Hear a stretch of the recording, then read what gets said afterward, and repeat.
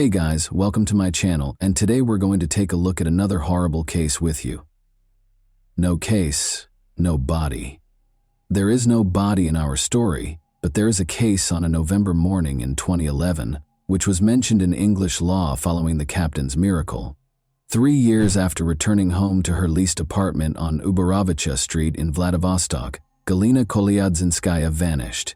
Her parents still think Galina is alive and are waiting for her return in April 2024. Her boyfriend Victor Cohen was found guilty of her murder, although no tangible proof of her purported death was shown at the trial. Following Victor Cohen's release from jail, the matter gathered traction and split the public in two directions. Some people think Victor's sentence for murder was too light, while others think he was sentenced for a crime that never happened. Together, let's learn how a well-known criminal case involving the death and disappearance of an unproven man spread across the nation, sparking debate among onlookers and leading to the formation of organizations to look for Galina.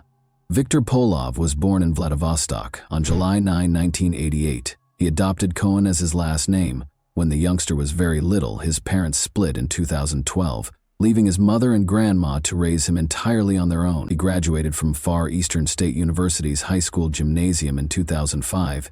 He enrolled in the PR department at the same university's Institute of Mass Communications, but left after 6 months in 2007. Ilona, who had COVID, presented her sister Galina, who was 3.5 years older than Victor, to her classmate. Galina Kolyadzinskaya was born in Rostov-on April 22, 1985. Her parents relocated to Vladivostok when she was 13 years old.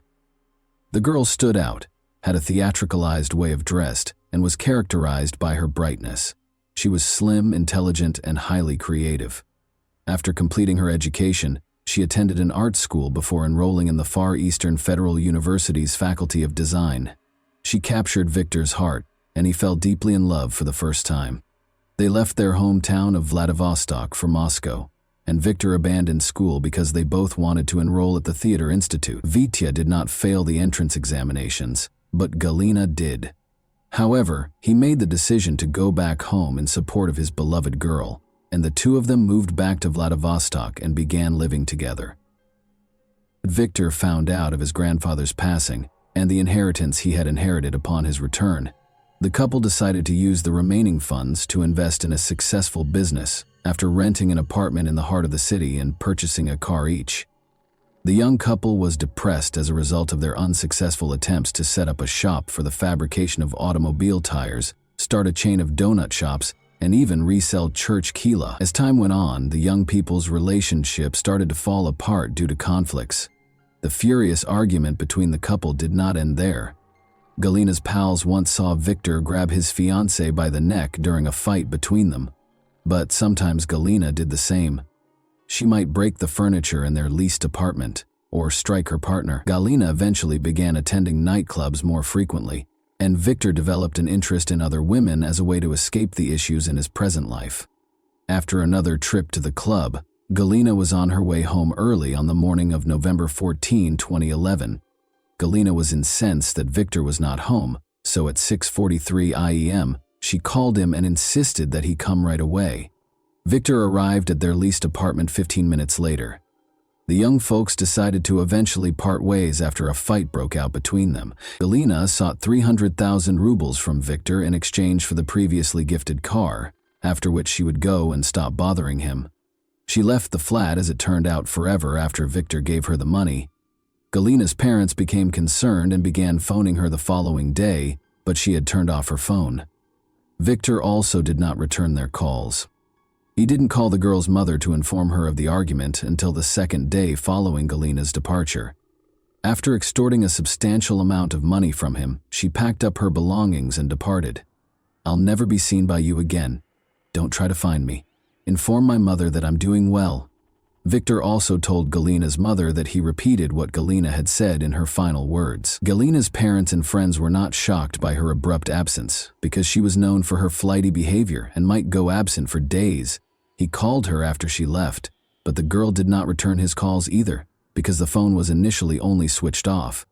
However, 3 days later, the police started looking for Galina Kolyadzinskaya when her father informed them of his daughter's abduction.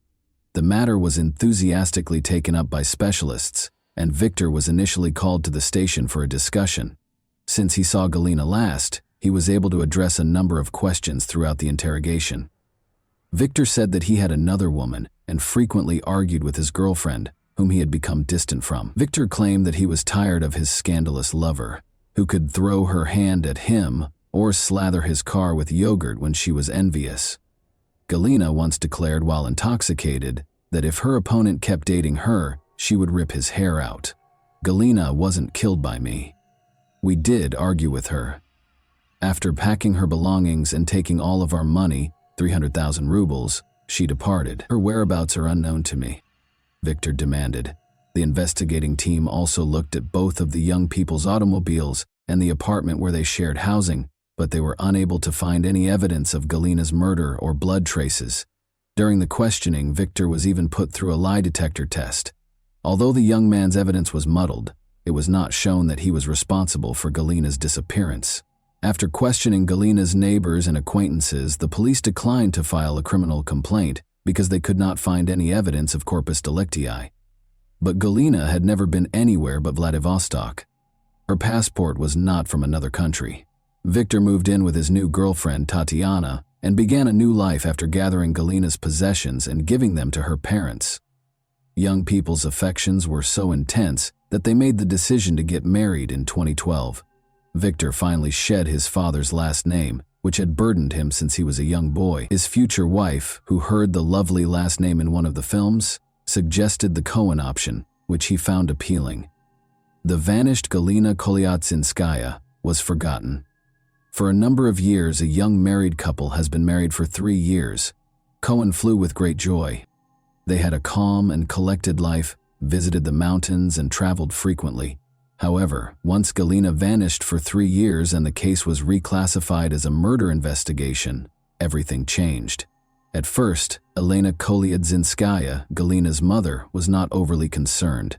She was aware that her creative and erratic daughter could go far based solely on her mood. The fact that no one demanded in June 2014, based on the materials of the inspection of the fact of Galina Kolyadzinskaya's unknown disappearance, that a criminal case under the article of murder be started, may help to explain why the case did not become a criminal case for nearly 3 years.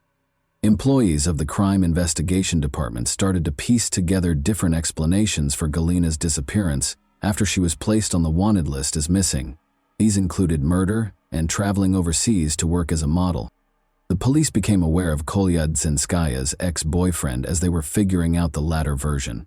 As it happened, Cohen and Galina were frequently at odds. His relationship with another lady caused him to feel jealous of the girl. Additionally, it was said that when Galina was younger, she was organizing a trip to Korea. She had previously worked as a model in China and planned to stay in this line of employment. Since he was the last person to see Galina alive, ex-boyfriend Victor Cohen was named as the primary suspect. There was further reason to suspect Victor of being engaged in the crime because of the testimony he and the witnesses had previously provided at different points during the case regarding the circumstances surrounding Galina's disappearance.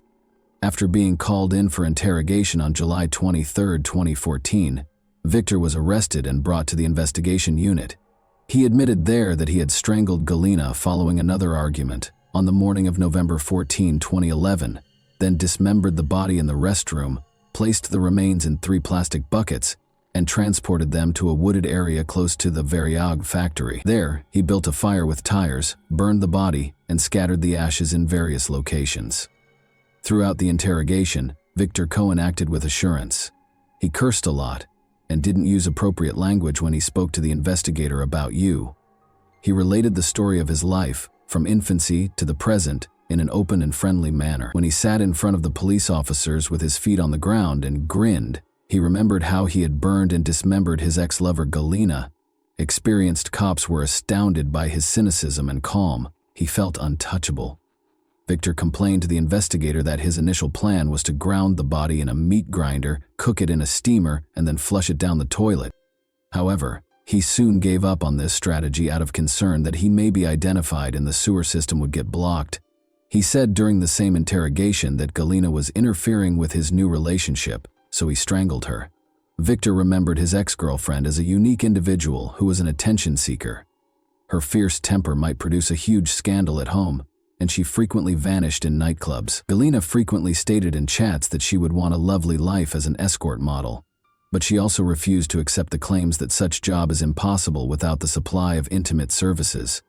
Up to a certain point, Victor tolerated all of his friend's strange behavior and kept thinking of her as a nice and fascinating individual. I was annoyed during Victor Cohen's grilling. I stood close to the coffee maker. As I stood there, I drank some coffee. I felt something change. There was only this one individual. I went home, went to where she was sleeping, apologized and began strangling her. She opened her eyes and began to struggle. After choking her for a while, I sobbed and left the house. Fear wasn't the reason, it was loss and frustration. Even though I was aware of what I had done, I remained composed since I am a reasonable person. In November 2011, following the interrogation, the agents brought Victor to his residence with Galina Kolyatsinskaya. That night, Victor showed how he strangled Galina on a folding sofa for an investigation experiment in the flat. He claims that because she was intoxicated and slept off when he was certain she was dead, she did not protest. He hurried out of the apartment and headed to his car, where he devised a heartless scheme to dispose of the body.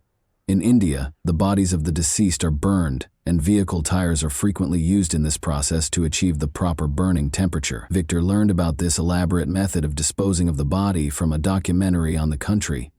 Victor informed the agents that killing and disposing of the body was considerably simpler than he had anticipated. Victor was brought to the empty lot where he reportedly dumped Galina's body late at night. Cohen had to identify the precise spot on the girl's body where he had set fire to it, in complete darkness. Human rights advocates claim that he was brought to an area devoid of CCTV cameras and traffic, making it impossible to establish his innocence. Important information were also missing from the case. As Victor himself frequently noted, it was unclear how and what he used to carve up the body, because a regular kitchen knife could not be utilized any further.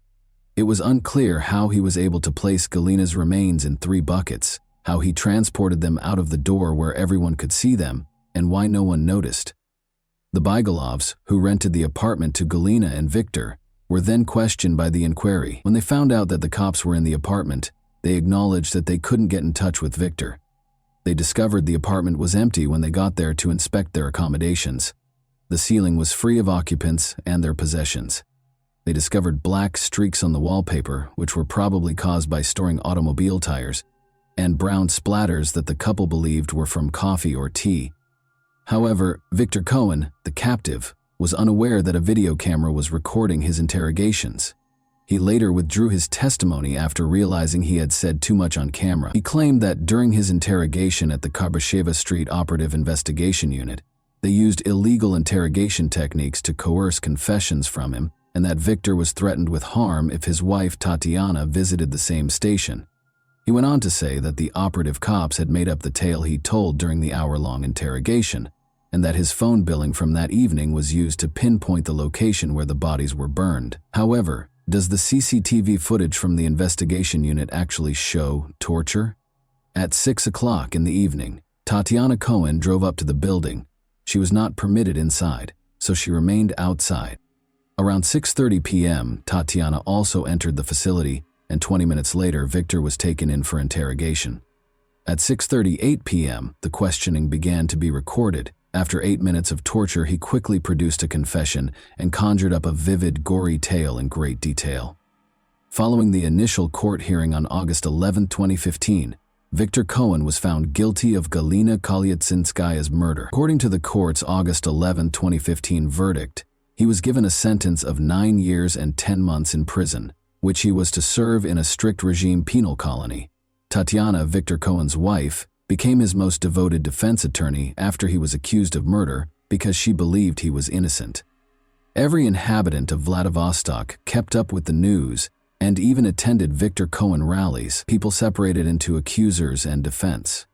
Even after hearing the heartbreaking news that her husband would have to serve nearly 10 years in prison, Victor's wife remained steadfast in her defense and refused to back down. During the court session, the revealing footage that was retained in the criminal case was revealed. Victor claimed that interrogators used torture and threats to get confessions out of him during court procedures, which led to the case becoming well known. Victor was discharged from the hospital with a diagnosis of ear barotrauma and concussion. His lover had been burned, dismembered, and strangled in cold blood by a young, attractive man with large brown eyes. Nobody was able to accept it. A man with charisma could pursue a career in acting.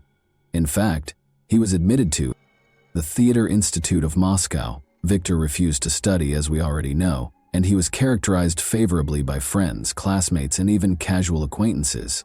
Attorneys based their case on the fact that no human DNA was detected at the location where he burnt the body, or in the flat where the crime was allegedly committed, according to the inquiry. Witnesses even claimed to have seen Galina in the city after she vanished. The public was stoked by Elena Kolyazynskaya, Galina's mother, who genuinely thought her daughter was still alive. She stated in every interview that Victor was innocent and that Galina would return shortly to explain her disappearance and where she had gone for so long. Victor Cohen argued that the circumstances surrounding the murder that were submitted to the investigators were wholly made up after the guilty verdict. Ultimately, no biological evidence was discovered at the purported location where the victim's remains were burned. Additionally, the forensic analysis of Cohen's residence and vehicle produced unconvincing findings. Additionally, the defendant supported Galina's parents, who believed their daughter was still alive. Ivan Mikolev, the defendant's attorney at the time, claimed that there was no objective evidence in the investigation. Nothing was found when the earth at the clearing where his client is said to have burned the body was examined. There were no biological traces found during the examination. Some of the case materials were later discovered to be missing as well. The lie detector data, camera footage, and inspection reports of the apartment and automobile that were acquired back in 2011 led Cohen's defense team and family to assume that the case had been reclassified to absolve him of guilt for the unsolved homicide. It was never discovered that Galina disagreed with the court's decision. Victor filed an appeal and started arguing that he was not a party to the incriminating crime and that the police had coerced him into making the confession. Tatiana Cohen started a massive campaign to defend her husband. She actively maintained social networks, participated in protests, and made appearances on a variety of talk shows and programs. In exchange for posting false information, she actively raised money for a lawyer. The case was sent to the Court of First Instance for a second trial in a separate court after the Court of Appeals rejected the verdict on December 7, 2015, citing violations of the Code of Criminal Procedure. Victor Cohen was also found guilty of Helena Kolyazynskaya's murder following the Court of First Instance's retrial. As a result of the June 21, 2016 judgment, he was given a sentence of 9 years and 9 months in jail, with the option to do his time in a severe regime colony. Victor Cohen served his term after the Court of Appellate Instance upheld it on November 28, 2016, despite the fact that the conviction had been challenged once more. Following the appeal, Tatiana remarried, divorced Victor, and stopped having any affairs. It came out that her position as a wife was a well-planned game, since Tatiana started seeing someone else right after Victor was arrested. This was not what everyone had anticipated. Tatiana declined to respond. The court decided even though Helena Kolyazynskaya's body was not located. Victor Cohen was duped based on circumstantial evidence, and there was a lot of it. First, Victor's confession, in which he states that he chose to grind the body in a meat grinder in order to dispose of it after the murder. In 2015, he went to the Maxim shopping complex and actually purchased a meat grinder and a pressure cooker at the Technica Dome store. Records from the store's database pertaining to meat grinder purchases made on November 14, 2011, were seized as part of the investigation, and among them was the last name Polivavi. The time on the invoice and the receipt from the store's database match. Additionally, the store administrator attested in court that the database was not altered with the intent to fabricate information. Furthermore, the verdict was significantly influenced by Victor Cohen's cell phone bills. Victor remained in the apartment from 11 a.m. to 6 p.m. on November 14, 2011, probably dismembering the body and transporting it in buckets to the woods close to the Varyag facility at night. Victor kept saying that after Galina departed, he contacted her, but her phone was unreachable. Victor last spoke with Tatiana on the phone at 11:51 p.m., right outside the Varyag facility. Victor's phone bill, however, indicated that he did not call Galina between 10 a.m. and night. Furthermore, it's clear from listening to the court proceedings when Galina Kolyazynskaya and Victor's billing is disclosed that, following Galina's disappearance, she received calls from friends, family, and even Victor's mother, but not from Victor. If it were Victor, someone would at least convey a message to his missing friend, especially because everyone is searching for Galina and Victor is suspected. Victor, however, didn't. He knew, of course, that there would be no response. Sales receipts for 320-liter plastic buckets with locks and lids that were purchased on the same day as the meat grinder were also included in the case. Sadly, the receipts don't include a last name, so it can't be confirmed that Victor Cohen purchased them. However, how could Galina fit into buckets that held 320 liters? The enamel found in the bathroom was another piece of circumstantial evidence. Galina was dismembered in the bathtub by Victor, who then used a metal brush to scrub the tub so hard that he obliterated the enamel after covering everything with foil to conceal the bloodstains.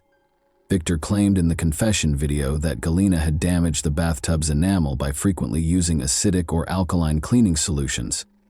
Following her disappearance, witnesses who said they saw Galina at Sheremetyevo Airport in Moscow and at a shop in Vladivostok were later proven to be untrue. CCTV footage from the airport shows that no such girl was discovered. One of the witnesses was the subject of a criminal case under the article on giving false testimony. My only and primary concern when researching this case was why no additional clues were discovered. Even the slightest details are impossible to foresee and conceal. After all, there must be some evidence left if Victor killed Galina. The response was straightforward.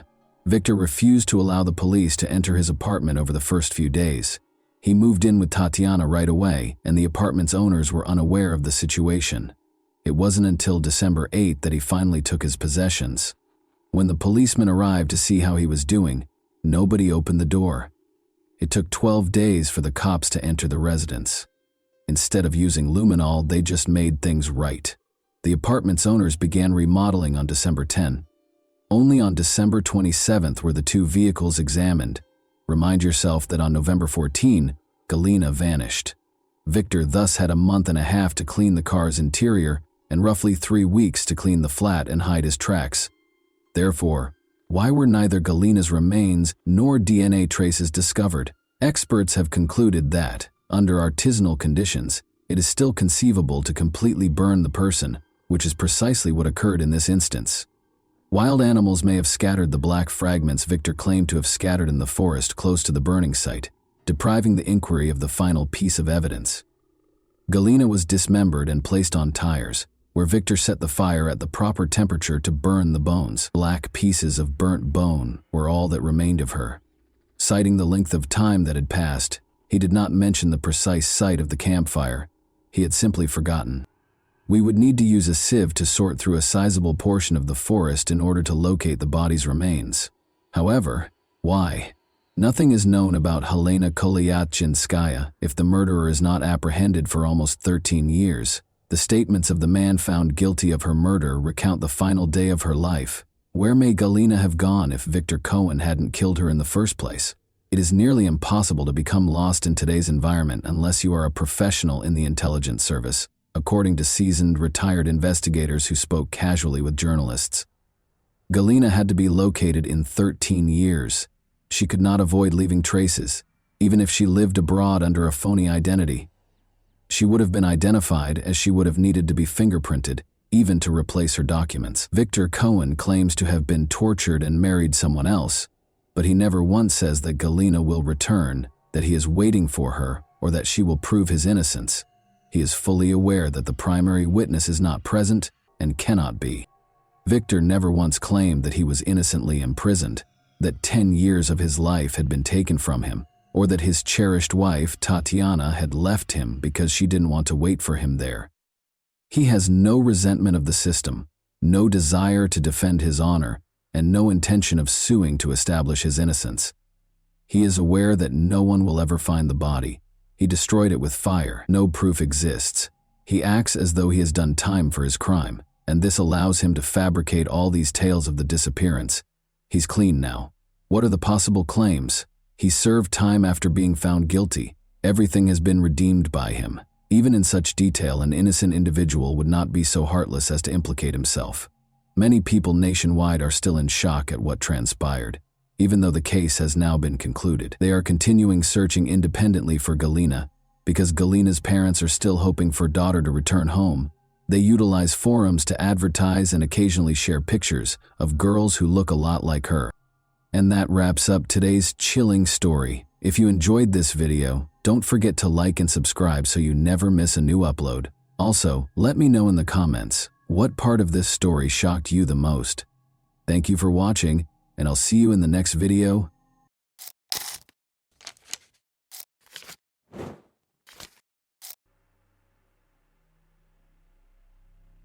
Lisa Maria Caiza was born in 1994 to a large family, including 8 siblings. It was a large but not particularly prosperous family.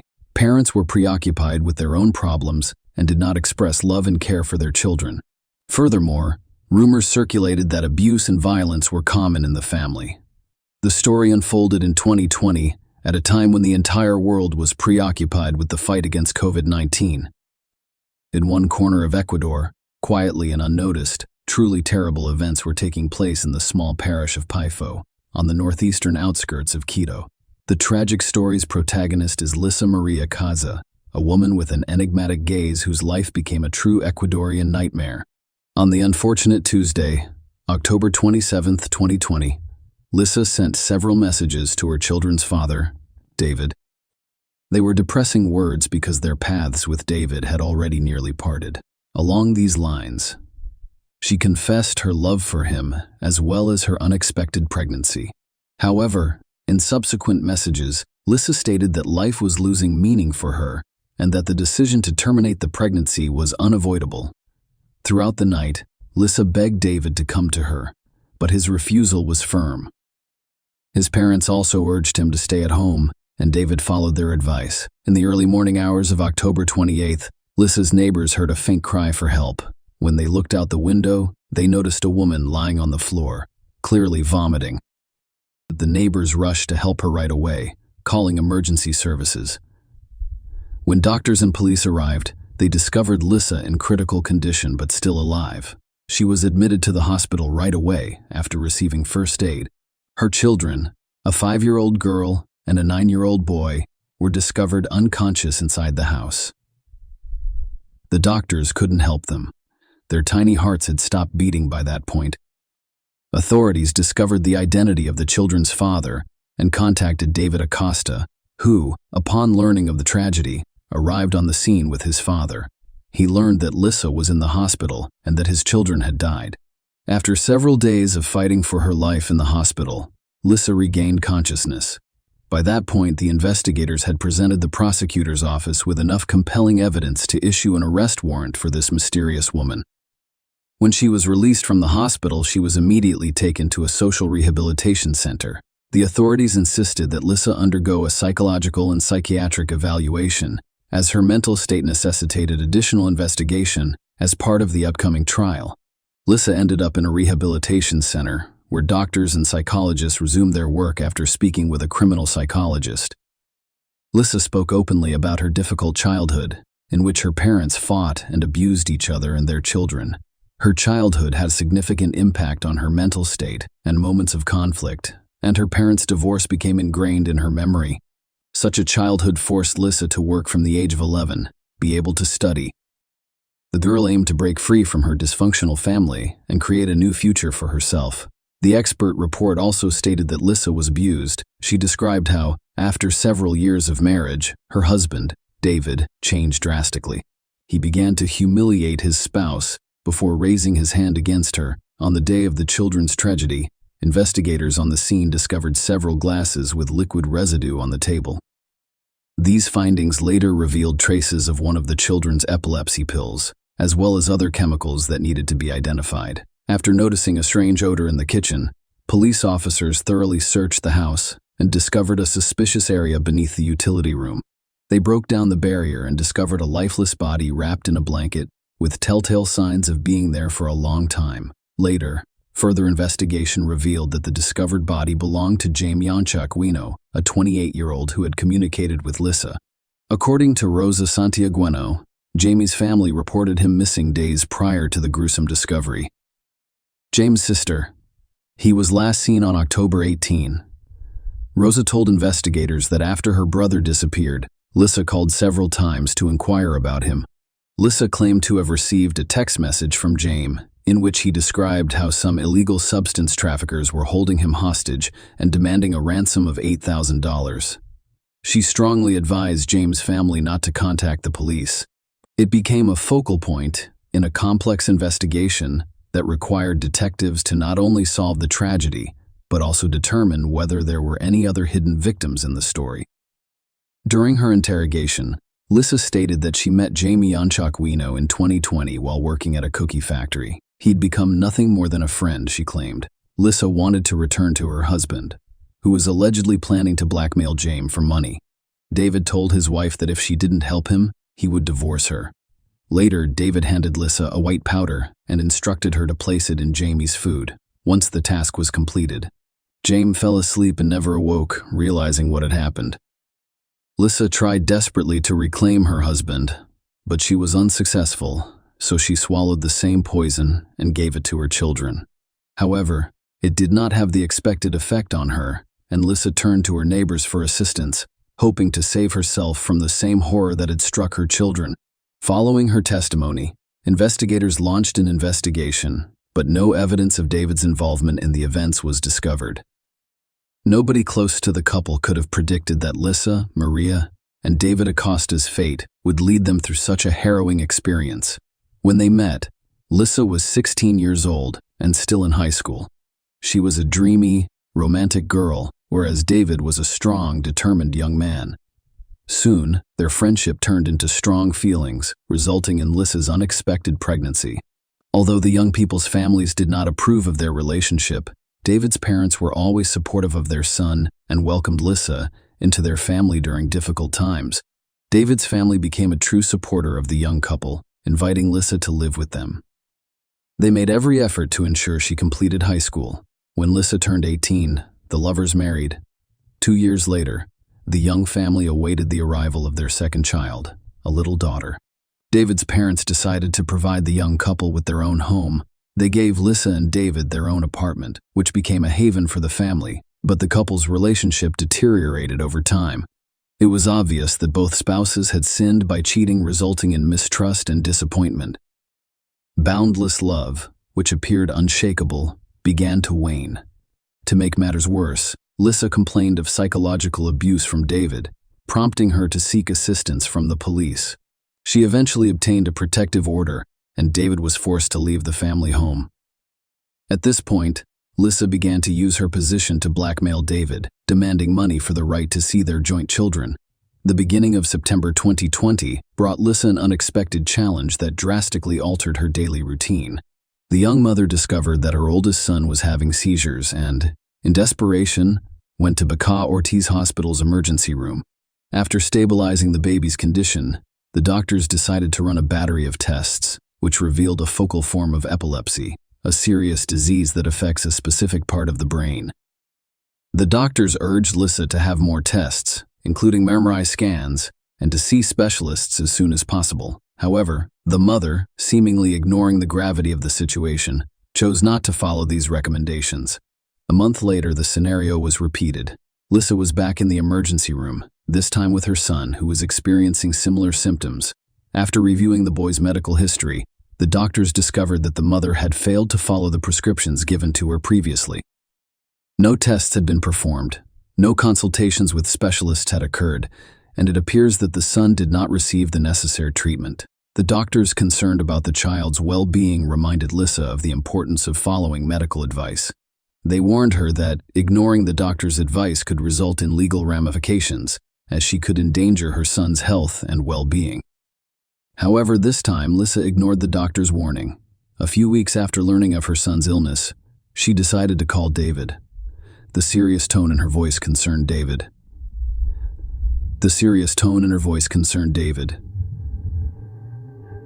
She told him that a social worker would be visiting her shortly to discuss their son's diagnosis and retirement. David arrived for his appointment, but the social worker had already left. To make the wait more enjoyable, Lissa offered him a drink. However, as David drank the drink, he suddenly felt ill. His condition was deteriorating, and the social worker had not arrived, so David decided to go home and get something to relieve his discomfort. The following morning, David awoke in a terrible state. He could hardly speak because his tongue was numb. Every step was uncomfortable, and his eyes hurt. His parents insisted on calling the ambulance. David was transported to the hospital, where he spent several days.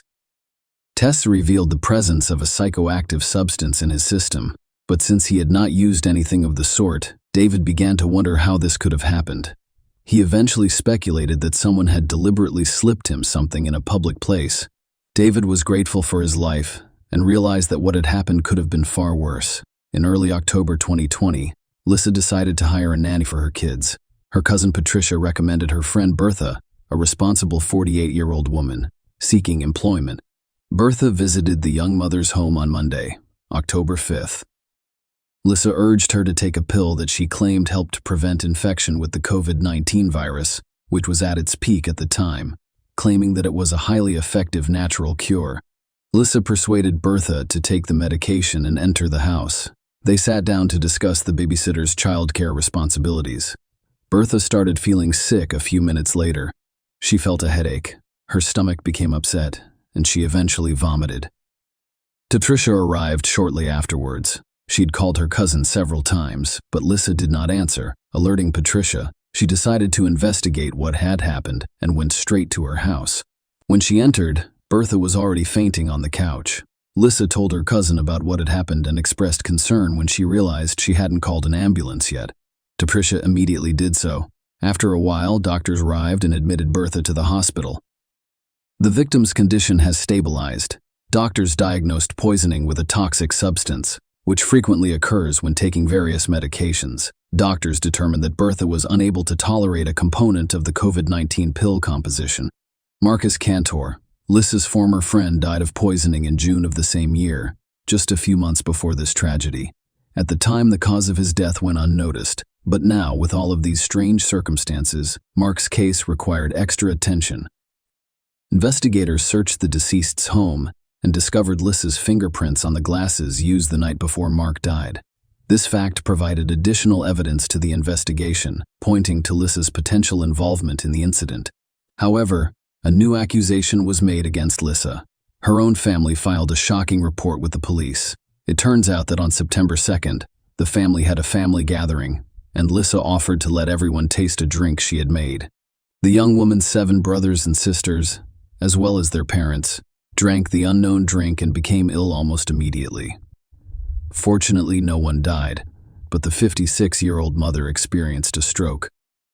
Lissa's father claimed that while the relatives sought medical attention, his daughter stole $1,300 from the house.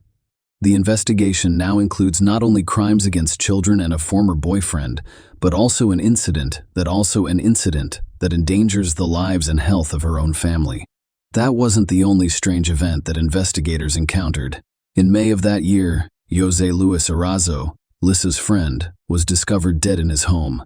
Jose had vanished unexpectedly a few days prior, and neighbors quickly detected a rotting odor, prompting them to contact the authorities. An examination of the body initially revealed nothing suspicious and was diagnosed as a heart attack, but one of Josie's sisters suspected something strange and concealed a bottle of alcohol discovered in the refrigerator. In addition, Josie's family discovered that some items were missing from the home. It turned out that Lissa and Jose were friends, and when the man died, the alleged murderer called his relatives and sounded distraught. She stated that Josie owed her a large sum of money and that she needed to contact his family to repay the debt. This cunning plan failed, and Lissa called Jose's family again shortly after, changing her voice to conceal her identity and identifying herself as Jose's friend. She claimed she was pregnant by him and had to file for child support. Although Jose's family did not believe the stories, Lissa was not about to give up and made a third attempt to deceive them. She claimed to know who was responsible for Jose's death and offered to meet to discuss the details. If she hadn't been arrested on charges of murdering her own children and James, the list of victims might have been longer. When the media reported Lissa's arrest after poisoning 3 people, Jose's relatives understood. They immediately reported their suspicions to the authorities, and Jose's body was exhumed for forensic examination to determine his true cause of death. The relatives weren't mistaken. Traces of poison were discovered in the deceased's remains on December 22, 2020. Lisa Maria Caiza and James Santiagueno faced a hearing for the murder of their 2 children, whose identities and photos were kept private. Due to COVID-19 virus spread restrictions, the trial was conducted virtually. Lisa had contacted us from a social rehabilitation center. According to the prosecutor's statement, Lisa administered a toxic mixture of insecticides and anti-epileptic drugs to her children. During interrogations, she claimed that she had become desperate and was unable to leave her children with her husband David, who did not care for them. In fact, she admitted she wished they were dead. At the conclusion of the hearing, the judge granted the defendant a court pass and ordered her remanded in custody pending trial. The children's trial resumed in 2021. At the Pichincha Provincial Court, the prosecutor presented a collection of evidence to prove Lisa's guilt. Among them were statements by David, who revealed the contents of messages sent to the wife on the eve of the tragedy. In one of the messages, she stated that she would take what belonged to her. Referring to the children, she stated that she had no idea where her children and herself would go, heaven or hell, but she now felt as if she was in hell. Lisa went on to say that she doesn't expect her husband to forgive her because she knows he hated her before and will hate her even more after this. David also discussed his unstable relationship with his wife. During the hearing, the defendant's reconstructed testimony was presented, claiming that she took 2 pills that day, called for help, and then passed out. According to the prosecutor's office's reconstruction, the daughter died while still in bed, and her older brother attempted a few steps to call for help before falling and dying. The forensic medical examination yielded an extremely clear conclusion. The children died as a result of a planned crime. The deaths were caused by pulmonary edema, induced suffocation, and intoxication from a combination of epilepsy medication and other unspecified substances, most likely insecticides and disinfectants. The prosecution also charged Lisa with the death of James Santiagueno, whose body was discovered bricked up in the kitchen. The perpetrator was also accused of attempting to murder David and members of her own family. The hearing addressed Lisa's irresponsible attitude toward her son's health after he was diagnosed with localized epilepsy. The mother disregarded instructions for additional tests and follow-up examinations, and when the boy was hospitalized again, his condition was worsened by her own mother's negligence. Medical professionals' warnings did not change her attitude toward her son's treatment, which resulted in a threat to terminate her parental rights. Lisa's mental health evaluations revealed that she is extremely emotional and environmentally dependent. She sought constant attention and understanding from others and became extremely anxious when events did not go as planned. She also had a tendency to self-harm. She tried to say goodbye to her life at least 3 times, but failed each time. Witnesses described her as insecure, attachment-seeking, with schizoid and erratic behavior. The psychological analysis also revealed that on the day of the tragic events, Lisa acted with complete awareness of her actions. After a 10-month trial, Lisa Maria Caiza was found guilty of the crime against her children. The Pichincha Provincial Court sentenced her to 34 years and 8 months in prison. In addition, she was ordered to compensate David for more than $20,000. The press reported that Lisa remained calm throughout the proceedings, expressing emotion only when her children were mentioned. The James Santiagueno murder investigation, which began in August 2021, appeared to be unfinished. New information was revealed during the court hearings. Lisa admitted giving her friend a white substance mixed with alcohol, but said she got it from David. However, the investigation revealed otherwise. According to a psychiatrist who interviewed Lisa, she did not intend to end James' life. She wanted to intimidate his family so that she could extort money. She demanded $8,000 in ransom. Experts described the plan as disorganized, which ultimately led to the crime. Furthermore, forensic tests revealed that things were not as simple as they appeared. James was discovered to have poison in his system, and the cause of death was strangulation. The body was discovered with a shattered rib cage and wire around the neck. Lisa claimed that after her friend died, she decided to bury him in a back room and cement him inside the store. The owner's testimony confirmed that Lisa purchased building materials during the time of James' disappearance. Following the parties' arguments, the prosecutor's office requested a new trial for April 2022. At that trial, an additional charge of extortion was brought. Lisa called James' relatives and claimed he was being held by gangsters, demanding $8,000 for his release. The defense cited a lack of conclusive evidence that Lissa was involved in James' murder. Nonetheless, she was found guilty and sentenced to 22 years in prison and $5,000 in restitution to the victim's mother. While James' trial was underway, the investigation into Lissa's alleged victims, Marcos Canto and José Luis Cerezo, was nearly completed. Marcos Canto was 48 years old, and tests performed after his death revealed traces of the substance Lissa had given to her children. In addition, Mark was diagnosed with severe stomach inflammation. According to the family's lawyer, Lissa met Mark, offered him a beer, and then poisoned the drink. Authorities were given a glass with Lissa and Mark's fingerprints, as well as a swab containing the woman's DNA. The murder was allegedly motivated by jealousy and money. It is also known that Lissa had asked Mark for financial assistance, and there is evidence that he loaned her at least $120. Mark became Lissa's first known victim. The outcome of this case, as well as José Luis Cerezo's, remains unknown. They may not have been reported in the press, and the investigation may not have progressed to the point of being formally charged and tried. Lissa Maria was only 26 years old when she committed her brutal crimes. Her high-profile criminal case has become one of Ecuador's most horrific and disturbing in recent years. Dona Venado became well-known across the country as a result of her crimes. Lissa Maria is regarded as a serial killer in Ecuador. Her victims have endured excruciating pain, as have their relatives. The charges include 5 murders and 9 attempted murders, according to Ecuadorian law. The maximum sentence she could receive is 40 years in prison. This means Lissa could be released when she reaches 70 years old. It is still unclear what drove Dona Venado to commit such heinous crimes. Was her act motivated by resentment over not receiving what she expected in life? Many speculate that the motivation was money, and in David's case, Lissa acted out of a desire for vengeance, resulting in the tragedy with her children. The most horrifying aspect of this story is not only the number of victims left in Dona Venado's path, but also the fate of 2 innocent children who could not have imagined that their mother, who gave them life, would take it away so absurdly and cruelly. Share your opinion with us in the comments and subscribe to the channel for more.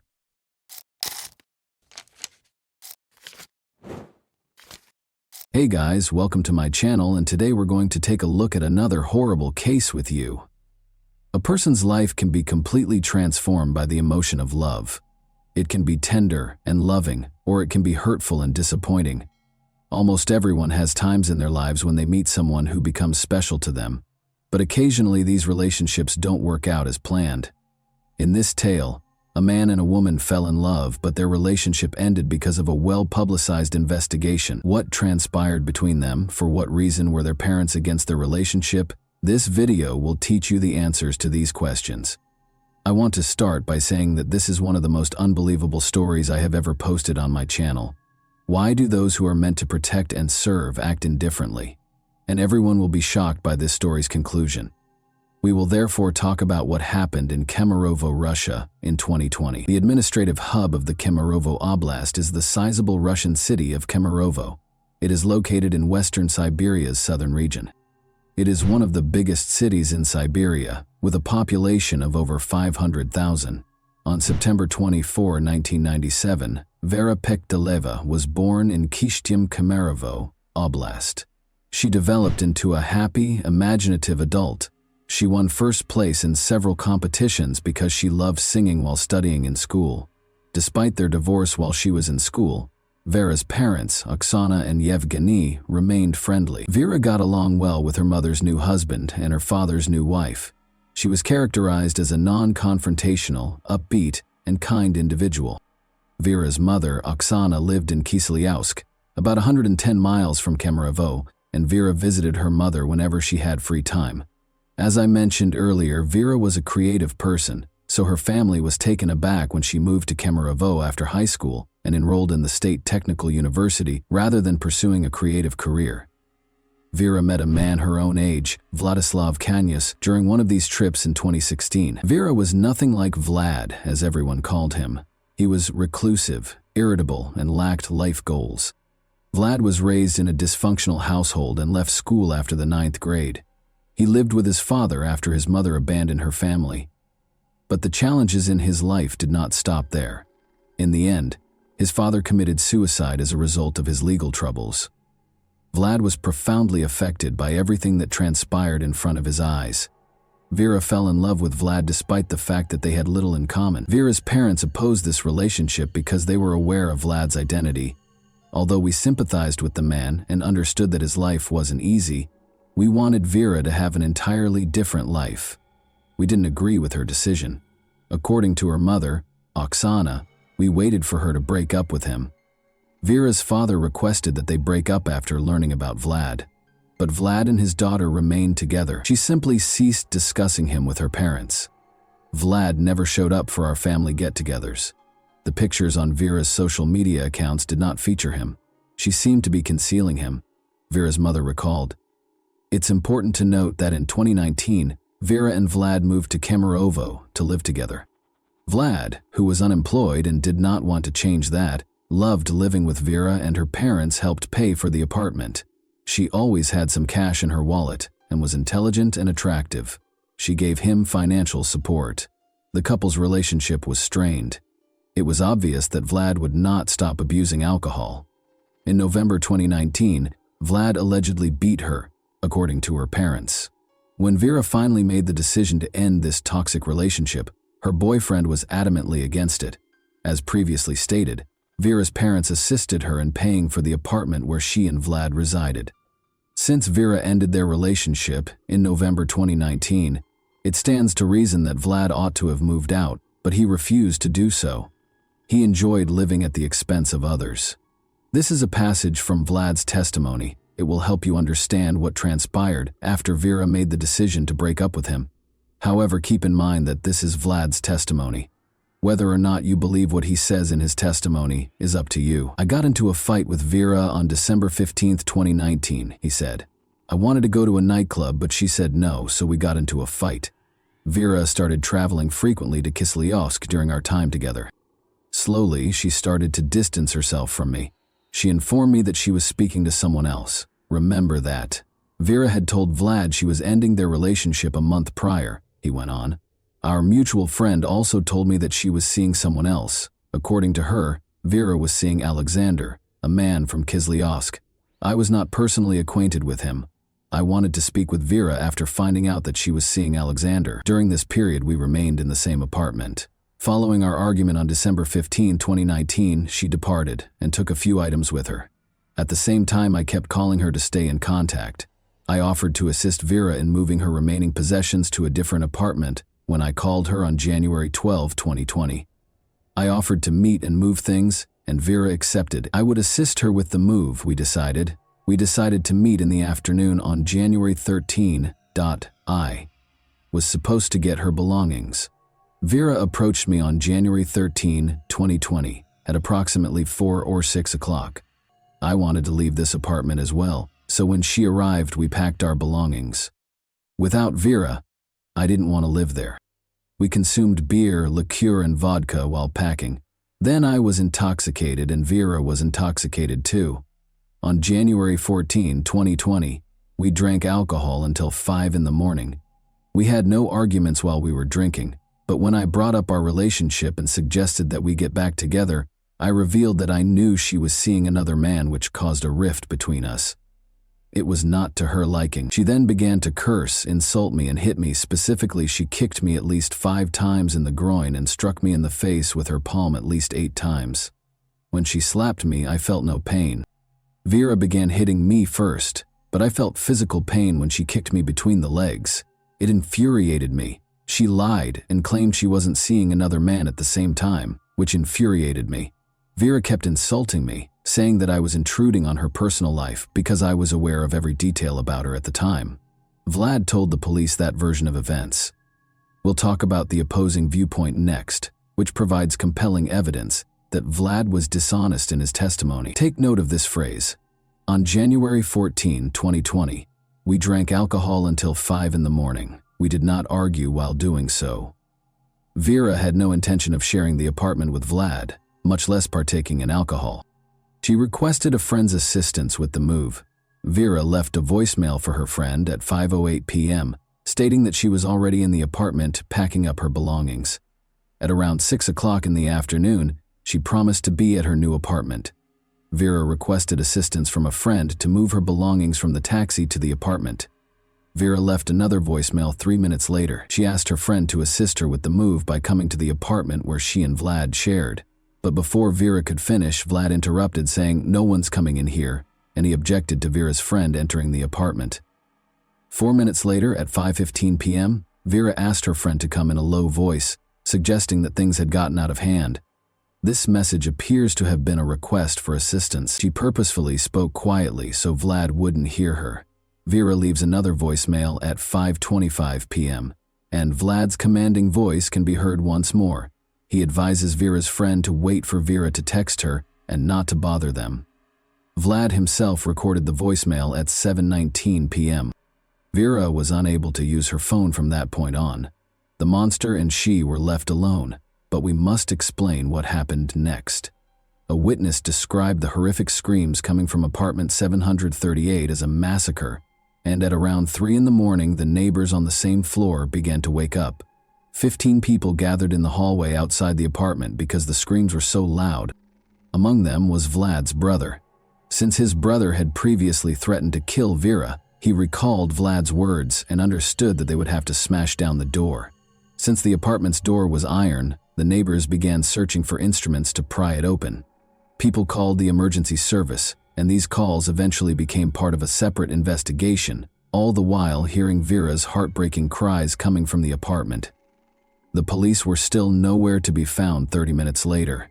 During the 3.5 hours it lasted until 6:30 a.m., people called the police, but nobody arrived to help Vera. While Vera was fighting for her life, the witnesses called the emergency services 7 times, but no one answered. Vlad was the last person to speak to them from behind the door. "Forgive me, Vera," he said. "You have my undying love." Ultimately, the neighbors broke down the door using a crowbar they found in a nearby parking lot. Vlad was in the restroom by now, and Vera was already dead. He was inebriated.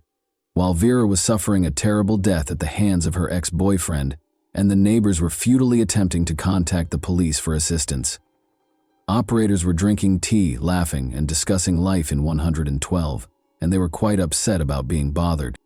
It was only after Vera's death that the police showed up. They will later allege that one car ran out of gas and that no officers were available because everyone was attending to other calls. Consequently, the police officers who were on duty that evening and the 112 operators were also put on trial. The police station video was released while the investigation was underway, but translating it into English is pointless. I can sum it up in one word: indifference, and even without subtitles, it's obvious.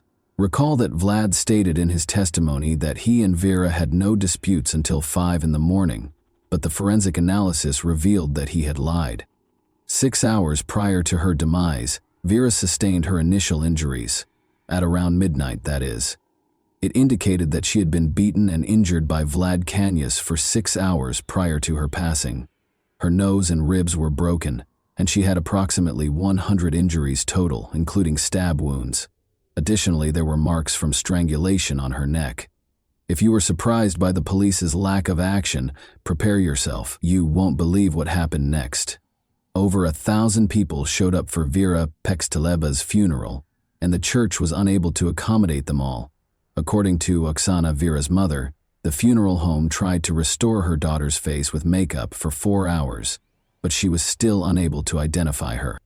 Her injuries were that severe. Vlad Kanyus was telling the investigators in the meantime his account of events.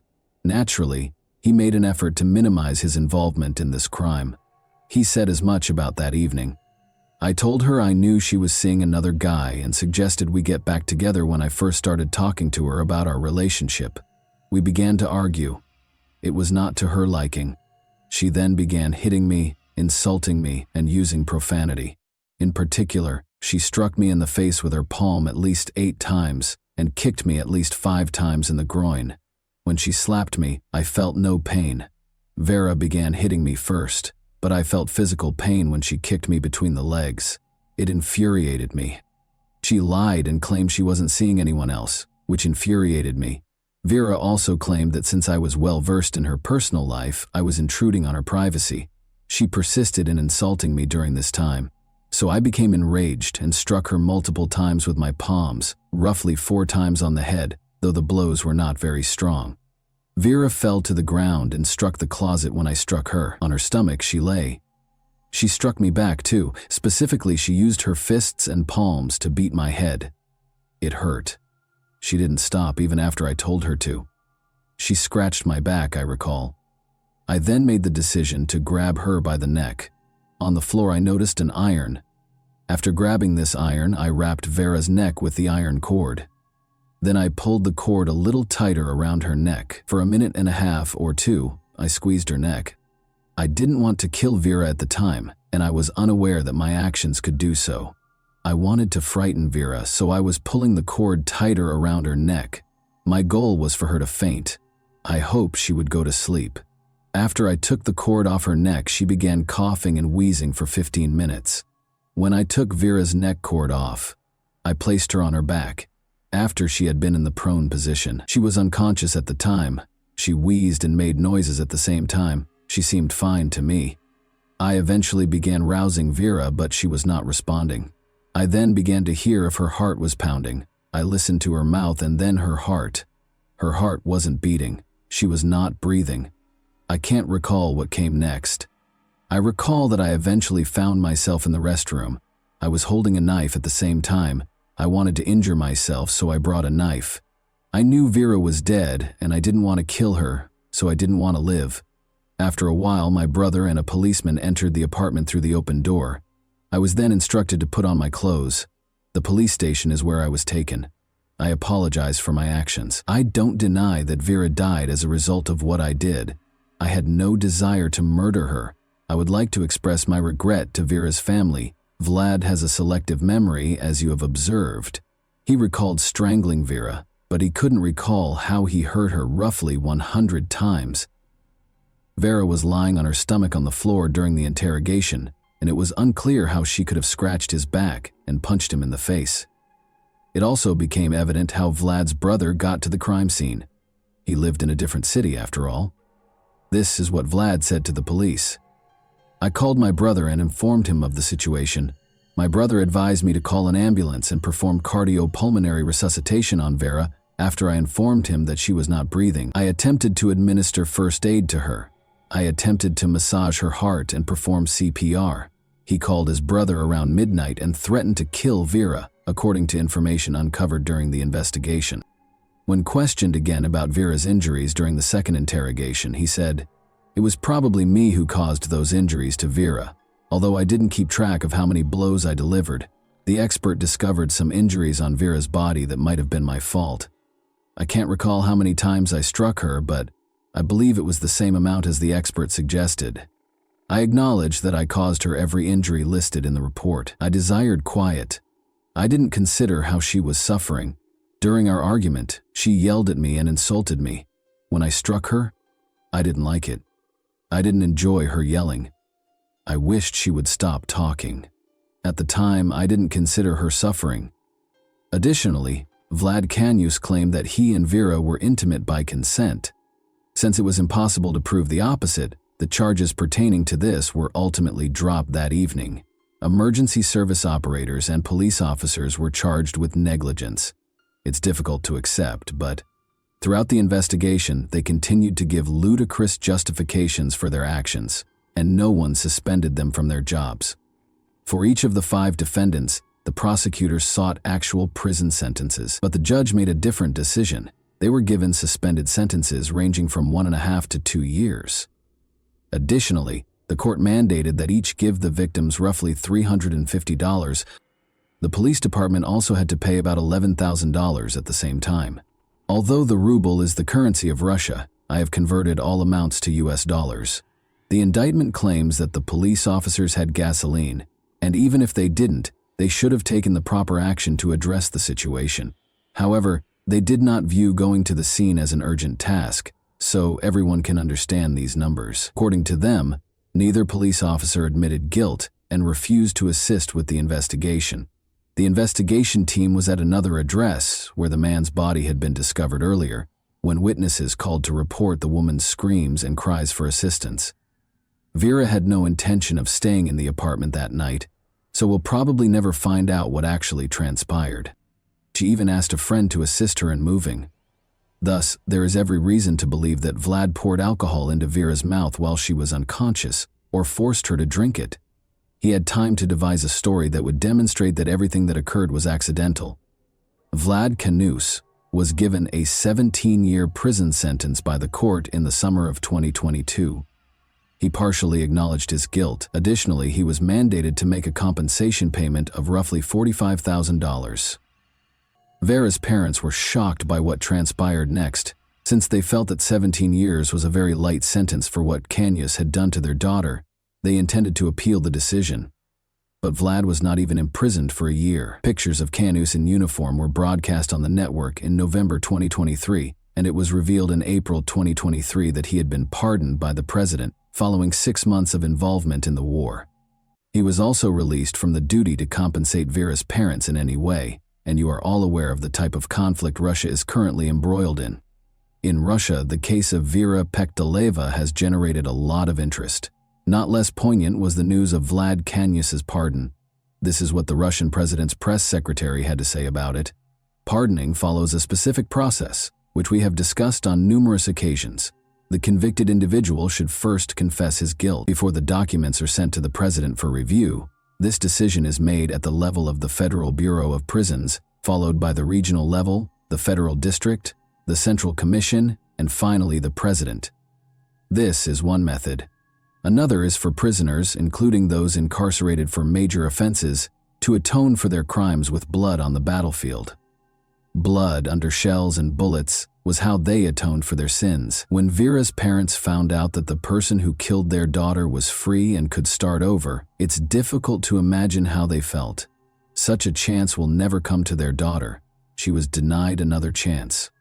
And that wraps up today's chilling story. If you enjoyed this video, don't forget to like and subscribe so you never miss a new upload. Also, let me know in the comments, what part of this story shocked you the most? Thank you for watching, and I'll see you in the next video.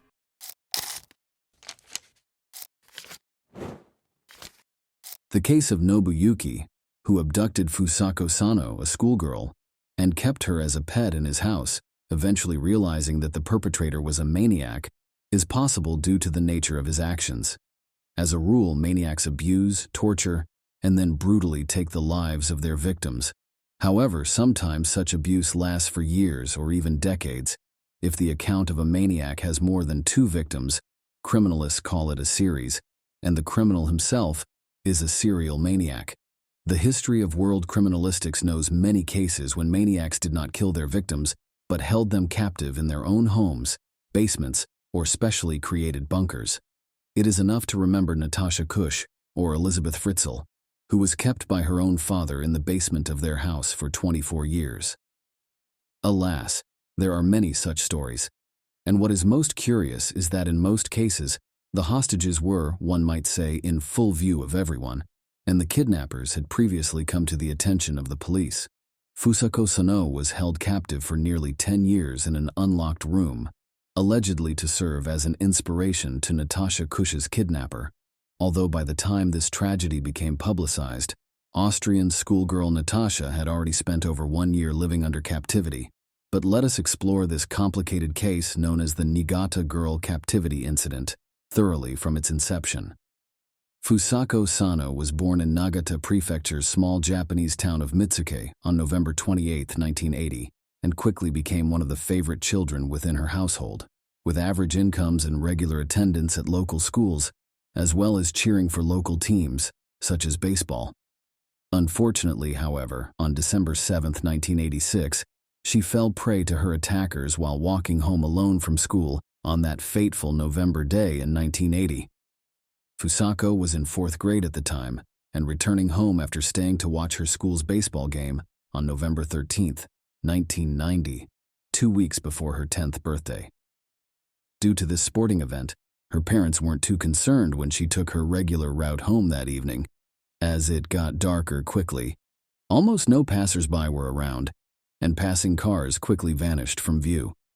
Unexpectedly, one car suddenly overtook Fusako and then abruptly braked and swerved to avoid her. A loud squeal of brakes split Fusako's life in two. Nobuyuki Sato was born on July 15, 1962, in Nagata Prefecture, Japan, into a wealthy family. His father ran his own successful passenger transportation business, and his mother was 37.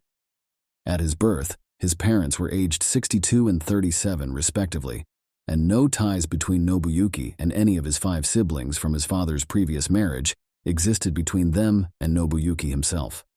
The boy became a particularly capricious and spoilt child who displayed no restraints or inhibitions in his behavior. Yet, at times he could become very emotional or even aggressive if his demands weren't immediately fulfilled, sometimes throwing tantrums or even attacking his mother with fists during store visits when she refused to buy him the toys he demanded. At school, Nobuyuki had few friends due to his unique blend of complex personalities, strange habits, and sometimes inappropriate behavior. Furthermore, his height had caused embarrassment so much that he often slouched when embarrassed, leading him to acquire offensive nicknames. On one of the city's central streets was built a luxurious 2-story European-style house for Nobuyuki, where most of the second floor was dedicated to his children's room, which Nobuyuki frequently detested and said was too scary and did not like spending time alone in there alone. At first, his anxiety and unreasonable fears prompted a visit to a regular hospital, followed by a referral to a psychiatrist for evaluation. There he was diagnosed with several disorders such as nyctophobia, fear of darkness, misophobia, fear of germs and dirt, autophobia, fear of loneliness, and sociophobia, anxiety disorder related to social interaction, as he avoided both solitude and contact with others equally well. Nobuyuki had always been an outcast, neither with a girlfriend nor with friends. In high school, he became an outcast due to peer disdain. When his anger and displeasure with himself or others surfaced, he could only vent it on his elderly parents, who gave gifts or money in an attempt to placate their son. As an adult, Nobuyuki never held down any jobs for long. He frequently caused trouble and caused conflict among colleagues, while also neglecting direct duties that made others unwilling to work with him. At times he would leave midday just because it rained, or because it made him sad. Once, however, due to misguided sympathy, he intentionally injured a female coworker, which resulted in immediate termination from employment. Since then, he has lived off of parental funds alone. Gradually, Sato began leaving his room less frequently, leading him to increasingly become estranged from both parents. Following one particularly heated argument between himself and one parent, he set fire to his home, nearly destroying its inhabitants as well. Subsequently, Sato was ordered into compulsory treatment at a psychiatric clinic where they diagnosed him with manic depressive disorder, outbursts of uncontrolled aggression, and signs of misogyny, an intense dislike or hatred towards females. Nobuyuki spent approximately 1 month in the hospital before being released as a threat to others. For some time after his release from care, Nobuyuki appeared relatively calm, even starting to rebuild the partially burned house by adding additional rooms. But soon afterwards, he simply gave up this endeavor, abandoning construction altogether. Sato was increasingly unsociable and sullen, spending most of his time watching television in his room. Soon thereafter, he refused to permit either his mother or father into either his room or upstairs at all. Any violation would lead to violent attacks against their elderly parents, with fists, shouts of abuse, and threats of death from Sato. Nobuyuki started taking walks near one of the local schools, where he would observe girls closely. At first, he behaved appropriately by not approaching or making contact with anyone nearby, until one day, when he grabbed one of the girls from right outside her school gate, threw her over his shoulder, ran to his car parked nearby, grabbed another girl at random from among those already inside, and ran back out again before getting into his own vehicle, before shouting for help and retrieving both girls and the suspect within minutes. In response, a school security guard and some bystanders quickly intervened to rescue both girls, while also detaining the kidnapper before any further harm could come their way. Sato tried to kidnap a girl who was only 9 years old and could offer no plausible excuse for why he attacked the schoolgirl.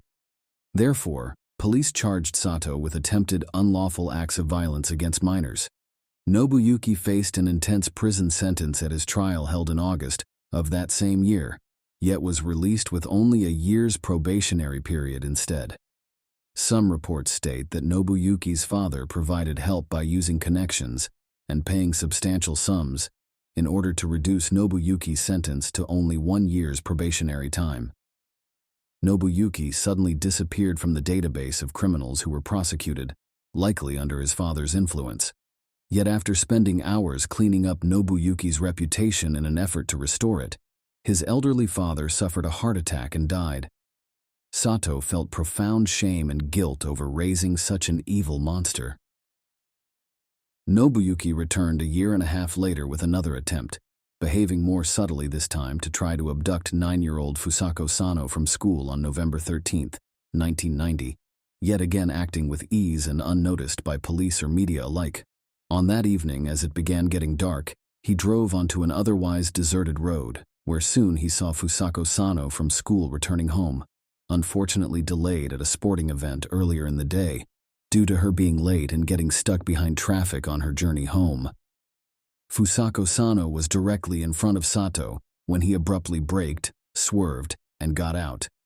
He grabbed her tightly and warned her that if she tried to scream or run away, he would cut open her throat. After this confrontation was concluded, he shoved Fusako Sano back into the trunk before driving for some distance before turning onto an abandoned lot. Nobuyuki used his trunk again to tie Fusako's hands and feet together and tape her mouth shut before driving home and transporting her through an unfinished part of his dwelling to reach his room, entering through an unfinished part in order to remain undetected, as always through the front door. Once there, Nobuyuki ordered Fusako to remain quiet while brandishing a knife threateningly, and tied her securely onto his bed before warning that any time she tried leaving, looking out the window, screaming or crying, she would be killed, and her body would end up somewhere far off, somewhere that no one would ever find it again. The schoolgirl was terrified and did everything the kidnapper asked, hoping, against hope, he would feel sorry for her and let her go. Fusako Sano had not come home from school as expected, and her parents became worried. Knowing she would stay after class to watch a baseball game, but it had been getting dark outside, she should have arrived home long ago. At first, her parents tried searching on their own, following her route between home and school. However, their efforts proved futile. As darkness fell, her parents made an emergency appeal to the police, hoping their daughter would be quickly located, given that only hours had passed since her disappearance. Police squads quickly started the search operation, with local volunteers joining by morning. On the third day, over 200 individuals participated, combing through REs, pasting flyers with photographs of the missing girl, and questioning passers-by for witnesses who may know something about what had happened. Nobuyuki lived close to both the girls' school and police station, as well as having come under suspicion for trying to kidnap another female student in the past. Yet despite all this, Nobuyuki was not considered suspect due to the efforts of his late father to ensure his name would not appear on criminal databases. Similarly, this likely played into Nobuyuki's non-prosecution in this instance. Search efforts lasted many months and involved searching many vacant buildings, trailers, and railroad cars, searching suspicious vehicles, combing vacant lots, and inspecting interstate highways for clues to Fusako Sano's whereabouts. However, none could be found despite all efforts being put forth. Various theories were explored, such as North Korean special services abducting her, but this proved fruitless. Fusako Sano was still considered missing at that point in time. Fusako was captured by a psycho. Fusako later admitted that at first she was terrified and did everything her captor asked of her in hopes that Nobuyuki might take pity on her and free her. Unfortunately for Fusako, though, Nobuyuki never considered freeing his captive.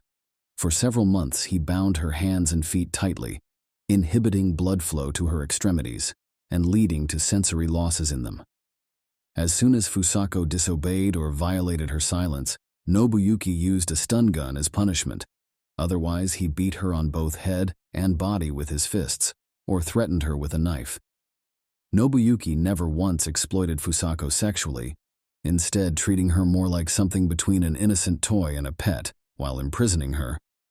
Nobuyuki fed Fusako once or twice daily, with food prepared by his mother, who lived on the first floor. Due to this meager diet, the girl became weaker and malnourished. Nobuyuki forbade her from leaving bed. Instead, she would need to use plastic bags when going to the bathroom, and she was brought back inside plastic bags by Nobuyuki for transport back out into his unfinished part of the house after. Once every month, Nobuyuki bathed Fusako in his basin before cutting her hair and nails himself and dressing her in his own shabby clothes while practicing various fighting techniques with her. Even when acting quietly and not breaking his rules regularly for fun, Nobuyuki would beat her regularly for fun and would practice various fighting techniques on her. Over time, Fusako became psychologically broken. She began obeying all the demands of her tormentor and no longer attempted to run, look out of windows, or run away from him. When Sato went elsewhere, he stopped tying Fusako up. Instead, he simply made his bed with Fusako laying there, layering some blankets or towels on top so it would look as if nothing were there underneath at first glance.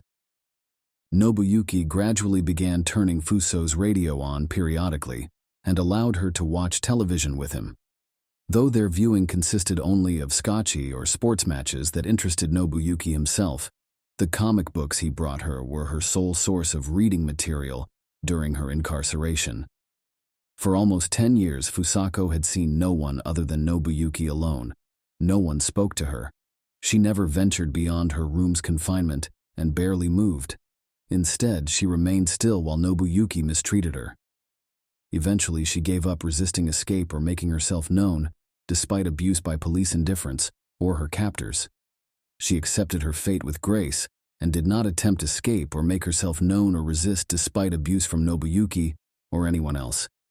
Ultimately accepting her fate with resignation without resistance or effort on her part, or making herself known, or resist making herself known, accepting her fate without making herself known or resisting escape, or making herself known even after experiencing abuse or police indifference.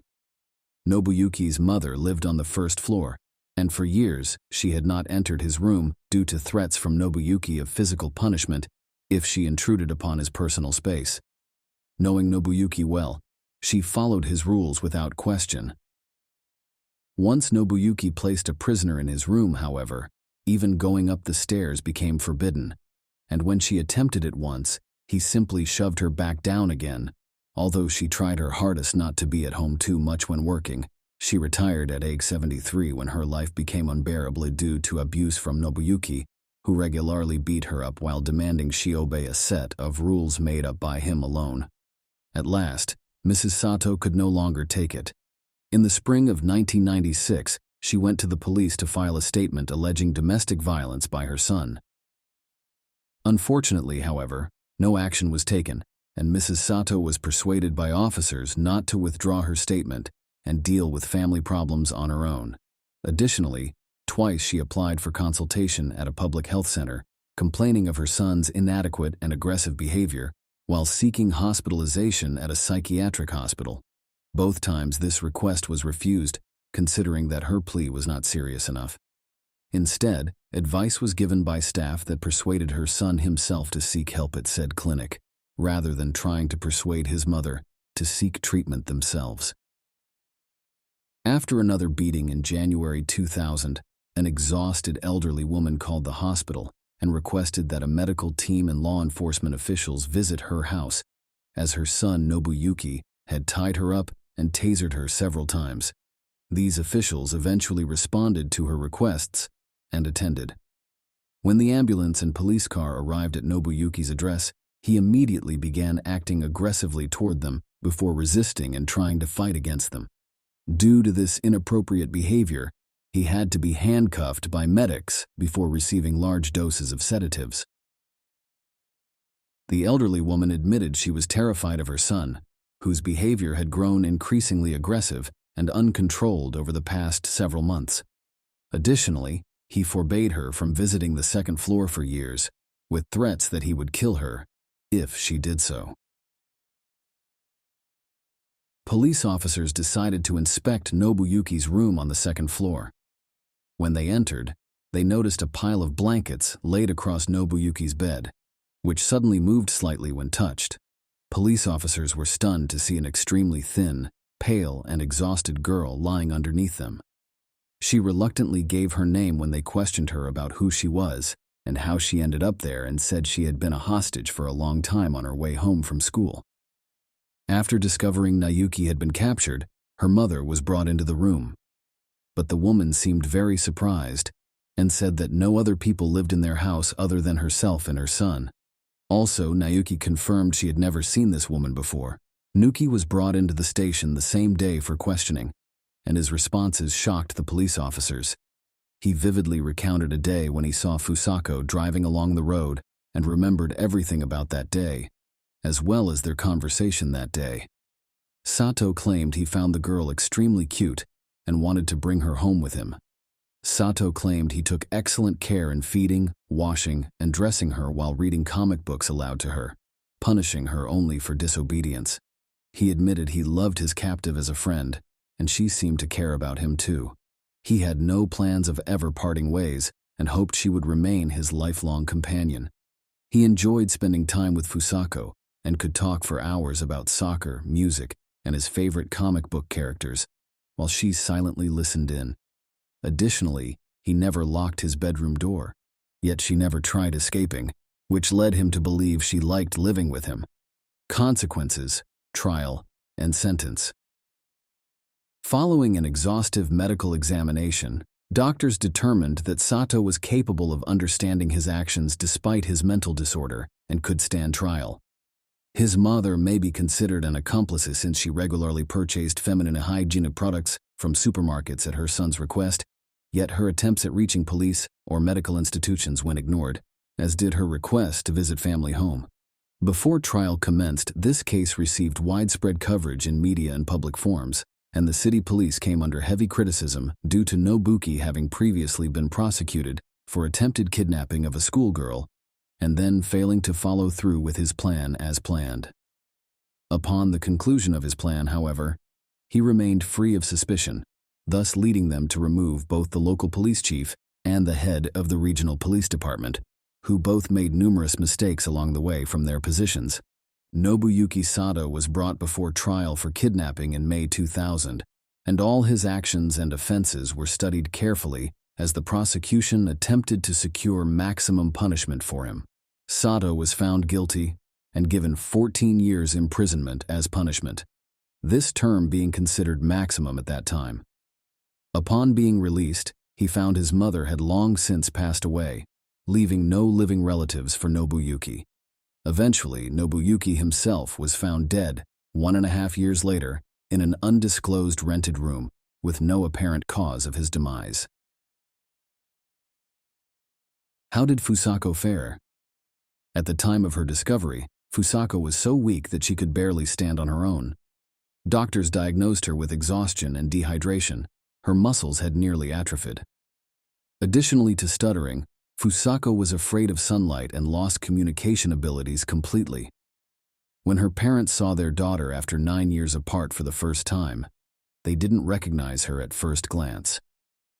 Physical recovery took about 1 year, while mental well-being took much longer to repair itself. Fusako Sano suffered from post-traumatic stress disorder and avoided interaction with others. Her intelligence remained at that of an 8 or 9-year-old child.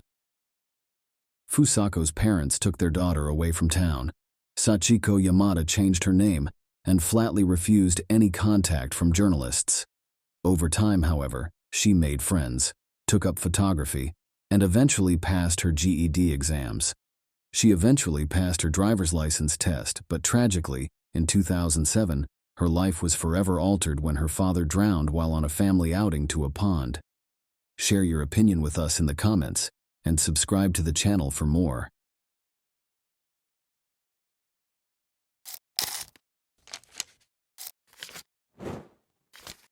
Hey guys, welcome to my channel, and today we're going to take a look at another horrible case with you.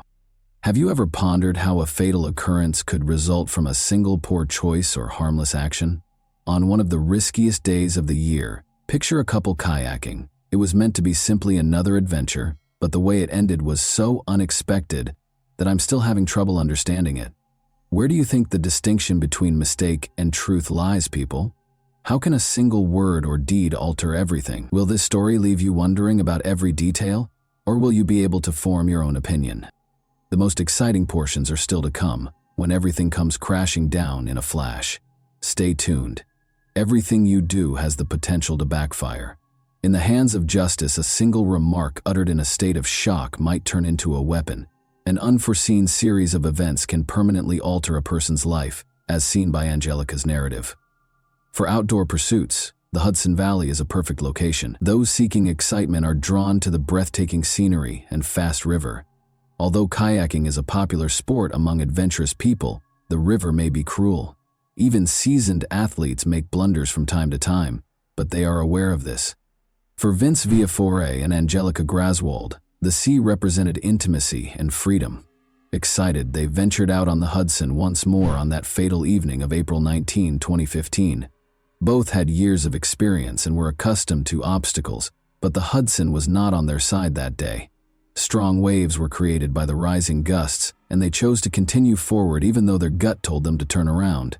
Their destination was an island with a Scottish-style castle that always pulled them in, with its enigmatic and historic ambiance. They enjoyed the outdoors during the day, but things suddenly changed in the evening. Although the frigid seas and powerful waves were a warning, they were forced to return since it was simply too dangerous to spend the night on the island without any equipment. The situation took a terrible turn when water started to enter Vince's kayak. Vince was in the chilly water without a life jacket, and he was in danger. Angelica called the emergency services because she was so shocked. Desperately, she said that the current was drawing him farther away and that she was unable to get to him because of the strong waves. The scenario was made more difficult by the dispatcher's difficulty locating the pair. Every second mattered and time was running out. Rescuers arrived at the scene too late, but by the time they got there, Vince was already sinking beneath the wave. From the coast, Vince was nowhere to be seen, and the event's solemn atmosphere was only heightened by the sky's growing darkness. Let's take a closer look at Angelica at 35. Angelica was a woman who had big plans. She was interested in photography and thought it would be her career. Her true name, though, was Latvian-born Angelica Lips. After 2 marriages and 2 divorces, she continued to pursue a better life outside of her native country. Her goals were to establish a career, get a work visa, and reside in the United States. She was fortunate. She moved to the United States and got a work as a nanny. But when she met Vince at age 46, things really started to shift. Despite their different ages, Vince, who had gone through 2 divorces, was successful in the construction industry, and their relationship developed swiftly. Let's examine Vince in more detail now. Vince was a giving individual. He collected people, threw parties, and lived an active and vibrant life. He and Angelica first met at one of these events. She moved into his house in the little New York town of Poughkeepsie a few weeks later. Their relationship progressed quickly. Conversations about marriage and kids became commonplace. However, there were problems simmering beneath the surface, and they only got worse the day before the terrible incident on April 18, 2015. Vince and Angelica attended another party the day before the catastrophe. While Vince and his pals were enjoying themselves, Angelica left early, saying she wasn't feeling well. She appeared aloof and hardly engaged with people. The tension between them became apparent to Vince's friends, and it eventually turned into a small but noticeable argument. But there was nothing noteworthy that night. That evening, they parted ways and didn't get back together until the next morning. At that point, Vince revealed his kayaking ambitions. He was adamant that they reconcile and go out on the Hudson River to enjoy some time together. Let's revisit that fateful day. Angelica accepted the plan in spite of the chilly weather and growing wind. For a photo shoot, the pair intended to go to Bannerman's Castle, which is situated on an island in the middle of the river.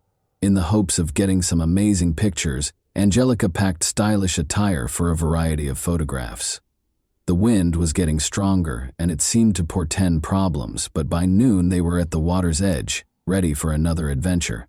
Around them, huge waves swelled, and every movement was stiffened by the cold. Even though Angelica could see that the weather was getting worse, they continued because of Vince's intransigence and love of adrenaline.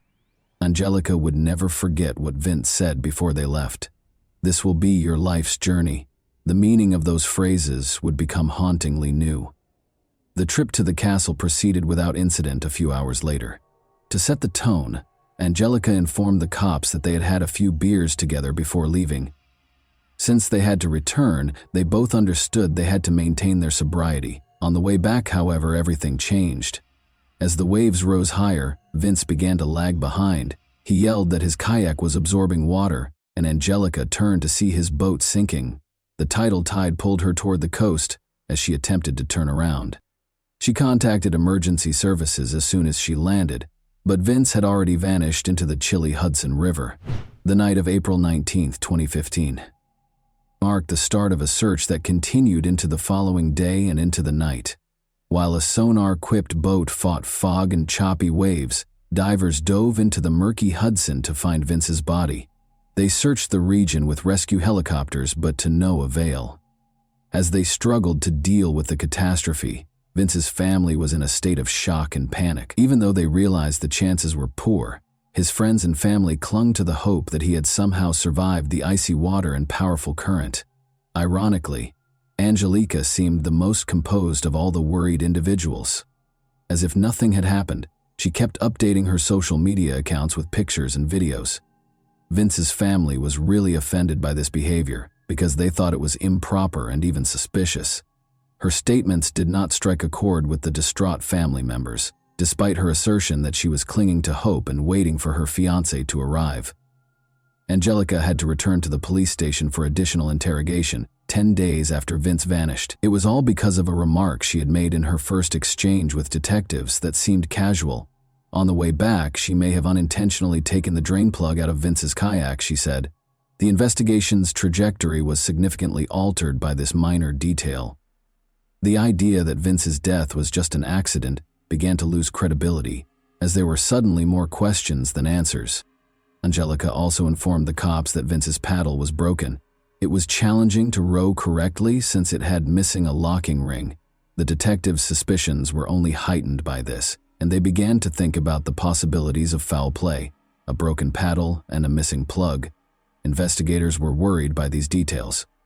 When taken together, these minor details led the authorities to believe that Angelica might have purposefully created the conditions for Vince to drown. However, why would she have done this? The whole picture felt lacking without the motive, which was still a mystery. Investigators began contacting those who knew both Vince and Angelica in an attempt to learn more about her potential motivations. Angelica had lived with Michael Coven for a number of years before the police got in touch with him. Although Michael acknowledged that he couldn't totally rule out such a scenario, he was astonished to hear of the accusations surrounding Angelica. He disclosed that there was a darker side to her cool-headed and collected exterior.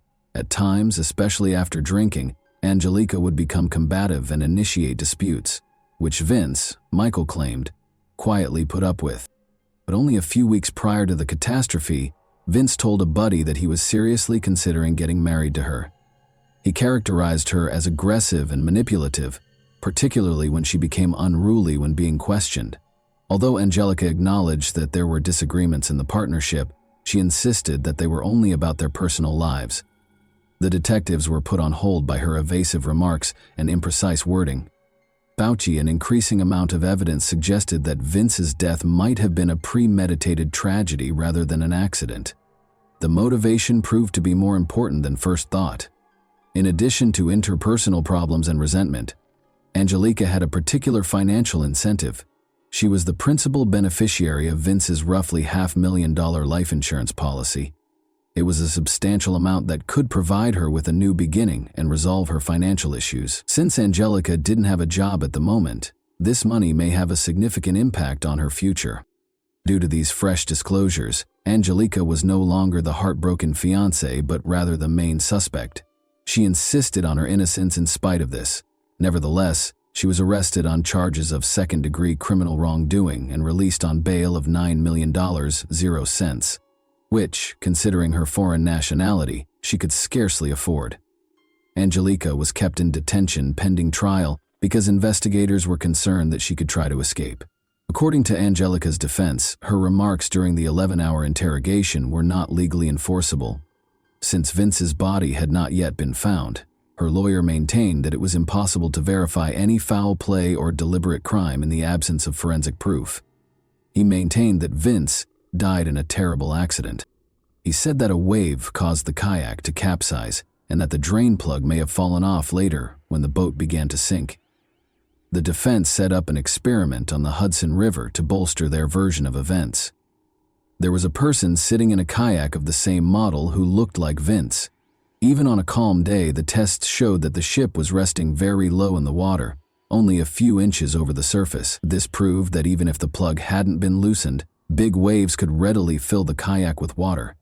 The lawyer also reminded everyone that Vince had been drinking, which might have affected his ability to coordinate and react in a flooded kayak, make dubious confessions, and conduct water experiments. This led to a great deal of discussion. Even though Vince's body had not been found, the inquiry was moving forward. The drain stopper, a tiny hole little larger than a fingertip, was the primary source of conflict. The idea that such a minor detail might have led to such a tragedy was difficult to accept. Since Vince's kayak had a drain opening on top, it seems doubtful that enough water could have entered the boat for it to sink. As doubts grew, Angelica's attorney demanded more studies to help solve this riddle. A precise simulation was carried out using the same kind of kayak, a mannequin that had the same size and weight as Vince, and circumstances that were very similar to those of that fateful day. According to the studies, the kayak didn't fill with water fast enough to capsize even after the drain plug was removed. Only a few droplets of water were able to enter through the drain hole, far too little to have resulted in a deadly situation. This implied that Vince's kayak could have easily made the final mile or two back to shore even without the plug, but the prosecution turned its attention to the paddle after the experiment appeared to totally refute the plug argument. Angelica stated that the paddle was broken and lacked the locking ring, which investigators thought might have made it more difficult for Vince to maneuver the kayak. The defense, however, refused to concede even in this case. They showed that the paddle's operation was unaffected by the ring's removal. It was still robust and totally functional and could be used efficiently. This did not alter the fact, though, that Angelica confessed to touching Vince's paddle and the plug while being questioned. This admission served as the impetus for the accusations against her. Even the smallest elements, like touching the paddle or unintentionally brushing across the plug, were used by the police to suspect Angelica of intentional acts because they appeared to be part of a well-planned crime. However, the defense persisted in its struggle in spite of the prosecution's seeming rational argument. According to Angelica's lawyer, during the interrogation, her comments were taken under emotional stress. After reviewing all 11 hours of the recorded interview, the defense called in a false confessions expert who came to the conclusion that the police had used significant psychological pressure. According to the expert, the investigators employed traditional methods intended to force a confession. Question. During the questioning, they forced her to repeat words that supported their story, played the parts of the good cop and the bad cop, asked leading questions, and didn't give her time to process the situation. Angelica was frequently perplexed. Her emotions became more erratic and her answers became less specific.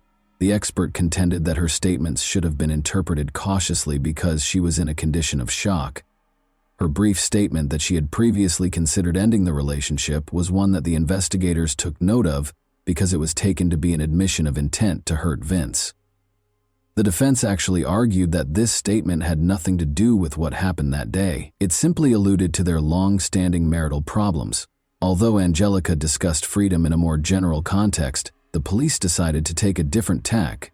According to the interrogation specialist, Angelica never used terms like crime or death in such contexts, and the investigators' manipulation of her admissions was more likely to be the consequence than the truth. However, after they got what they wanted, the investigators ignored these information and rejected whatever else Angelica said. The defense contended that the drain plug in Vince's kayak had been broken for months prior to that fateful day. Angelica claims that they had gone kayaking multiple times without the plug, and that there had never been any significant issues. Although there were hazardous circumstances on the river that day, the disaster was caused by the weather rather than any deliberate activities. However, The prosecution did not waver in its position. It all made sense to them. A woman fed up with the partnership, looking for money, arranging an accident to earn insurance payouts, and becoming independent. The questioning of Angelica seemed to go on forever.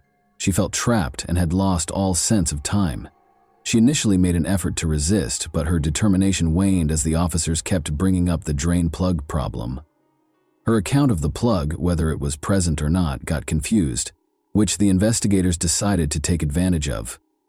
The pivotal moment occurred when a tired Angelica requested to go home to feed her cat. The moment the investigators had been waiting for came when tears filled her eyes. They increased the pressure since they could feel how vulnerable she was.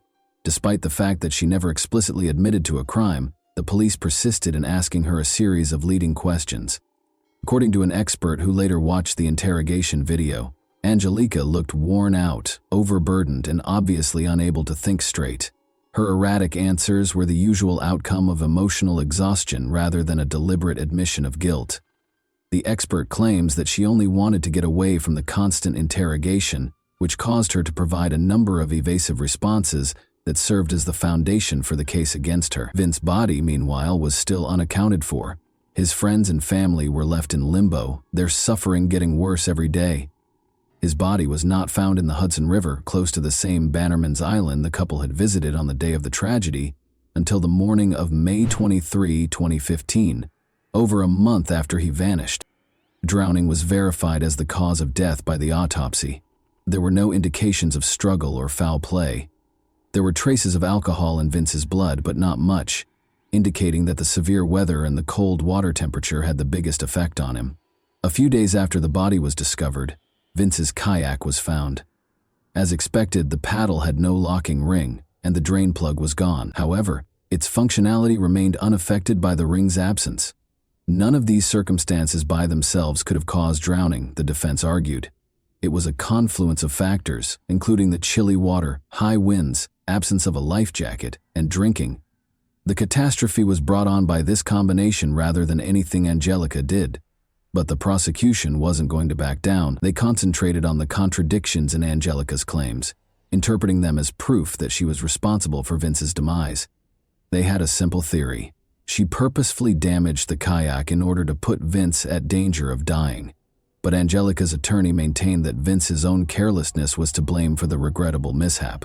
Under the influence, he decided to go out on the sea without a life jacket and, in bad weather, he took that gamble even though he knew he had little chance of surviving in the icy water. Even though Angelica insisted she was innocent, the case changed course when the prosecution saw that charging her with willful injury would not stand up. It was insufficient to persuade a jury that breaking a paddle or pulling out a drain stopper were simple crimes. In addition, the defense made strong arguments and experts attested to the possibility that such a disaster might occur in given conditions. The prosecution reached a standstill and made a plea offer to Angelica. She consented when they suggested that she enter a guilty plea to involuntary manslaughter, which would only carry a few years in prison rather than a life sentence. Angelica was found guilty of involuntary manslaughter and given a 4-year prison sentence.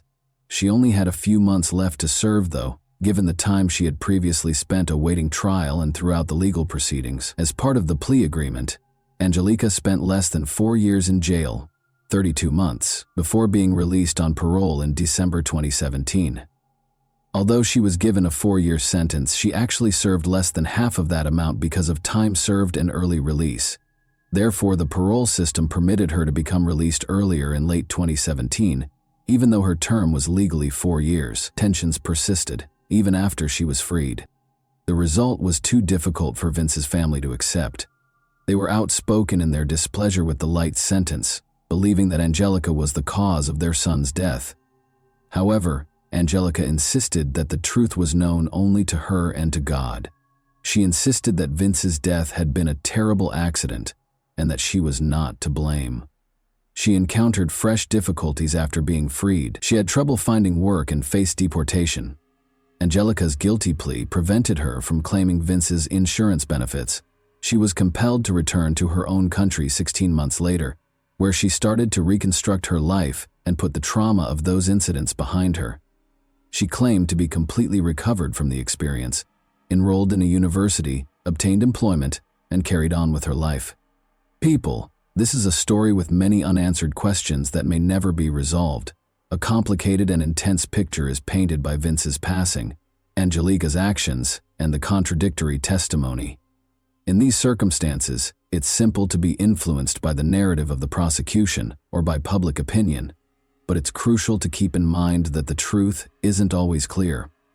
In my opinion, the legal system is capable of errors.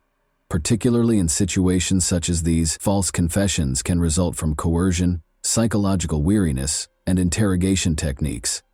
Angelica was in a predicament where she was disadvantaged by both the external factors and her own blunders in speech and behavior. However, was she really to blame for Vince's passing, or was it really a terrible mishap that turned into a nightmare for all those concerned? I want to now address you, the audience. Which do you believe is more significant in this tale, chance or guilt? Has a judge made a mistake in Angelica's case, or is she really involved in Vince's demise? If you were in her shoes, what would you have done? More significantly, can we always rely on judgments based on contradicting evidence? I want to know what you think. Stories like this one make you wonder about the thin line that separates accusation from truth. And that wraps up today's chilling story. If you enjoyed this video, don't forget to like and subscribe so you never miss a new upload. Also, let me know in the comments, what part of this story shocked you the most? Thank you for watching, and I'll see you in the next video.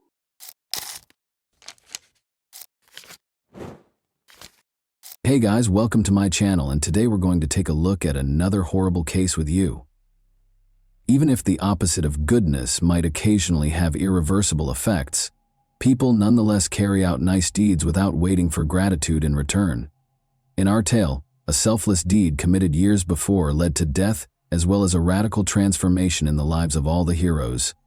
On March 2, 2018, at 4:45 a.m. a woman called Travis County, Texas police officers to ask for assistance. She claimed that the likely shooter was still inside the house when she heard multiple gunshots while hiding in a closet.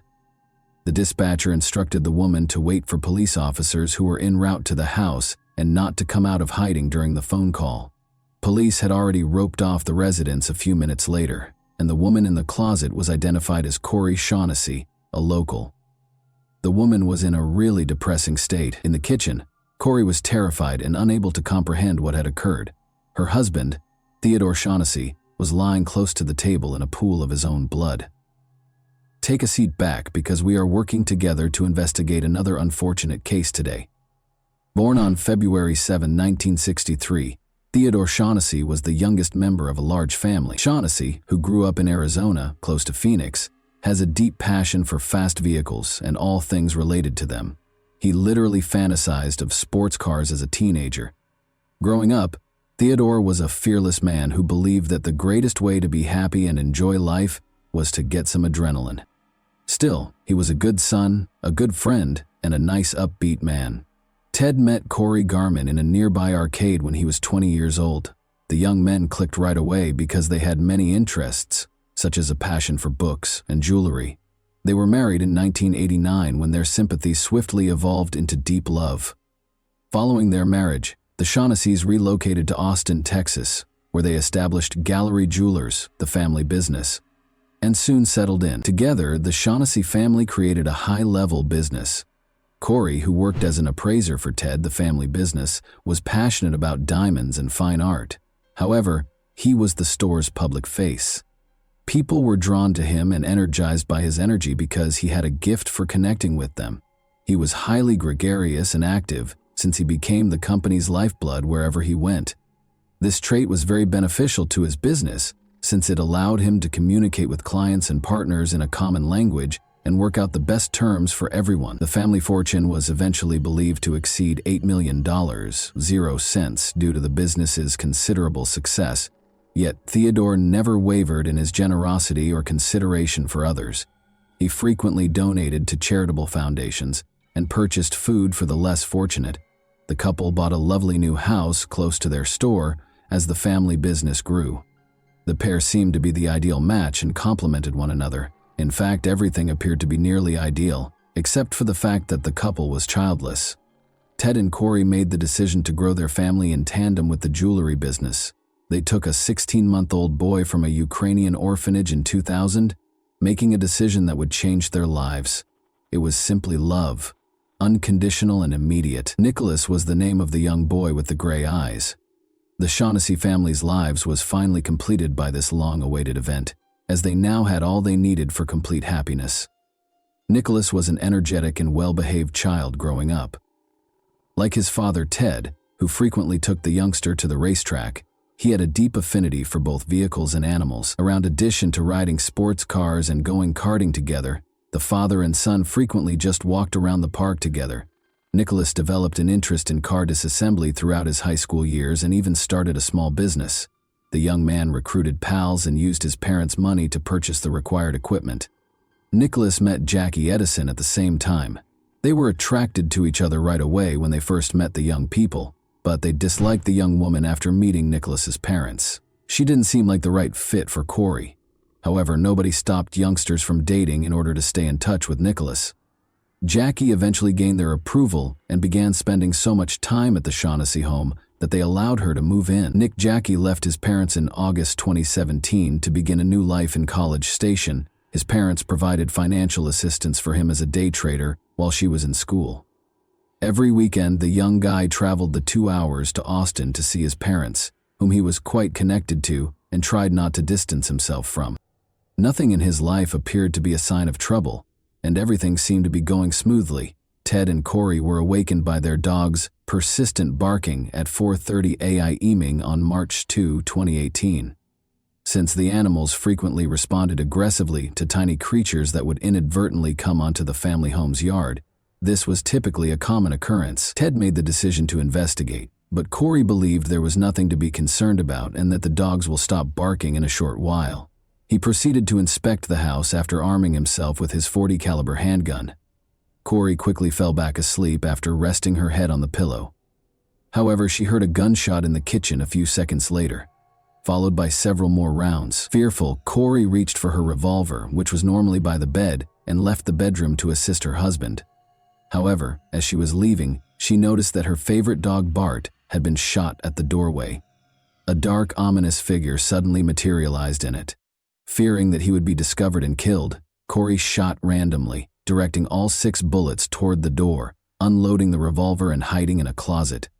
Fortunately, Corey managed to reach for her cell phone and notify emergency authorities that someone had broken into the residence.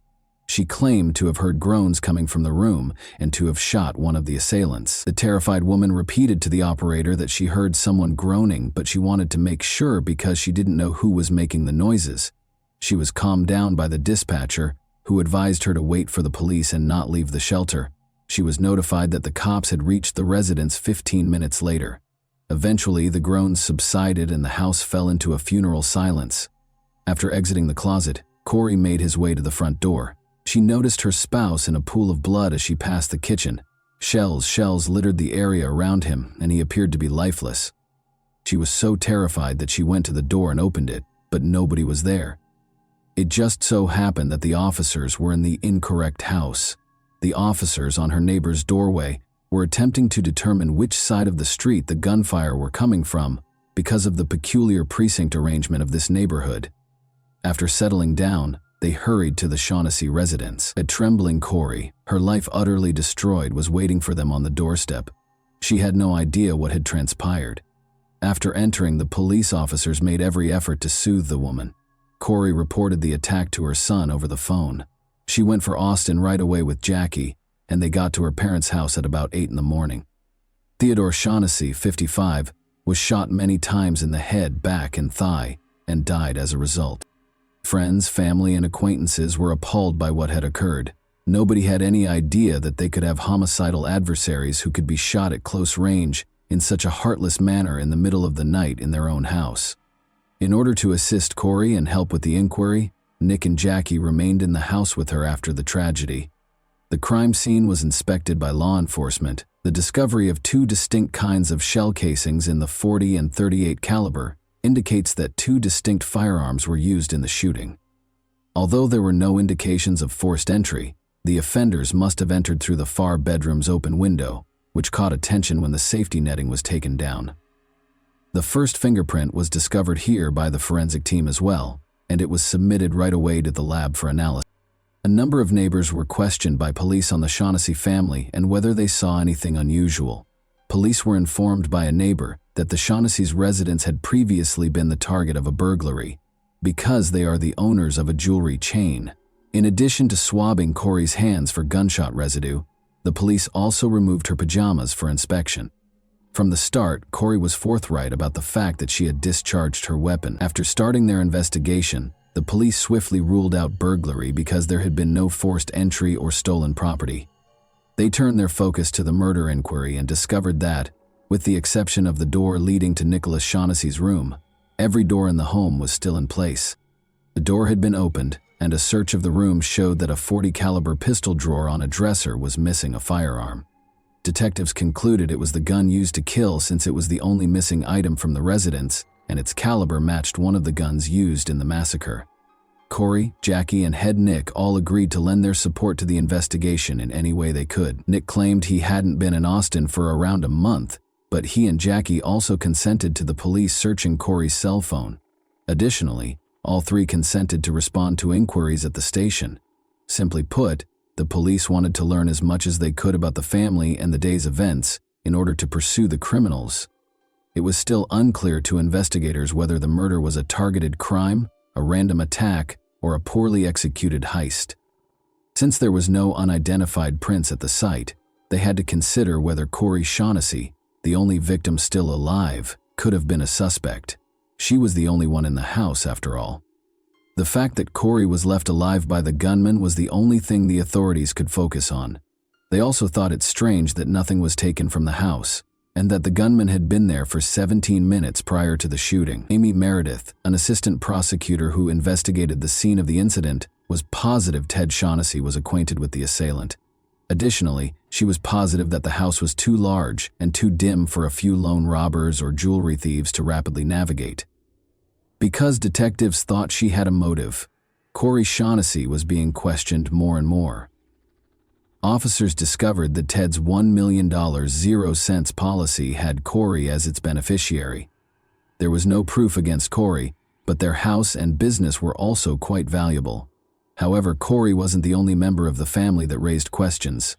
Suspicions were also raised against Shaughnessy's son, Nicholas, who was almost 100 miles away from the tragic scene at the time of the crime. He was agitated on the morning of the disaster, and investigators saw one significant point. He questioned him, and then proceeded straight to a first-floor side window that was wide open.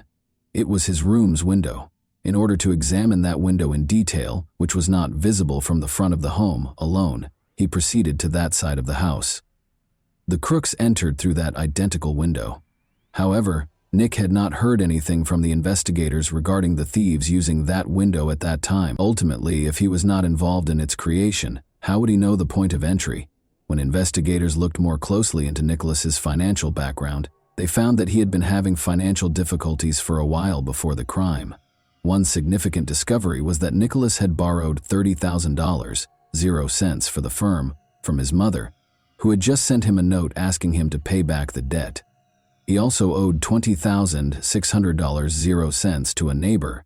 One possible reason to conduct the crime was these financial pressures, but when it was revealed that Nicholas was the only recipient of a $2 million 0 cents insurance claim in the event that his parents did not die, the probe took a more significant turn. Nick became a prime suspect in the eyes of the police as a result of this detail, which increased their level of inspection. The investigator also noticed an app on Nicholas's phone that allowed him to access his parents' home alarm system. Corey informed them that, although the system was turned off that evening and the family frequently opted not to arm it, police discovered something in the account's history. According to Corey, they only activated the alarm when they weren't at home. Nevertheless, the system identified that around 4:27 a.m., there was an activity to open a window. The system discovered shattered glass about 17 minutes later. The marriage certificate between Nicholas and Jackie was another unexpected discovery during the house search. The more closely the police investigated, the more embarrassing evidence they discovered that Nick and Jackie were, in fact, preparing to kill Shaughnessy's parents. It turned out that they were secretly married in August 2017 and didn't reveal their marriage until after the murder. Phone records revealed that Nick was lying when he claimed to have been out of Austin for a month, even though he recalled that he was more than 100 miles away at the time of the crime. Ted's cell phone use was captured in Austin on February 28, 2 days prior to his murder. Investigators questioned whether he had been in town for last-minute planning. The phones of Jackie and Nicholas were inspected. A number of text messages that had been synced with Nicholas's computer were erased.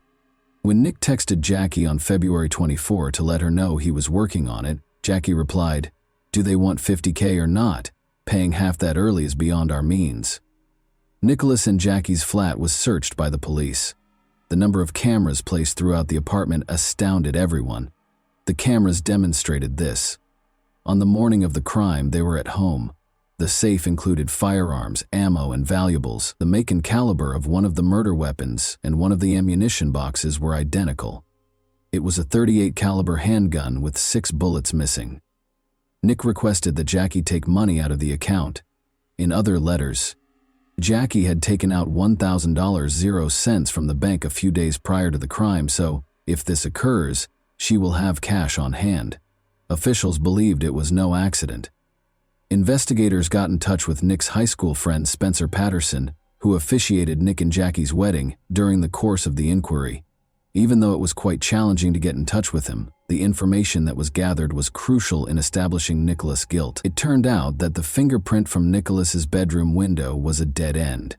The window belonged to the individual who installed it, but when Nicholas lived there, authorities discovered that he had used it to enter and exit the property covertly.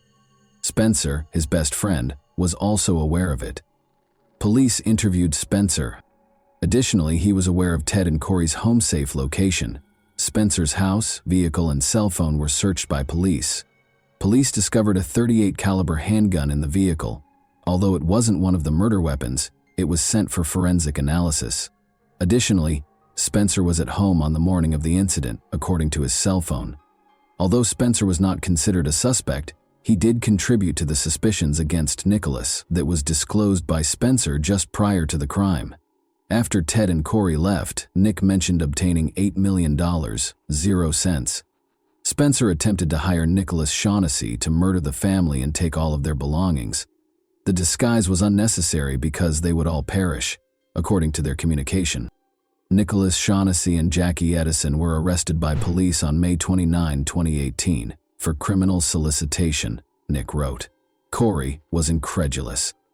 By that time, her son was working in the jewelry store in his father's place, and the widow thought the authorities were attempting to frame him. Corey continued to think it was an error. She stated that she required concrete evidence of their involvement. Jackie was freed on bail 2 weeks after the arrest. After the catastrophe, Corey found her son the best lawyer she could find.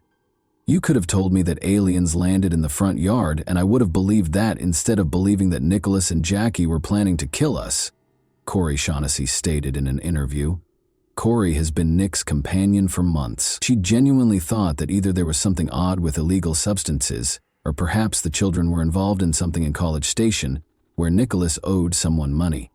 Or perhaps he misrepresented his parents' jewelry-making profession. The mom was prepared to accept anything other than her son's murderous plot. However, the authorities were positive that the attack was carried out by Nick and Jackie. There was still the difficult chore of identifying Ted Shaughnessy's shooter. After all, the investigation has come to a standstill, and the traces and evidence have run their course. Detective James Moore made the decision to watch the security footage from Nick and Jackie's porch, which had been taken just 2 days prior to the attack, 4 months after the crime. This was the last straw for a mother who had been fighting for months to believe in her son. Too much had transpired to suggest that Jackie and Nicholas were involved, and Corey was horrified to learn that she had harbored the same individuals who had plotted Ted's and her murder that night for months. The case took a significant turn when surveillance footage from the house's front porch was discovered. Nick Shaughnessy can be seen greeting 2 men at the front entrance in the video, which was taken just 2 days before to the incident. Anderson is printed on a green t-shirt that one of them is sporting. To find the individual on the tape, detectives hurried to the Anderson Window Company. Although he wasn't home that day, his wife swiftly attracted their attention by answering the door. His name was Cameron Vosmek. She claimed that her husband had been approached to kill someone for money a few months prior by a man named Johnny Leon, but Cameron had refused. Vosmech was not considered a suspect by the police. During his subsequent interrogation, Johnny Leon acknowledged that Nick had attempted to hire him for $100,000, 0 cents, but that he had turned him down. After being taken into custody, he disclosed that he had driven to Austin with Nicholas just days prior to the incident. He claimed that they had stopped in front of Shaughnessy's residence. After walking to the residence, Nicholas returned and stated he was unable to enter. After that night, Johnny said he had nothing to do with the incident, but his cell phone indicated that he was in Austin the morning of the crime. Johnny provided the second shooter's cell phone number, but not his name. Arian Smith was a man he had communicated with. Smith asserted that his girlfriend could give him an alibi and that he was with her. According to his lover, Arian abandoned her in a motel room early on the morning of the crime. She called him multiple times after he departed in her car, but the boyfriend did not pick up. After the crime, Arian's girlfriend informed authorities that he had been carrying a .40 caliber handgun for a few days. The firearm was found in Smith's family. Arian Smith was taken into custody. Additionally, police found that both guys had prior arrests. Actually, they had previously been arrested together for illegal narcotic trafficking. Capital murder charges were brought against Nick Shaughnessy and the two suspected murderers. The new district attorney, Jose Garza, took over as assistant district attorney in the spring of 2021 after Amy Meredith resigned. His office offered the criminals a chance to avoid a potential death sentence by entering a guilty plea to a lesser charge of murder and serving 35 years with the possibility of parole. Smith and Leon concurred. Corey offered to accept the plea deal in a letter to Nicholas. A 35-year sentence with the possibility of parole in April 2021 would be imposed. In exchange, Nicholas agreed to be released on his 36th birthday. Nicholas Shaughnessy entered a guilty plea and received a sentence of 35 years in prison during a hearing in April 2021. After completing 20 years of his sentence, he will be eligible for parole. Johnny Leon and Arian Smith received sentences of 35 years in prison, with the chance of release. Arian Smith reported to the police that he heard gunshots coming from the bedroom and a woman sobbing after they had shot Ted. Smith claimed that he pleaded with Leon to leave the house and not kill Corey. They departed in order to avoid being shot from prison. Nicholas wrote his mother letters. After 2 years in prison, Corey was finally permitted to see her kid. The .40 caliber revolver belonged to Ted, so even though Corey knew a lot about the case of Nicholas and Jackie, she was still unsure of who had used it. Nicholas admitted to giving Arian Smith his father's gun in a private conversation. Corey was finally able to accept that Nicholas was actually connected to the case when this was revealed. Nicholas and Jackie's desire to have us killed was unthinkable to my husband, me, our family, or any of our friends. Jackie made an effort to minimize her role in the crime's planning. She said she had no knowledge of it. According to the deleted text messages, she acknowledged that she had visited Austin multiple times with Nicholas, but she claimed that she had never taken Nicholas's claims of massacring her parents seriously, which is how the police knew she was lying. In March, while Nicholas was incarcerated, Jackie filed for his divorce. Jackie was charged with conspiracy to commit a criminal in June of 2022. Jackie entered a guilty plea to attempted conspiracy to commit a criminal in 2023. She was given a suspended sentence, which allowed her to enter a guilty plea and be placed on probation. She was incarcerated for 120 days. She will spend 10 years on probation. She will have to spend 2 days in jail on the anniversary of Ted Shaughnessy's murder every year for 10 years. Nicholas was interviewed while incarcerated. He claimed he aspired to become wealthy and win Jackie over. With their adoptive son Nicholas, Ted Shaughnessy, a licensed jeweler, and his wife Corey Shaughnessy, a trained gemologist appraiser, could have led a successful life. Ted, who established Gallery Jewelers in Austin in 1995 and saw success, establishing the family as a respected name in the town, was killed by his son Nick, who sought to ruin his parents' happy existence by placing a $1.00 sign on their lives. The victim's kid is currently still being held at the Clemens unit in Brazoria, Texas. At the aforementioned state's LeBlanc facility in Beaumont, Arian Smith is completing his sentence. Johnny Leon is still detained in New Boston, Texas, at the Barry B. Telford unit. This is a tale of remarkable change that society discovered too late. Kindness can sometimes come at too great a cost, turning the seemingly close person into an executioner. Ironically, the eager Shaughnesses went to great lengths to welcome a felon home. It is terrible that they were unable to teach their kid the basic reality of life, that money is the resource that can be replenished the easiest, but time is not. They were too consumed by their love for the child. Nicholas expressed his heartfelt apologies to his mother in a prison interview. Is it feasible, though, to take an apology that never should have been given? Corey Shaughnessy has gone through an incredible emotional journey over the years of the investigation, coming to the realization that her own son hired hitmen to kill her and her husband for financial gain.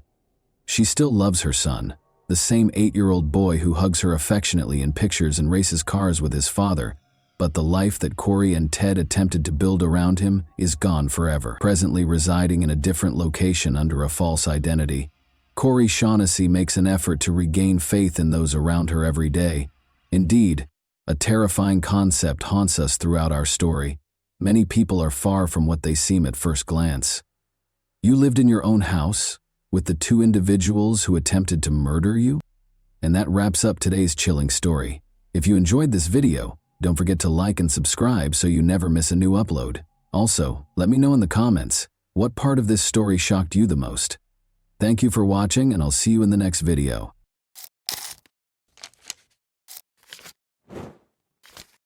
Hey guys, welcome to my channel, and today we're going to take a look at another horrible case with you. Every 7th crime on the planet takes place in a family, and men are responsible for more than 38% of these crimes. Furthermore, domestic violence is most common in developed nations. Between 33 and 50% of all violent deaths of women are committed by their spouses or partners, underscoring the urgent need to protect women from domestic abuse. However, what causes a woman to occasionally fall into the hands of a monster because she wants a powerful man by her side? Perhaps it's because some people will stop at nothing to have that strong shoulder.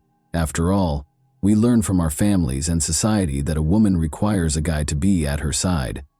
That's how we're brought up, and some women eventually experience abuse. In 2012, this occurred. The murderer of 26-year-old Ekaterina Gurova has already left prison and returned to Izhevsk. Let's start a new narrative. West of the Ural Mountains, Izhevsk is a major industrial city in the Russian Federation and the cultural, educational, and scientific hub of the Volga region. The engineering and weaponry industries in this Udmurtian capital are well known. While there, one can explore the renowned Izhmash Museum, take in the architecture of the city, and learn about Udmurtia culture. Ekaterina Gurova's life was not going well back in her hometown.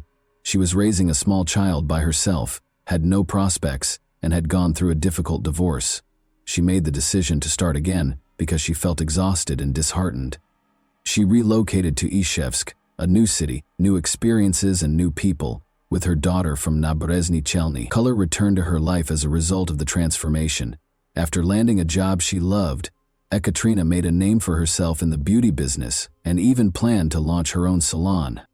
Her personal life was falling apart, but other than that, everything was going great. Ekaterina wasn't in a rush to put her trust in anyone, even though she was attractive and attracted to men all the time. Before Alexei Tachurkin entered her life, she stayed away from relationships and focused entirely on her career. In 2007, they had their first encounter. Alexei was employed as a cabbie. He turned on the charm since he felt flatteringly recognized by a woman as beautiful as Ekaterina.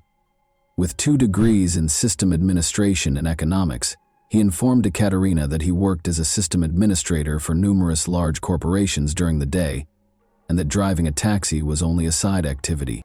Although Ekaterina was independent and self-sufficient by this point, she was intrigued for a while by his apparent ambition and education. They had a rigorous, amiable relationship. Then a system administrator was required for her ex-husband's company. Alexei was on Ekaterina's mind. After he was hired, Alexei became more involved in her life, taking her to see her parents in Naberezhny Chelny, fixing her computer, strolling her dog, and even driving her and her child to daycare. Ekaterina, however, saw it as just a friend lending a hand, despite Alexei's attentiveness. In order to capture her heart, he changed his strategy. He started to appeal to her pity. One day, outside the office where Ekaterina worked, Alexei put on quite a show. Tears filled his eyes as he told her that he had discovered his wife with another guy, and that his wife's aunt had even informed him that the children he believed to be his weren't. Despite the absurdity of the entire situation, Ekaterina sympathized with him and volunteered to help. Alexei continued to play the compassion card, saying that he had served in Chechnya, suffered a brain injury there, and occasionally attended the funerals of his deceased colleagues. Ekaterina was moved by his struggles and couldn't leave him alone. However, he eventually won her over when he traveled to Moscow for surgery to remove a bullet that was allegedly stuck in his head. From the train station, Alexei called her to report that he had fainted and that his money and documents had been stolen. After rushing to his aid, the empathetic Ekaterina took him home and cared for him for a whole week. They began dating following this occurrence. Unfortunately, Alexei's story was a total fabrication, with just a little portion of it being true. However, Ekaterina was too enamored and naive to recognize the lies at the time. Problems in their relationship started almost immediately, because relationships based on deceit rarely last. Alexei didn't seem to care that Ekaterina was left without enough money to even buy food for herself and her child after he grabbed the final 1,000 rubles out of her purse to buy her roses. Over time, Ekaterina eventually consented to move in with Alexei after he began to convince her to do so. But she was in for another surprise. Alexei recommended that they tie the knot. Ekaterina repeatedly turned down his 3 applications at the registry office. He used theatrical motions once more. In a desperate attempt to convince her that he had no one else in the world, Alexei Tatarkin would twist his arms and threaten to commit suicide if she rejected him once more. At last, Ekaterina caved in, and their marriage was formally recorded on August 30, 2011. Alexei was disliked by Ekaterina's mother from the beginning. She believed he wasn't a suitable match for her daughter and regarded him to be untrustworthy. She even repeatedly told him on the phone not to rush Ekaterina into marriage if she wasn't ready. However, her daughter called her one day and said, "Mom, I'm not sure how to explain this, but we got married. Perhaps the second divorce won't be as frightening as the first," she joked, trying to lighten the situation. Their life together didn't improve after the wedding. They continued to quarrel over money. Alexei Tatarkin became deeply involved in Ekaterina's business operations just 2 months after they were married. The Kamaz trucks she received as part of her prior marriage's property partition were sold by him. They used the funds to travel to Moscow and purchase 3 foreign used cars that they intended to repair and then resale. But they ultimately only received payment for 2 of the vehicles, and the funds for the third appeared to disappear. Ekaterina no longer believed Alexei's claims that he had been duped. She insisted that he give her a car worth the same amount of money or return the money. Ekaterina took the promissory note he eventually wrote her for 400,000 rubles to her mother, asking her to store it in case something happened. Notably, Ekaterina put in a great deal of effort to provide for the family. She worked till as late as 1 in the morning and occasionally took on 10 or 12 clients in a single day. Her daily expenses included paying for her advanced training courses, gas and auto components, purchasing clothing for herself, her kid, and her new spouse, paying off the car loan, and covering daycare costs. However, Alexei would always react jealously and accuse Ekaterina of leading an unsuitable lifestyle whenever she attempted to discuss money matters with him.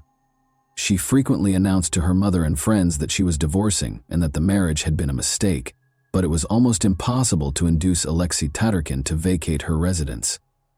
They eventually split up around the middle of February 2012, but their disagreements persisted. Ekaterina Gurova vanished on May 27, 2012, a few days after filing for divorce.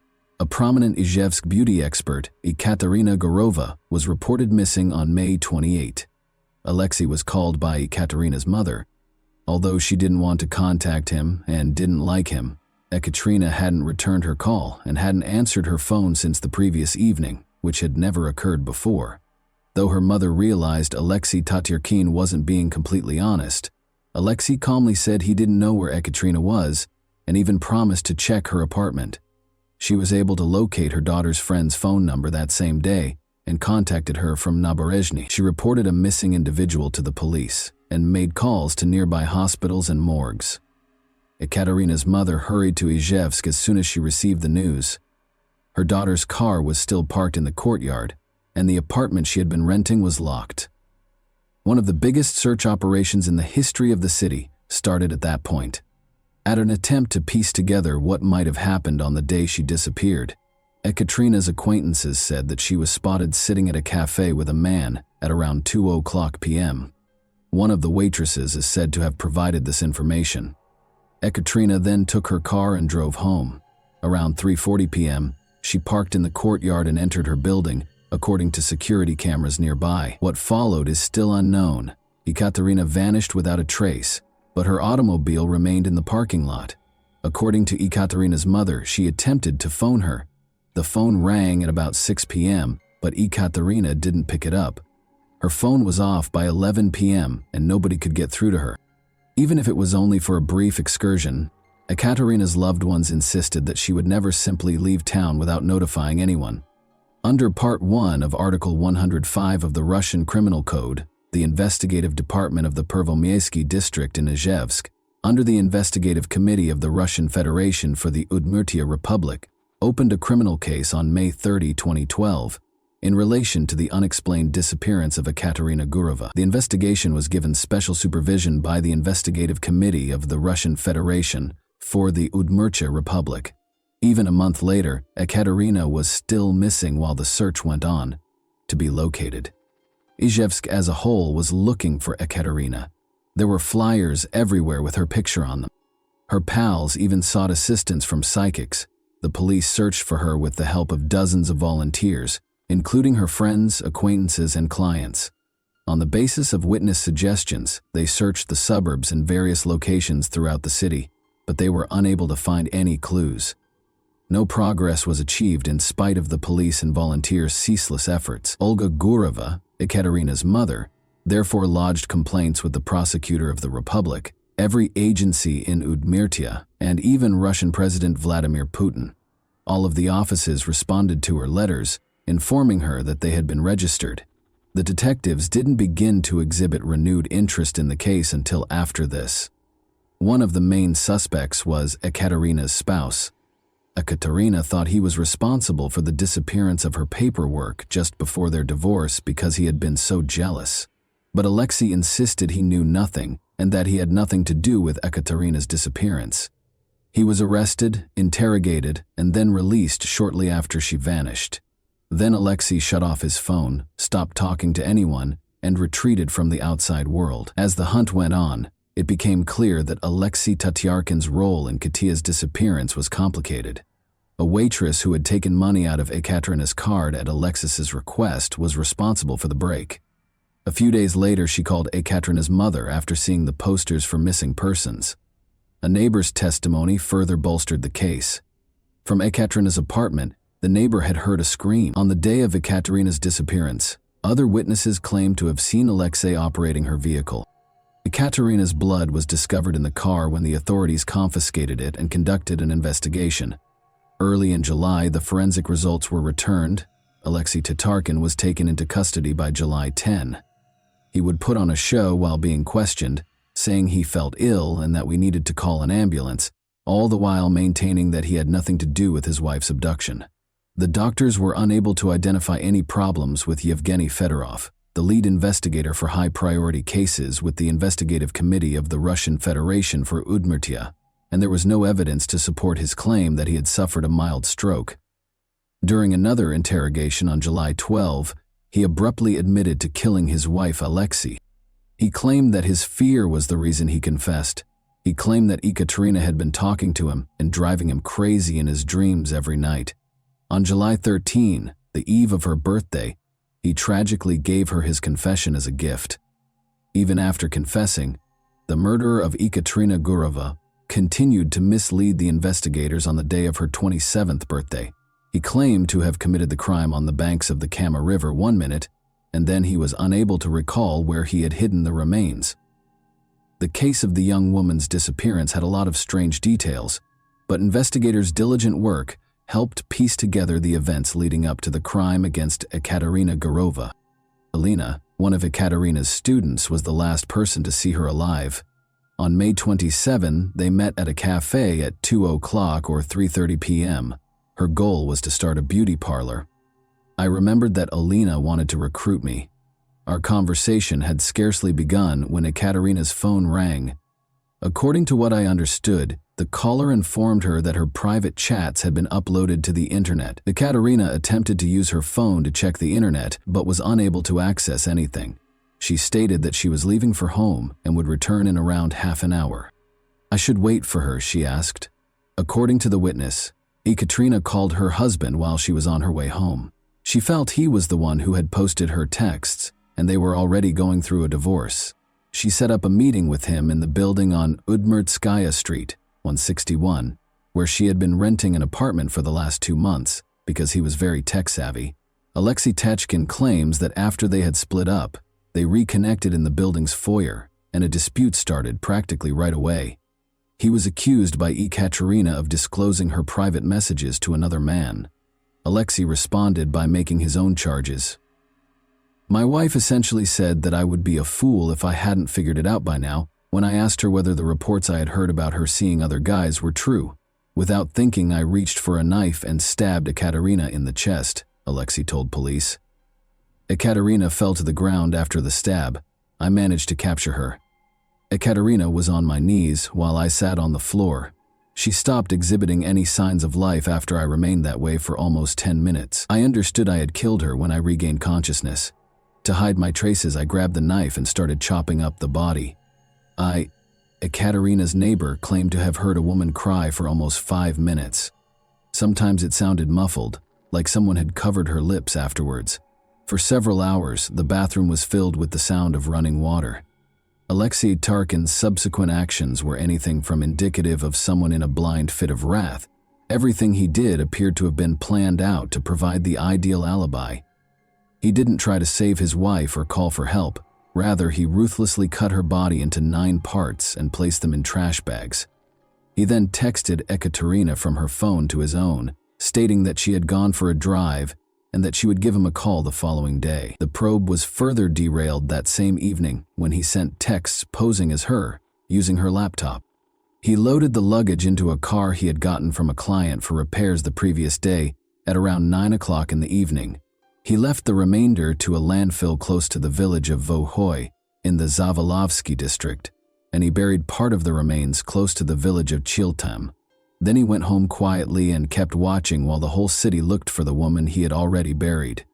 On July 17, 2012, Ekaterina Gurova's formal funeral was held. She was buried in a closed coffin.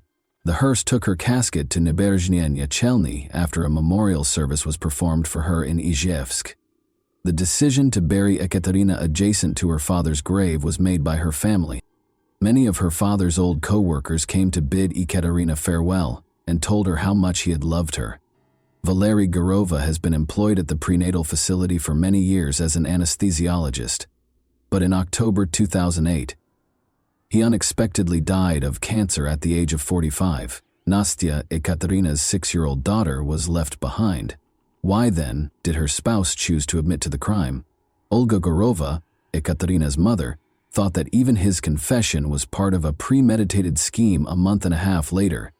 She thought he waited long enough to prevent the remnants from revealing the precise manner in which the crime had been perpetrated. How, where, and how quickly a human body decomposes are all covered in abundance on the internet. It's probable that Alexei Tatarkin planned everything and only made the body public when it was too late to ascertain the precise manner of his attack on Ekaterina or the number of wounds he caused. What about the motivation? Were there other factors at play, or was jealousy the only one? It's evident that their most heated arguments from the start of their relationship were always about money, and Alexei Tatarkin did have a complex relationship with money. Olga Gurova, for instance, claims that Ekaterina would provide him with the funds to settle her auto loan each month. However, those payments ceased in May 2011. Alexei continued to assure Ekaterina that he would soon repay the entire sum. He insisted that he had been paying regularly out of his own pocket and that he had provided Ekaterina all of the receipts, even during the investigation.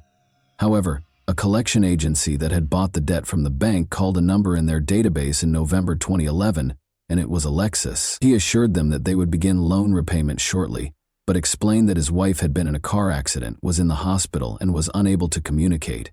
He succeeded in delaying this until May 2012.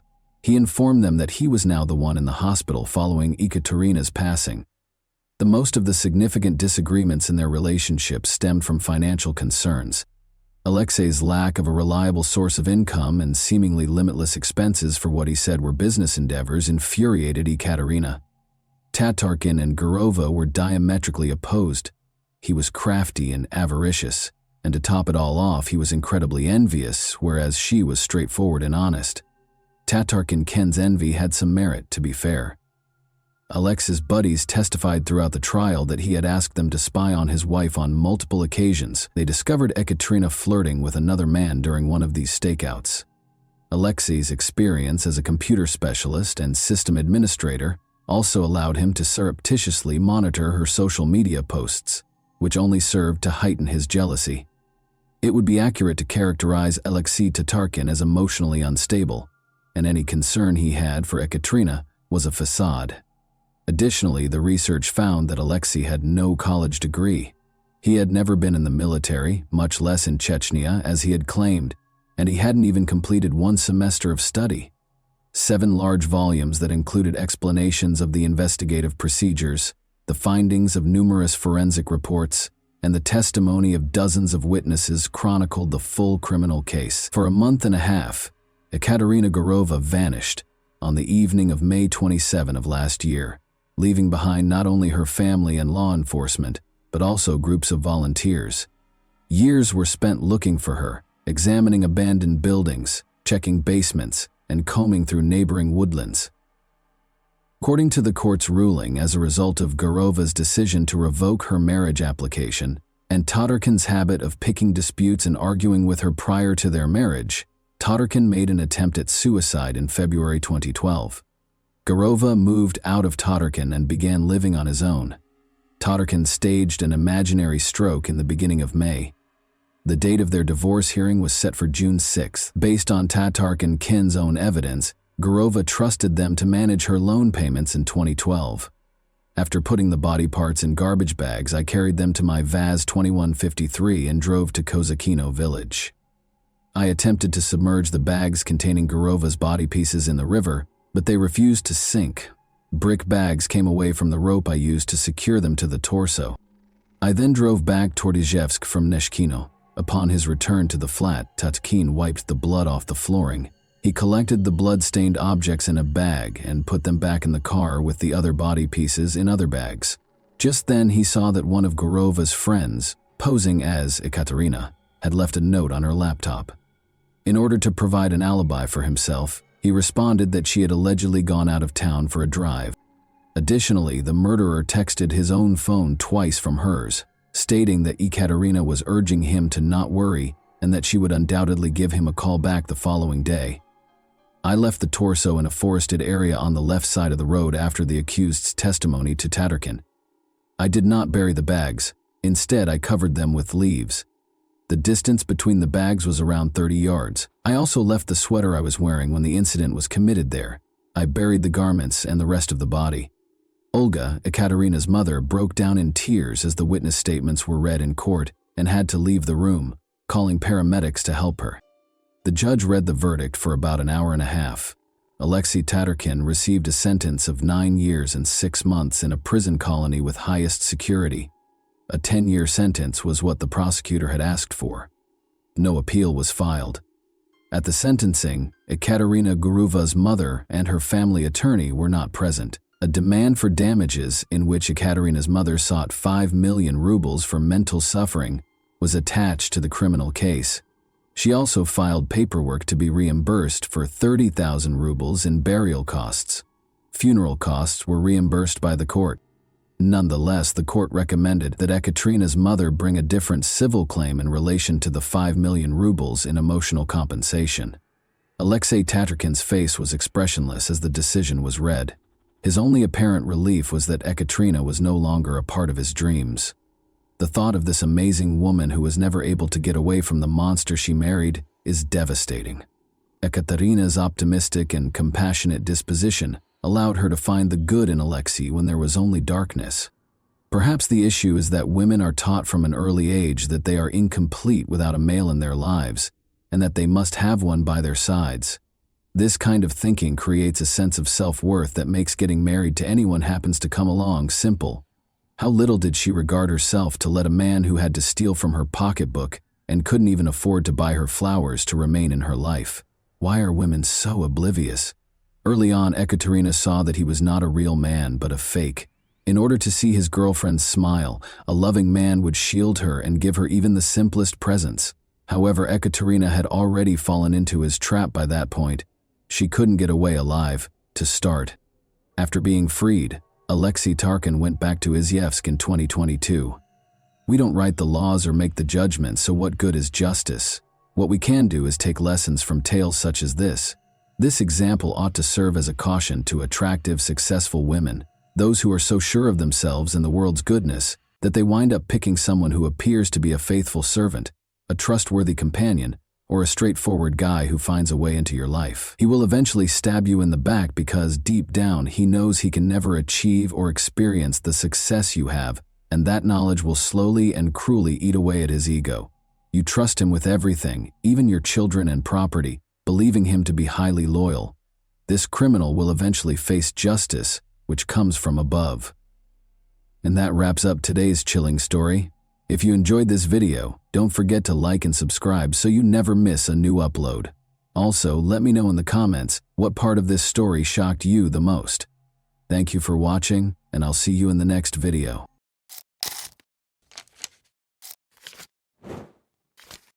Hey guys, welcome to my channel, and today we're going to take a look at another horrible case with you. When 16-year-old Carol Hutto got a phone call at 7:45 p.m. on December 13, 1976, it made her happy and excited. She hurriedly informed her mother, Norma Hutto, after the call that she would return in roughly 30 minutes after visiting a nearby store that was just a 10-minute walk away. Her mother had no idea that it would be the final time she would see her cherished daughter. After that, Carol never came home. It took 24 agonizing years for the truth to be revealed after interrogation.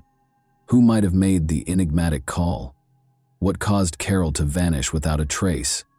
We'll examine the 1976 cold case of Carol Hutto, a mystery that remained unsolved for an incredible 24 years. Carol vanished from Largo, Florida, a vibrant city renowned for its sunny weather and welcoming community. With a population of more than 82,000, this city in Pinellas County offers a combination of urban conveniences and stunning natural surroundings. Largo offers a wealth of enjoyable activities and a rich history. Both local residents and visitors find it to be a welcoming environment. However, a crime that occurred here in 1976 altered everything. Let's go back in time to February 6, 1960, when Edward and Norma Hutto welcomed a lovely little girl into the world in the small Florida town of Largo. Carol Dean Hutto was her given name. Everyone in the family lavished her with love and care because she was the youngest. Carol was adored by her classmates at Largo High School, where she grew up, thanks to her kind and compassionate disposition. Carol came from a large family. Although not much is known about her half-brother Jerry Arent Hutto, it is evident that Carol and Jerry had a unique and intimate relationship. Jerry always made an effort to grant his sister's wishes because he loved her very much. Jerry's strong sibling bond was demonstrated by his willingness to do everything Carol asked for. In addition to Jerry, Carol had two sisters, Melinda Darlene and Pamela Beale Hutto, and two brothers, Maurice Barnett and Frank Hutto. Carol was a girl who made her mother and her family happy. Attending exhilarating NASCAR races and amazing wrestling fights were among their favorite hobbies. Her mother remembers her as a devout Christian who was selective about who she hung out with. Unfortunately, Carol never had the opportunity to live out her aspirations, despite having a big heart full of adventure. Carol Hutto, her mother Norma, and her half-brother 17-year-old Jerry Irwin were at her Corvette drive home on December 13, 1976. It all appeared to be a typical evening. They were all having a good time, laughing and telling jokes. Jerry was getting ready for a date, while Norma was busy making dinner for the family. But as the house phone began to ring, their evening took an unexpected turn. When Norma went to answer the phone, she saw that it was Carol's buddy. She gave Carol the phone, and they spoke to each other for a few minutes. However, Norma abruptly canceled the call when she returned.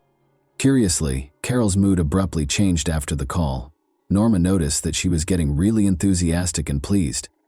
Carol rushed to her room, straightened her hair, and looked in the mirror to see how she looked. After 15 minutes or so, she informed her mother that she was going to a neighboring store, which was only 10 minutes' walk from their home. Carol was almost out the door before Norma could ask the store what she wanted, but Carol promised herself she would return shortly before she left.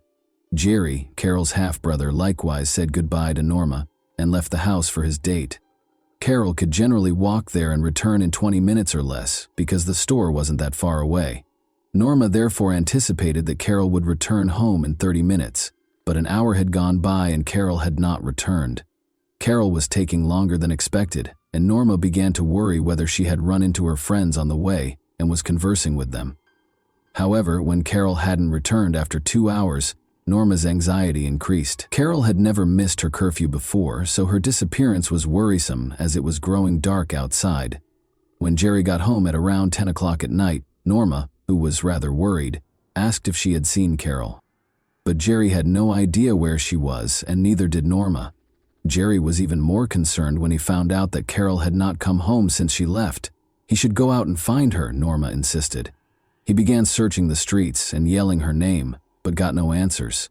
The store employees said they hadn't seen Carol today, so they raised the alarming subject of where she might be if she didn't go to the store as planned. He even went to the store next to their house, where Carol was meant to go.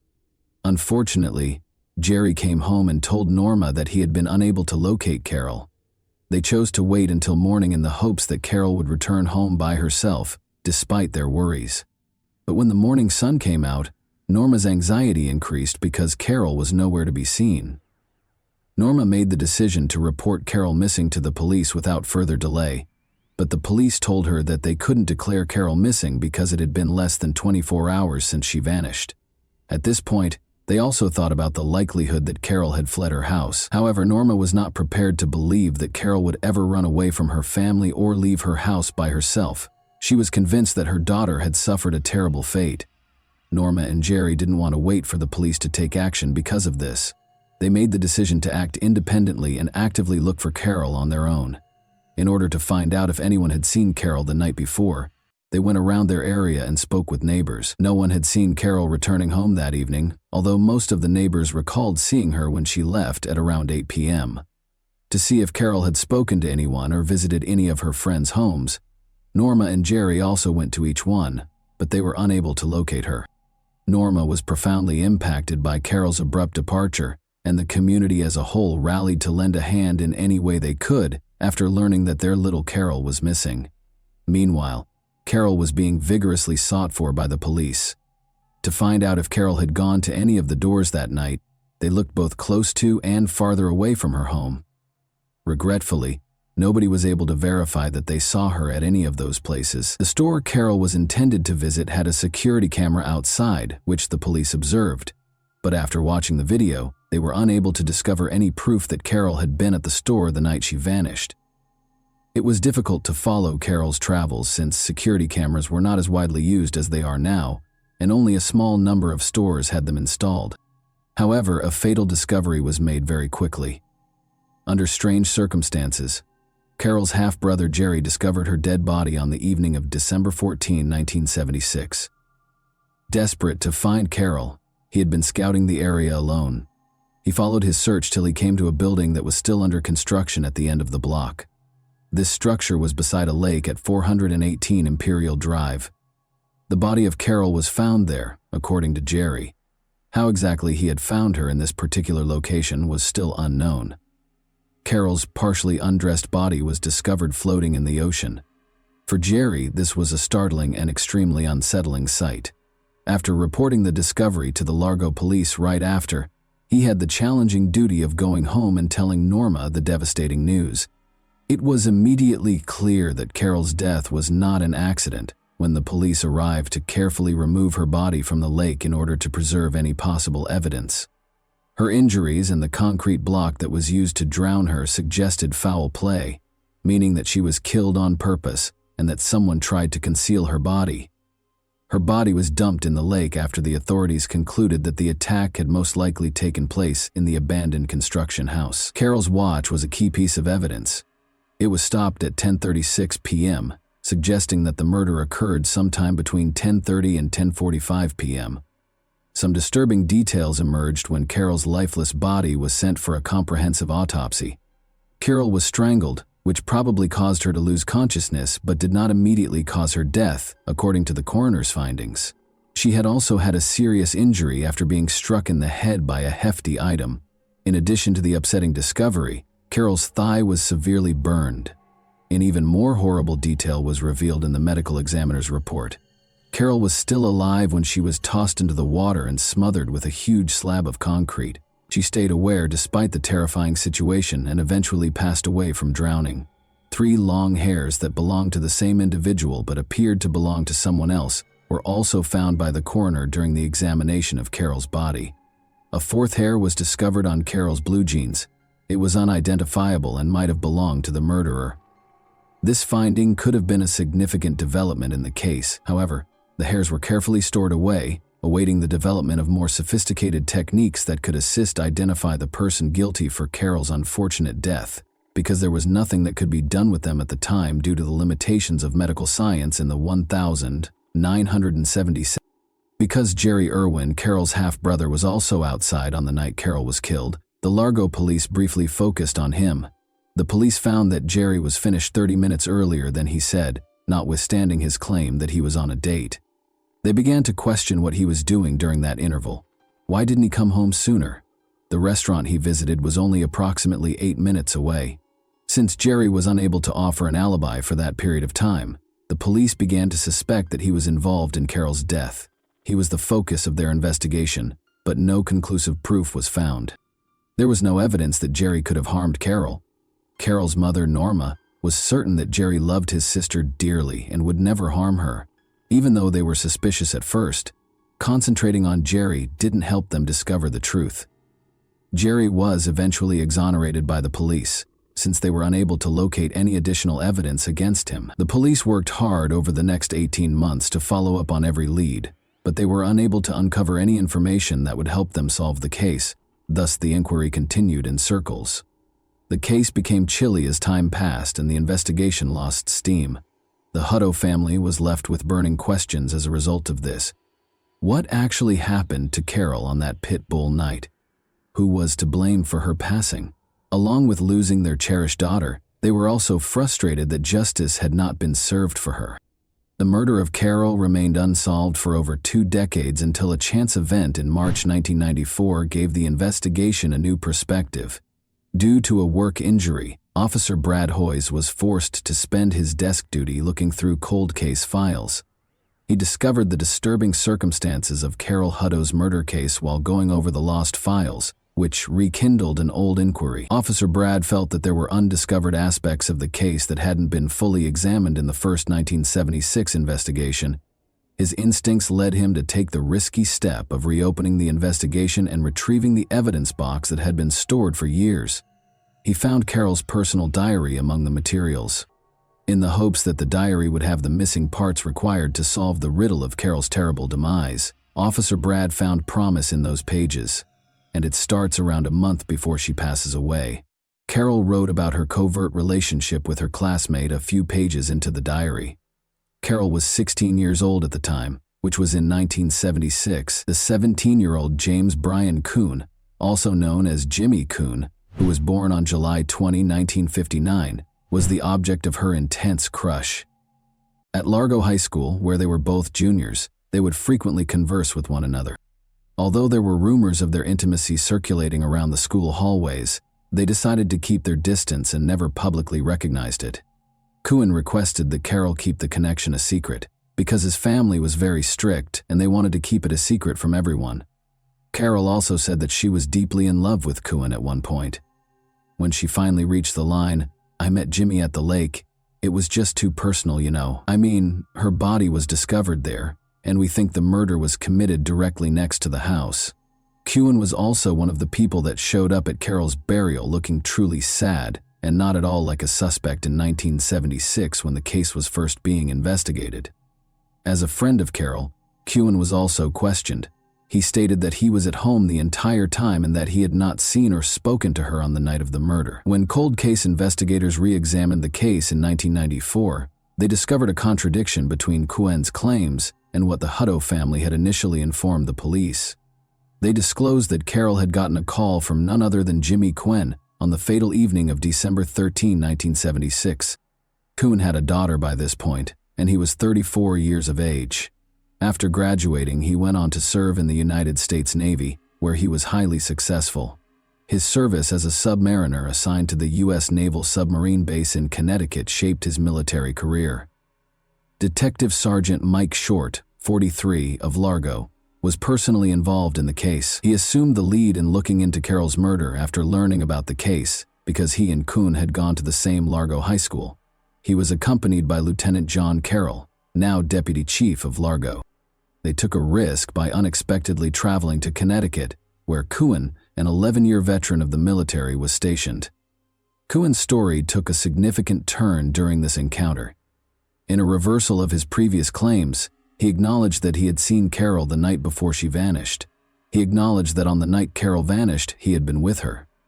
That admission was important. But the next day, Kuhn had a change of heart. He refused to participate in a polygraph test, sought legal counsel, and declined more interviews. The lack of sufficient evidence to conclusively establish that Kuhn was the murderer of Carol on the evening of December 13, 1976, presented a problem for the police and prosecution. Since Quinn might be exonerated for anything less than first-degree murder, it seemed improbable that he would be found guilty of first-degree murder, given the statute of limitations. But there was something even more fascinating in the evidence box. Detective Mike opened the box and found a set of strange hairs that had been taken from Carol's body in the crime scene and had been carefully preserved in the late 1980s. The use of DNA testing to determine a person's guilt or innocence in criminal investigations was a turning point in forensic science. As the 1990s went on, the focus moved to looking at mitochondrial DNA, which is found in tiny structures inside human cells and has a higher chance of surviving over time. In light of these developments, Mike was keen to perform a genetic analysis on the hairs in the hopes of identifying the real culprit. But something was wrong. A sample of Kuhn's DNA, which was essential for the tests, was not available. The police required a valid search warrant to get Kim's blood in order to gather this crucial piece of evidence. They made the strategic decision to move forward with the goal of spending as much time as possible with the suspect. Detective Mike made the decision to enlist the Naval Criminal Investigation Service, or NCIS, as reinforcements in 1998. They believed that Kuhn might become uneasy and make a confession as a result of the naval officer's presence. Detective Mike stood outside the police interrogation room on July 15, 1998, as Navy investigators Dave Early and Tom Asimos sat down with James Kuhn, their murder suspect. They first took Kuhn's blood sample for additional testing after securing the required warrant. Then, in an effort to reassure and console Kuhn, Asimos and Early started talking to him. In order for him to open up and progressively disclose the truth, they wanted to establish trust. The NCIS officers were now certain that Kuhn was about to reveal what had transpired on the evening of December 13, 1976. Unexpectedly, they were able to bring Kuhn to tears as he brushed away his tears and eventually disclosed the tragic truth about how he killed his girlfriend, Carol Hutto. Despite the lack of concrete evidence, the seasoned cold case investigators weren't persuaded by Kuhn's honesty, despite the fact that he seemed distressed. Carol's injuries, especially to her head and neck, were not consistent with a straightforward mishap like tripping and falling. Rather, the nature of these injuries suggested strangling, forced trauma, and bleeding. Though he insisted it was an accident, Kuhn had admitted to being the cause of Carol's death. He accepted responsibility for her death, claiming that he did not assist her and that he tried to hide her body and the evidence. Kuhn was consequently arrested and held pending trial. But he gave a different account of what happened the night before his trial. In his other account, Kuhn first stated that despite his desire for physical contact, however, when Carol objected, the conversation changed course and turned into a physical altercation. Carol began to scream and retaliate by striking and scratching him. Kuhn hit her with a 2x4 piece of wood and even tightened his hold around her throat because he was afraid her cries would attract attention. Carol collapsed to the ground, senseless, as he finally released his hold. As a result of his uncertainty and terror, Kuhn decided to conceal her body in an effort to make it seem as though someone else had attacked her. He also burned her thigh in an attempt to cause confusion. Detectives reached the same conclusion in Kuhn's various renditions of events, regardless of the specifics. Carol was beaten, dragged to the water, and flung face down. To keep her body submerged, a concrete block was used as weight.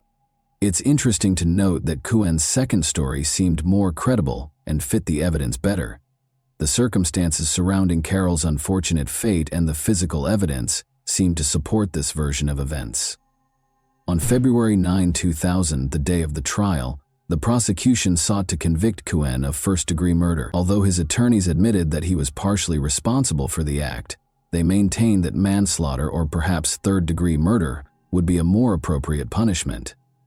After receiving the case, the jury deliberated for just 22 minutes before rendering a decision. Kuhn was convicted of murder in the first degree. The fact that the offense was committed in 1976 gives Kuhn the opportunity to enjoy freedom again. Judge Philip Federico of the Pinellas Pasco Circuit Court interpreted the state legislation of that year. After 25 years, a person convicted of first-degree murder may be eligible for parole under these provisions. It's interesting to note that Carol's mother, Norma Hutto, felt compelled to speak to Kuhn at the sentencing, even though Kuhn declined to do so. Norma went on to add, "James Kuhn, you took the trust Carol gave you and you used it for your depraved wants." She also mentioned how Carol had trusted him and called him out. She brought up the fact that Kuhn had attended Carol's funeral, disguising his true motivations by acting like her friend and feigning distress. Norma expressed her wish that he would never be released from prison and that he was unworthy of a fresh start, pointing out that he had denied her daughter the opportunity. A hopeful mother, Norma had a bright future in mind for her newborn daughter, Carol. She looked forward to the day Carol would graduate from Largo High School with pride. She envisioned her 16-year-old daughter in a gorgeous white gown, walking down the aisle to begin a happy life with her husband and perhaps even starting a family. But all of those hopes were dashed in a single night, and it was fervently hoped that Kuhn would never be allowed to leave prison. Let's now discuss Kuhn's case. Do you believe that he truly felt regret for his actions, and do you think that he deserved a life sentence? And do you think Kuhn's behavior with Carol was premeditated or just an accident? If you have any specific sections or sentences you'd like to clarify further, please let me know. And that wraps up today's chilling story. If you enjoyed this video, don't forget to like and subscribe so you never miss a new upload.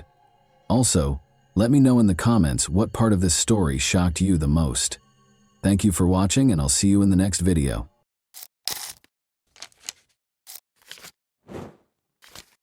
Hey guys, today we're diving into another truly horrifying case. If you want to support my channel, make sure to subscribe and stay active. It really helps me out. I'd be super grateful for that.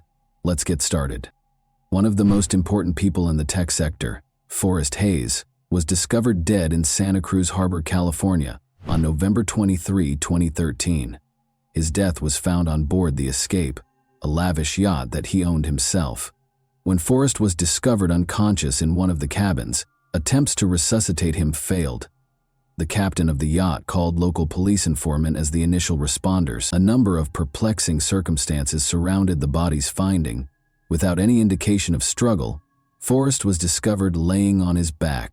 There was a noticeable injection mark on his arm, but there was no syringe or medical equipment in the area. As a result, detectives were instantly prompted to think about whether this was an accident or an intentional conduct. There was chaos in the cabin where Forrest was discovered. He had company, as evidenced by the lipstick traces on one of the two wine cups on a tiny table in front of him. A sense of seclusion was created by the meticulously drawn curtains covering every window and the low illumination. There were no obvious indications of violence, yet the scenario was strangely contrived. Forrest regularly used the yacht for private excursions, the captain told the authorities.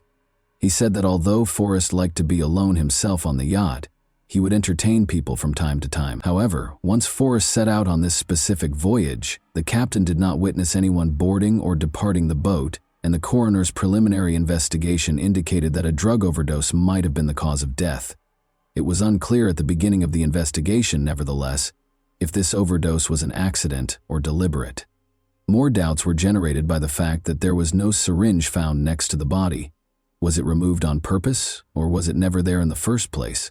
Investigators started looking into Forrest's life, contacts, business transactions, personal ties, and the circumstances surrounding his death in an effort to find leads. Who had been with Forrest in his last hours was the crucial question. The lipstick-stained wine glass and the absence of obvious evidence at the scene suggested a woman was present, but neither the harbor personnel nor the captain saw anybody get off the yacht after Forrest got on board.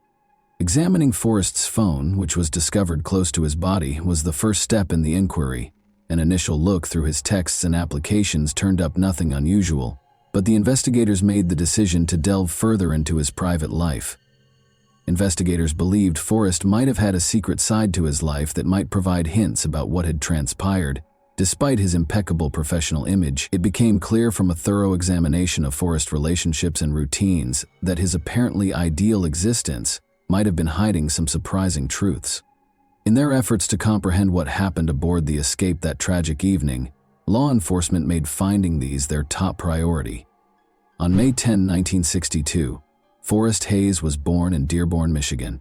He demonstrated exceptional learning skills at a young age, and his innate charisma, curiosity, and talent for handling challenging situations made him a leader among his peers. His captivating personality and drive for perfection were often praised by teachers and classmates, and these attributes set the groundwork for his eventual success in the workplace. Forrest enrolled at a prominent university to study computer science and engineering after graduating from high school. He rapidly became proficient in the state-of-the-art technologies of the time and started working on his own projects, which attracted the interest of significant tech firms. Early in the 1980s, when the information technology sector was just starting to take off, his career really took off. Forrest's 2005 hire by Apple was a turning point in his career. Apple was expanding quickly at the time and was creating groundbreaking devices like the iPhone and iPad. Forrest was hired by the corporation to work in one of the main divisions, in charge of developing cutting-edge technologies. He immediately gained the respect of his coworkers and leadership due to the substantial contributions he made to Apple's projects. Forrest was more than just an accomplished expert. He was a pioneer. He was a vital team player because of his exceptional ability to come up with novel answers to challenging problems. Coworkers recalled his unwavering commitment to putting innovative concepts into practice that improved the usability and accessibility of Apple's products. Forrest developed technology during his time there that went on to become industry norms, but Forrest's aspirations prevented him from taking things easy. He soon accepted an offer from Google to work for the multinational internet behemoth. He joined Google X, a division devoted to creating cutting-edge technologies, after 7 years at Google. In his position, he oversaw projects including smart devices, driverless cars, and other cutting-edge technologies. Forrest's accomplishments include helping to create self-driving car systems, a revolutionary development in the realm of autonomous mobility. According to colleagues, Forrest Hayes had the ability to motivate a group of people and lead them toward challenging objectives. He promoted a positive work atmosphere as a leader who was fair but firm. Forrest gained the respect and affection of his team since he didn't hesitate to take on the most difficult assignments.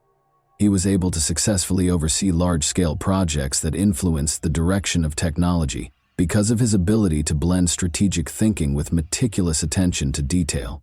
Forrest's family life and career accomplishments were closely related. He married Denise Hayes in 1996, and the two of them had a close relationship based on support and understanding. Asha, Lily, Roscoe, Lauren, and Daniel were the couple's 5 children. Forrest was a loving parent in addition to being a prosperous businessman. He always found time for his family in spite of his hectic job schedule.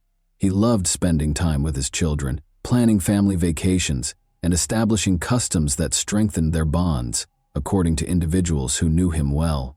Forrest seemed to have a happy family life. Situated in one of California's most prominent communities, their $3 million 0-cents home provided a peaceful and comfortable sanctuary. But trips aboard his yacht were the source of Forrest's greatest happiness. For him, the yacht was more than just a means of transportation. It represented the unity of the family. He regularly took his family on quick getaways, where they could unwind and spend quality time away from friends, co-workers, and the bustle of the city. Admired Forrest's ability to strike a balance between his commitment to his family and his career achievement. He demonstrated how to balance professional accomplishments with personal obligations. Those around him were profoundly impacted by his attention to detail and desire to succeed in all that he did. But notwithstanding, Forrest occasionally confided in intimate friends about feeling empty despite the external peace. Though it didn't provide him total fulfillment, he felt as though he had accomplished everything he could have imagined. This restlessness might have contributed to his pursuit of novel hobbies and experiences, which ultimately had disastrous results. Using the app Seeking Arrangement was a big part of Forrest's covert existence. For casual relationships that frequently include financial support, this network connects wealthy people with younger companions. Forrest used the app frequently. He had been texting dozens of women, setting up meetings and negotiating the conditions of their contacts, according to an examination of his account. These connections went beyond simple friendships. Forrest was renowned for providing his companions with lavish assistance, including meeting in private, paying for their expenses, and giving them pricey presents. His yacht escape was one of those places. After serving as a family vacation boat for brief excursions, Forrest turned it into a private hideaway where he hosted ladies he had met on the app. He was able to avoid unwanted attention since the yacht gave him the privacy he needed. The police eventually learned that the yacht was frequently used for these kinds of meetings from the captain, who was employed by Forrest. He remembered that Forrest sometimes traveled small distances with women or sat with them alone for numerous hours. The captain claimed that this started to happen frequently, but he was prohibited from inquiring because of a confidentiality agreement. Alcohol was frequently consumed during these interactions, and occasionally illegal narcotics were used as well. Conversations regarding obtaining these drugs were discovered in messages on Forrest's phone. Sometimes he asked his partners to bring them along. Unaware of his other existence, his family and co-workers were taken aback by this news. One woman that Forrest had met through Seeking Arrangement attracted special scrutiny from investigators. He set up a rendezvous with her aboard the yacht a week prior to his passing. They drank alcohol during the evening and then took drugs that made Forrest feel ill. Forrest stated in communications following the meeting that he wasn't feeling well but had no plans to cease doing such things. There were two realms in Forrest's life. In one, he had a perfect reputation as a professional, a loving husband and a father. He looked for excitement and a brief reprieve from regularity in the other.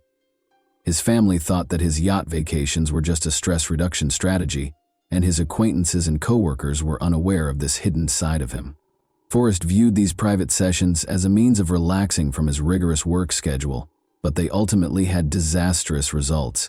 His success was formerly symbolized by the yacht. Freedom became the place where his premature death and double life met. Investigators and Forrest's loved ones were forced to reevaluate their perception of a man they had assumed to be perfect in light of the facts. Alex, whose real name is Alexandra Catherine Tillman, was born in Canada on April 8, 1987. Leslie Ann and Bart Tillman adopted her at a young age, thus her biological parents were unknown. Alex received a secure and caring upbringing from her new family, complete with a cozy home and stable finances. The family enjoyed a high social status because Bart was an executive at a large corporation and Leslie Ann worked in retail. Alex was raised in a loving home. She aspired to be a writer and excelled academically, particularly in literature. Her teachers were aware of her rich imagination and innovative ideas. She also enjoyed playing sports and took an active part in school tournaments. Parents encouraged their daughter's goals, supported her education, and were proud of her. But for Alex, adolescence marked the start of a string of issues. She first took marijuana when she was 14. Although it was more of a haphazard choice, it eventually brought to a slow entry into the forbidden world. Alex started using lighter drugs at first, but by the time he was 16, he was using harder ones.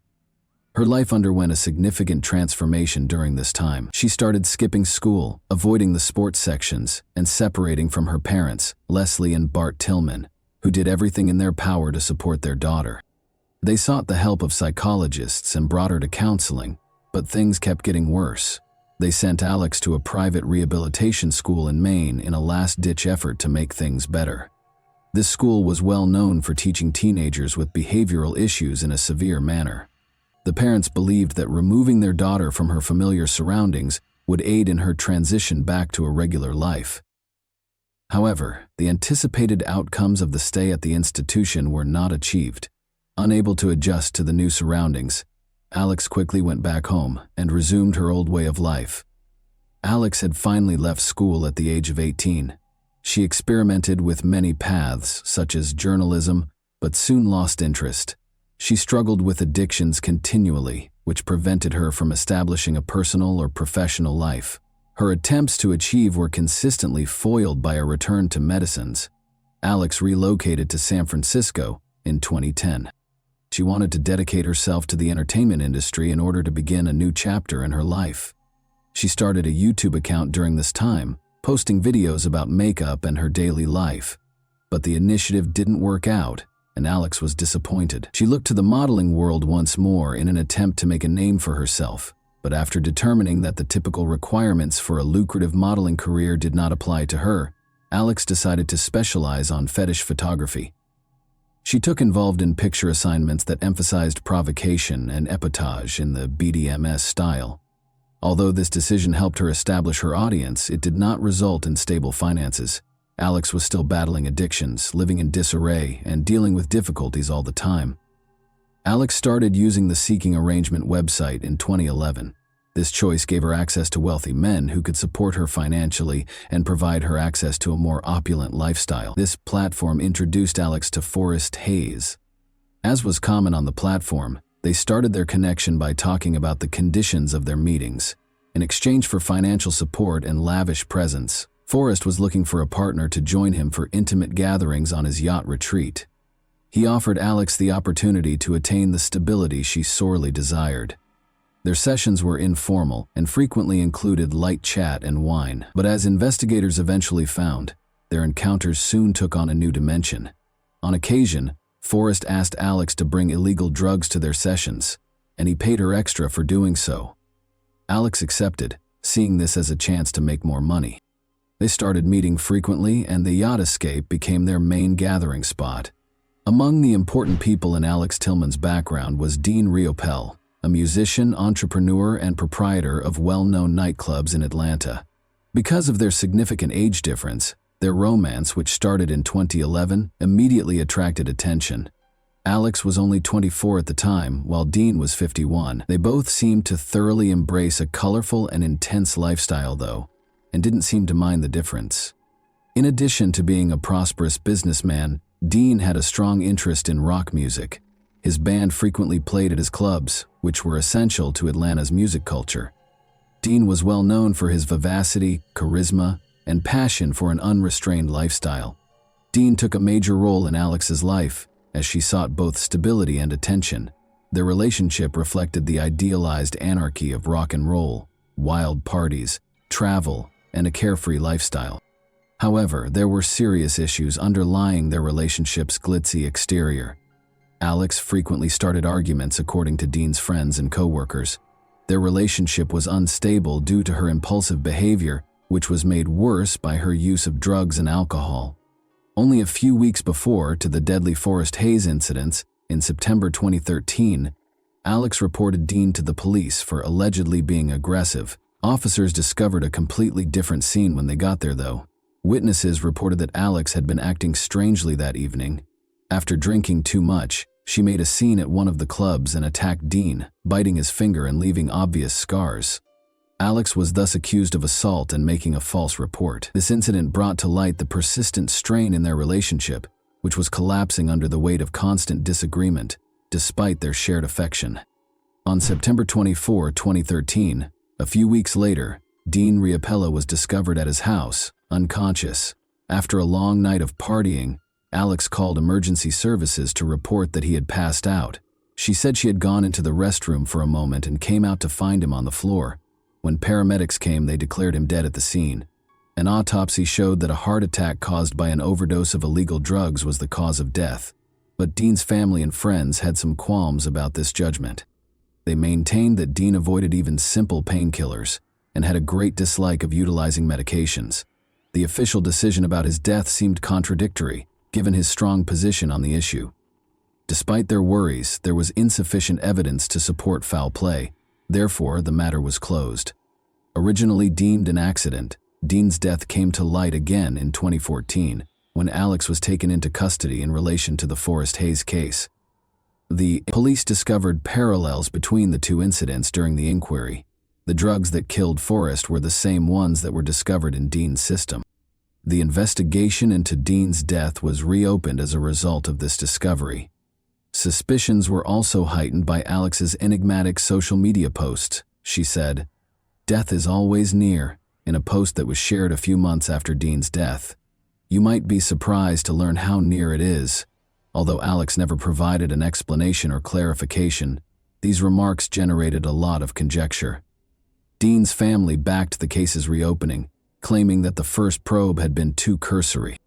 They thought Alex might have been involved in his death because of his actions and relationship to illegal substances, but there was never any hard proof that connected her to the event.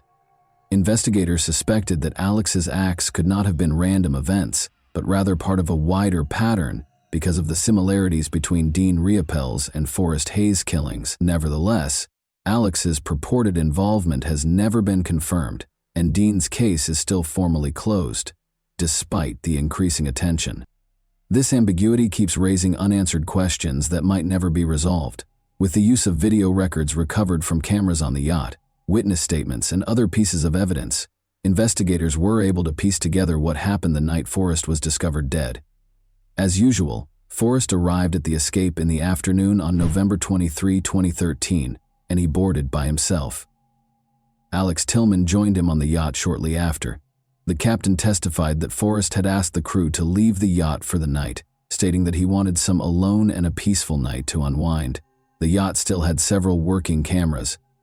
In the main cabin, the video showed Forrest and Alex conversing, joking, and sipping wine. Substances and syringes were later found in the backpack that Alex had brought with her. The talk grew more informal as the evening went on, and Alex produced a syringe loaded with the drug. After giving herself an injection, she gave it to Forrest, who accepted. The precise moment of the injection was captured by the camera. Forrest's condition quickly deteriorated after receiving the dose. After losing consciousness, he fell into the couch. At first, Alex failed to see how terrible the situation was. She kept looking about the cabin and drinking her wine. She finally shook Forrest by the shoulders in an attempt to resuscitate him, but he didn't react. Alex became alarmed when he realized that Forrest was not waking up. She started acting frantically.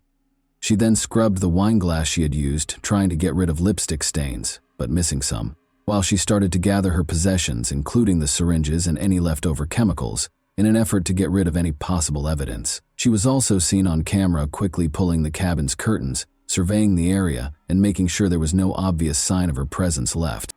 Alex then departed the yacht without telling anyone what had transpired. Forrest lay on the couch for several hours after she left him asleep, and no one bothered him. The skipper didn't return to the yacht and see Forrest dead until later, after his worried wife had called him. According to the inquiry, Alex attempted to evade notice following the incident by turning off her phone and leaving the marina. But police were able to piece together the events thanks to the yacht's camera recordings, fingerprints, and text messages between Forrest and Alex on his phone, as well as traces of lipstick on the wine glass. Alex played a significant role in the catastrophe, as evidenced by her actions during the escape. She was suspected of trying to avoid responsibility because of her frantic flight and attempts to destroy evidence. One crucial question, though, was still unsolved. Was the injection planned, or was it a snap decision taken under pressure? Law enforcement launched a manhunt to find Alex Tillman when it was determined that she was a major contributor to Forrest Hayes' death. Suspicions that Alex was involved were further cemented when she went into hiding right after the incident. Her phone was off and her once accepted social media profiles were inactive, making it more difficult to find her. But investigators came up with a strategy. They concentrated on Alex's Seeking Arrangement profile, which was the site where she had first made contact with Forrest. The secret to finding her was this app. Investigators constructed the persona of an affluent man looking to make new friends using a fictitious profile. Alex accepted to meet despite his best efforts to stay out of the spotlight because he couldn't resist the chance to make money. She set up a rendezvous at a remote spot in California after days of messaging. Alex was arrested by police enforcement when she showed up for the rendezvous. Everything went without a hitch. Despite not resisting, Alex's behavior throughout the arrest was described as calm and uninterested. She claimed not to grasp the charges against her. She was shortly formally charged with illegally distributing forbidden narcotics, tampering with evidence, and second-degree homicide. Her attractiveness and contentious past caused the trial to immediately become a media sensation. When it started in early 2014, Alex, known as the beauty-turned-criminal, became the focus of media and public attention. During court appearances, a lot of people talked about her previous appearances, interviews, and demeanor.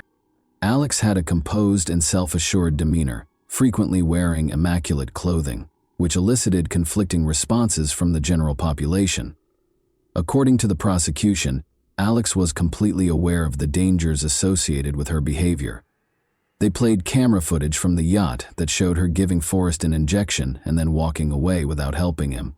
The prosecution asserted that this showed her lack of interest and willful efforts to hide her activities. Alex's defense team argued that she didn't mean to hurt anyone and that she only did what Forrest asked her to do. Her attorneys claimed that her hasty departure was motivated by panic and that his death was a terrible accident. They further underlined that Forrest had agreed to the injection and had asked for the drugs. There was a great division in public opinion. Some believed that Alex was a heartless criminal who killed a well-known and prosperous person. Others questioned the morality of Forrest's actions, such as his use of a dating site and involvement in dangerous pursuits, and saw her as a victim of circumstance. Alex and the prosecution agreed a plea deal in May 2015. She avoided a jury trial and received a reduced sentence by entering a guilty plea to involuntary manslaughter and possession of forbidden narcotics. She received credit for time already served and was given a 6-year jail sentence. Another round of debate was triggered by the ruling.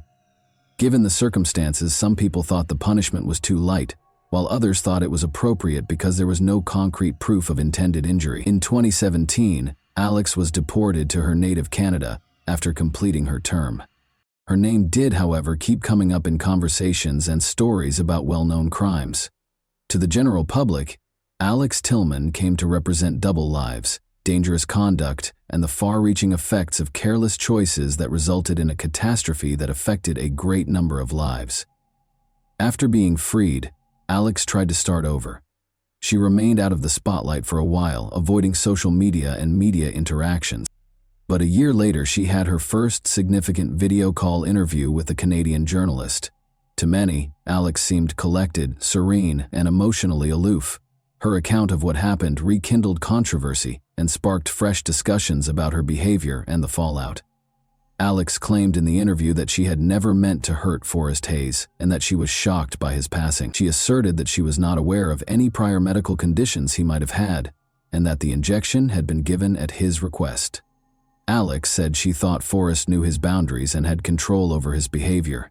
Additionally, she denied intentionally attempting to conceal evidence, stating that her actions were motivated by panic and ill-advised decisions made in a moment of crisis. However, the evidence in the case contradicted her allegations. Video from the yacht showed Alex leaving the area without trying to contact for assistance, in addition to deleting any record of her presence. Her justifications were criticized harshly by the Forrest family, who saw them as an attempt to deflect blame and cast further doubt on her sincerity. Her comments regarding Dean Riopel were equally contentious. Alex revealed in the interview that his passing had hurt her and that their relationship was tumultuous but sincere. She did not, however, respond to inquiries regarding the circumstances of their last encounter or the reason behind Dean's overdose. Suspicions were only heightened by her silence. According to Dean's family, who had previously demanded that the case be reopened, Alex's remarks left more questions than they answered.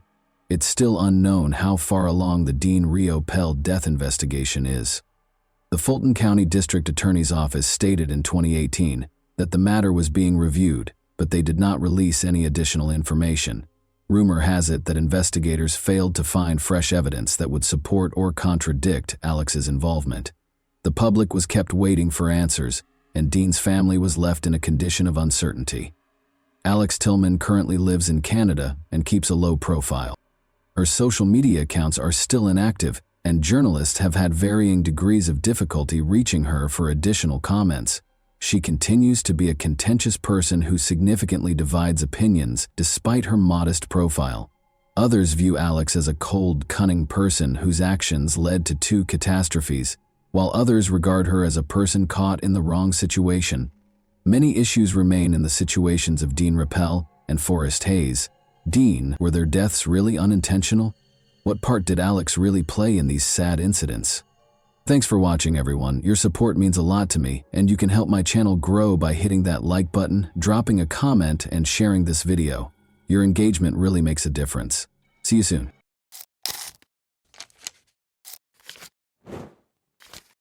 Hey guys, welcome to my channel, and today we're going to take a look at another horrible case with you.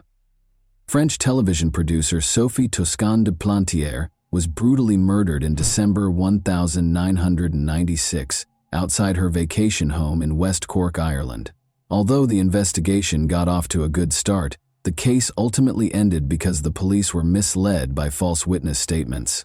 No one has been held responsible for her untimely death, even after all this time. What went wrong in this well-publicized investigation, and why does Sophie's murder continue to plague her family and the neighborhood? Let's investigate the specifics of this enduring enigma.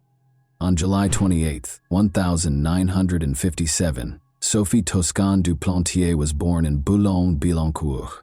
She was born into a wealthy French family that appreciated the arts and raised in the energetic city of Paris. She developed an early interest in the film industry and later became a television producer. She wed Daniel Toscan du Plantier, a well-known figure in French cinema, in 1991. They became a vibrant couple and reared Sophie's teenage son Pierre-Louis from her first marriage. He had a particular place in her heart because he was her only child. They had a close relationship based on mutual respect and trust. Sophie made it a point to be actively involved in his life, from supporting him at events to helping with school projects. They loved spending time together, whether it was traveling around Paris or hosting comfortable movie evenings at home. Sophie's and her husband's lives were frequently in the spotlight in the busy city of Paris, where they both worked in the film industry. Sophie's tenacity was apparent in all she did. She put a lot of effort into achieving her goals. Young and fervent, Sophie never let anyone discredit her aspirations or goals. She pursued her profession while upholding her moral principles because she firmly believed in justice. Pierre-Louis, who saw his mother as a role model, was among those who admired her bravery and strength. Every day he was inspired by her tenacity and resolve, and their relationship gave them both strength to handle the difficulties of life in the spotlight. But the bustle of the city might be too much to handle. Sophie frequently fled to Shull, a quiet village on Ireland's west coast, in search of tranquility. Even though the surroundings were serene, Sophie was unaware that this would be her final journey. Shull, which has a population of only 700, is renowned for its breathtaking landscapes and welcoming community.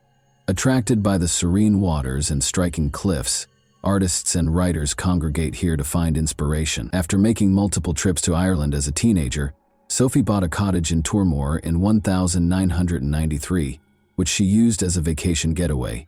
Her maiden name, Munoz, was well known among the locals. Sophie arrived alone in Ireland on December 20, 1996. She couldn't wait to spend Christmas in her comfortable cottage in Dunmanus, West Cork. She used this small sanctuary as a place to unwind and rejuvenate after a long day of work in Paris. Sophie fell in love with the local charm as soon as she arrived. She ran errands at the village shops and talked to her amiable neighbors. Since they had known her since she was a young girl, the locals gave her a warm welcome. She felt at home in the stunning scenery and cool winter air. But beneath the quiet, a horrible event was on the horizon. A tragedy that would permanently alter the close-knit community was set to upend the tranquil days. Nobody could have predicted Sophie's fate in this peaceful region of Ireland. Shirley Foster, a neighbor, sadly called the police on the morning of December 23. She had witnessed a horrific scene, a corpse outside her neighbor's house. The scene was startling, and it was a cold morning. The victim, who was later identified as Sophie, was seen by the Irish police or Gardaí when they arrived. It was difficult to immediately identify her because of the severe damage to her face. She was wearing a comfortable dressing gown over her pajamas, but her boots were still on, as though she had gone outside for a little while, maybe to breathe. It became evident that the blood-stained concrete block next to her might be the weapon used against her. Along the path to the back door, where the keys were still stuck in the lock, and on the gate, blood was also discovered. Everything inside the house appeared normal. 2 wine glasses were left unattended on the drying rack. Whatever had occurred seemed to have happened outside in the bitter cold. She was attacked shortly after leaving the pub, most likely in the early hours of December 23, according to forensic experts. Given how violently she died, there were immediate concerns about the attack's motivation. The small village of Choules and beyond were rocked by the discovery of Sophie Toscan Duplantier's body. A once tranquil location swiftly became a crime scene, garnering significant media coverage from France and Ireland. It was a difficult task for investigators to piece together the circumstances surrounding her death while the public and media watched closely. Together with forensic teams, local law enforcement stepped in an effort to locate any forensic evidence that could aid in identifying Sophie's killer. They painstakingly gathered evidence from the scene. In an attempt to create a timeline for Sophie's final hours, investigators spoke with locals and customers at the local pub. But their task was made even more difficult by the lack of immediate suspects. Early on in the investigation, one of the major problems surfaced. It took 28 hours after the body was found for Dr. John Harbison, the state pathologist, to reach the scene. Due to this considerable delay, important evidence may have been contaminated or washed away by the rainy weather. This sparked questions about the police investigation and whether it would result in answers or remain unsolved. The Gardaí came under fire for improperly managing evidence during this period. While in their custody, a number of items, including a blood-stained gate, disappeared. More questions were raised, even though they later stated that the gate was thrown away because it wasn't useful as evidence. Although the police investigation was poorly managed, an investigative report found no evidence of high-level corruption. Public concerns were heightened by the fact that the investigation's records had been altered and that some pages were missing. The results of the final examination of Sophie's body were unsettling. She had fought back, as evidenced by the numerous defense wounds and scratches on her hands. She had also taken severe hits to her face and back of her head, leaving her hardly recognizable. Unfortunately, it was impossible to pinpoint the exact moment of her death because her body had been exposed to the cold for so long. Clarity was scarce at the actual crime scene. There were no signs of a struggle inside the cottage, except for some blood traces on the back door and gate. Sophie appeared to have gone outside for a specific purpose because she was wearing her boots over her pajamas. The keys left in the back door suggested that she may have gone outside for a moment, or that someone in the kitchen may have trapped her there. On the counter were 2 wine glasses. They could have been used by Sophie the day before, so their presence did not prove that someone else had been in the cottage. In general, there weren't many hints left at the scene. Only one blood sample from the collection was found to be unrelated to Sophie.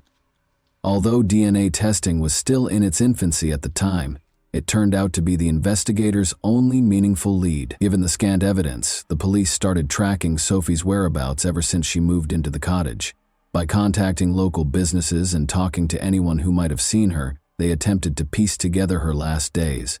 As the investigation progressed, it became evident that finding answers would be difficult. The small village of Choules was rocked by Sophie's murder. The fact that a married mother was murdered just before Christmas added to the shock of the first murder in almost a century. The locals couldn't believe such violence could occur in their peaceful neighborhood. The villagers gathered to grieve and support one another, and they stayed up to pray in Sophie's honor. This sad incident sparked important conversations about safety, particularly for women, and the value of being vigilant even in quiet rural communities. The media significantly influenced public perception of the case as the investigation went on.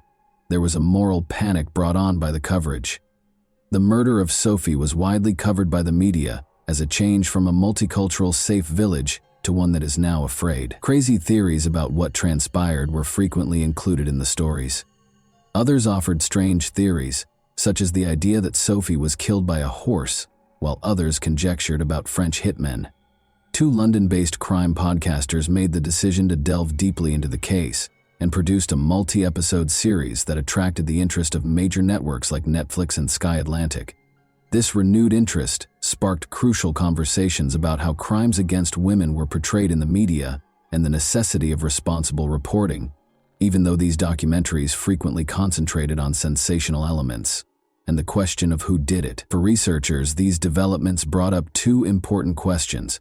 First, how closely did the sensationalized stories that frequently accompany cases of violence against women resemble the recent media coverage of Sophie's case?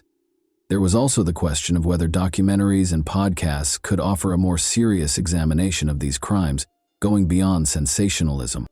Some important details that helped tell her story were discovered by the police as they investigated her last days. Sophie was seen shopping and chatting with amiable locals in Shul the day after she arrived. One store owner saw something strange. Sophie was being watched intently by a man wearing a black coat and hat while she was shopping, and he followed her after she left. Sophie made the decision to walk to 3 Castlehead the night before her body was found. The ruins of Dunlough Castle can be seen along this lovely track, which also offers breathtaking views. A local legend about the White Lady, the ghost of a bride who tragically threw herself off a cliff, is another reason for its notoriety. When people saw her, they assumed that something horrible was going to occur. Sophie said she saw the White Lady while out for a walk. She later told her friends about this terrifying experience, even admitting that the idea of having met a ghost frightened her. She returned to a nearby pub for tea after seeing her friends, where she engaged in conversation with the locals. Although it seemed like a typical evening, nobody could have predicted how it would turn out. Daniel, Sophie's husband, was in Paris when she last spoke to him. Around midnight, they received a phone call that was probably full of love and encouragement, but a horrible thing happened after that call. Sophie was murdered sometime between midnight and the time her neighbor discovered her. This demonstrated how urgent and intricate it is to comprehend the events leading up to her terrible destiny. Daniel Toscan, Sophie Toscan Duplantier's husband, was the first person the police looked at as a suspect in her murder. Sophie had learned that Daniel was having an affair, and the couple had made the decision to split up. Strangely enough, Sophie had recently made the decision to break up with the man she was seeing. To alleviate the stress of her separation, she decided to spend the holidays by herself in Shul prior to her trip. Daniel and Sophie's lover were in France on the evening of December 22, not in Ireland. There was a lot of gossip in the little town of Shul as the police started their investigation. People in the area thought that tourists might have been involved in Sophie's murder. But according to the police, the murderer was probably a local who knew the routes to her isolated cottage. Police continued their investigation, concentrating on a man named Ian Bailey, who was born in Manchester, England. Ian was born on January 27, 1957, and in the early 1990s, he relocated to Ireland. He sought a more tranquil life after a challenging divorce and worked as a freelance journalist, occasionally publishing under the name Ian Bailey. In addition, he worked on fish farms and had a market stand where he sold poetry and pizza. From 1992 on, Ian and his partner Jules Thomas resided in Goleen. Despite his enjoyment of life in Shul, he was perceived by many residents as conceited and intrusive. The couple hurried to the crime scene to collect information for a story after learning that Sophie's body had been discovered on December 23, 23 p.m. Ian was adamant about writing about the murder, the first in Shul in a century, even though the police advised them not to divulge any information. Sophie's tragedy garnered international media attention because she was a well-known person. Ian started writing about Sophie's relationships and other aspects of her life. According to the article Sophie's Tangled Love Life, she had been inviting different men to her cottage. Sophie's family promptly made it clear that she was only seeing one man, and that they had broken up with him prior to her trip. This clarification caught investigators' attention and sparked additional rumors. Some neighbors insisted they had met Sophie, despite Ian's claim that he didn't know her well. He persisted in speculating that Daniel was responsible for the murder, implying that he did so to protect himself from financial loss in their divorce. The violent nature of the crime, according to the police, did not align with this theory. A crucial piece of information was revealed on January 11th. At 3 in the morning, an unidentified caller claimed to have seen a man at a bridge close to Sophie's home. December 23. He wore a black coat and hat just like the man a store owner had seen on December 21 after Sophie. The shop owner, Marie Farrell, turned out to be the source of the tip. Because she was at the bridge with another man and didn't want her husband to find out, she had filed an anonymous report. Police named the man as Ian Bailey and made him the primary suspect based on her description and other witness statements.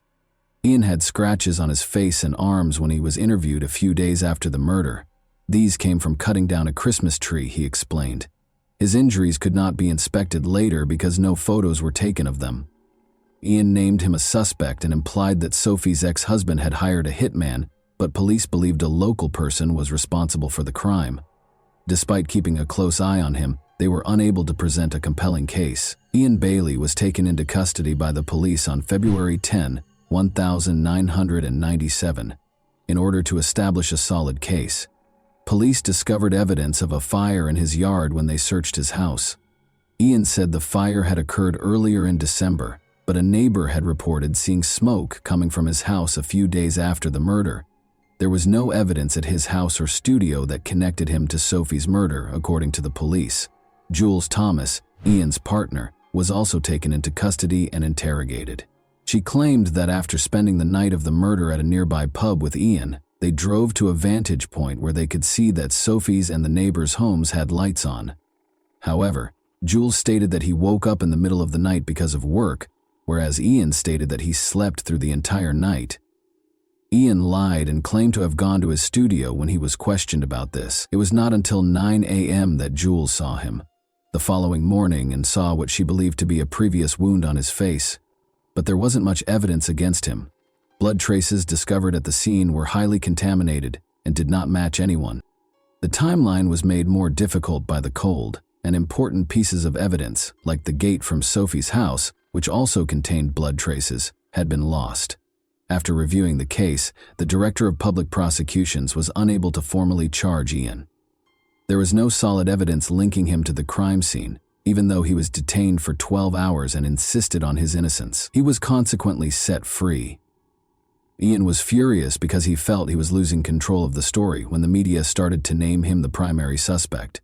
His mental state appeared to deteriorate as the investigation went on. People said they saw him carrying a stick he said had magical powers, or howling at the moon. A condition known as howling at the moon occurs when someone expends time and energy attempting to accomplish an impossible task or obtain an unachievable goal. Some neighbors even claimed that Ian had confessed to killing Sophie as more information surfaced, but they later claimed it was just dark humor. Ian was arrested once more on January 27, 1998, in the hope that he would eventually confess because the police believed he had evidence against him. But nothing had changed, and the evidence was almost completely gone. Ian was again released without formal charges. The way the police handled the investigation drew harsh criticism once more. After his second arrest, he invited the media to his house to denounce the media frenzy surrounding him and to claim his innocence, despite the fact that many people thought he was guilty. He gave the police samples of his and his partner's hair. No new evidence emerged, and the case cooled off after 2 unsuccessful attempts to coerce a confession. Ian lost his defamation lawsuit against multiple media outlets in 2003. Police files were made public as a result of this loss, which only increased public suspicion that he was involved in Sophie's murder. The main witness, Marie Farrell, testified during the trial that she saw Ian close to the crime scene. He threatened to change her statement, she said. It was also revealed that Ian and his partner had a tumultuous relationship, which included past instances of domestic abuse. The public saw Ian as a violent man, despite Jules' defense.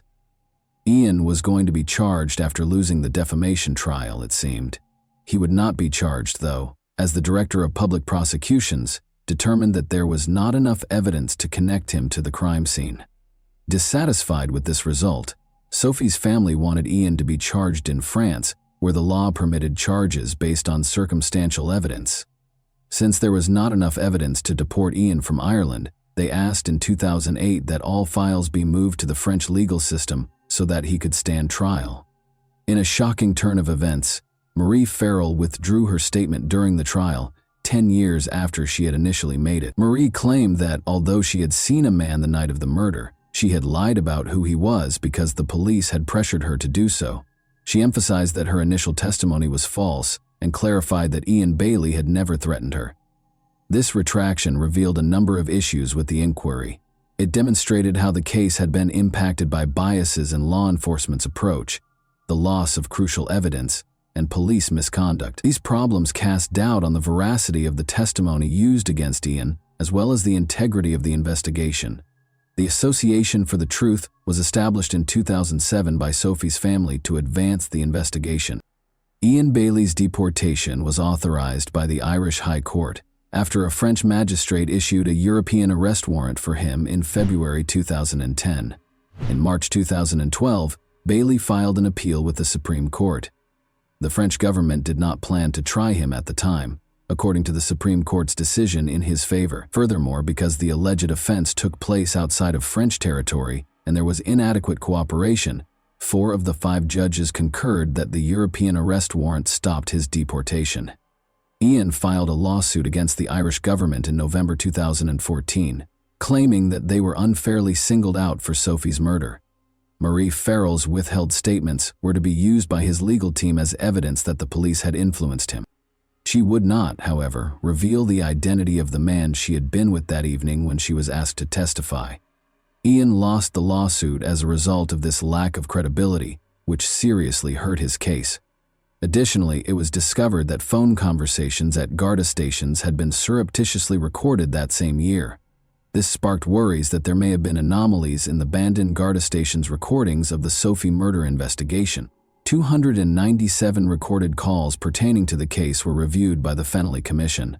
The commission discovered evidence that suggested the Gardaí had thought about deleting or changing evidence that could have cleared Ian Bailey.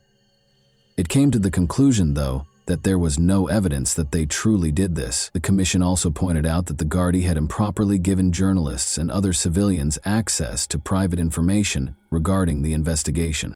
In order to clear his name, Ian Bailey wrote to the Director of Public Prosecutions in 2016 and asked for a trial in Ireland. However, this did not occur. A European arrest warrant issued by French authorities, who wanted to deport him to stand trial for the murder of Sophie Toscan de Plantier, led to his arrest in Ireland in March 2017. The warrant was granted by the Irish High Court, but Bailey managed to evade extradition. Despite Ian's absence, a French court determined in 2018 that there was sufficient evidence to hold a trial. As a result, a trial without Ian started in France in 2019. Because there was no jury, only 3 judges, and more than 30 witnesses, the trial was unusual. A Paris court found Bailey guilty of murder on May 31, 2019, and he was given a 25-year prison term. An arrest warrant was issued for Europe. He was permitted to stay in Ireland after the High Court of Ireland decided there was not enough evidence to deport him.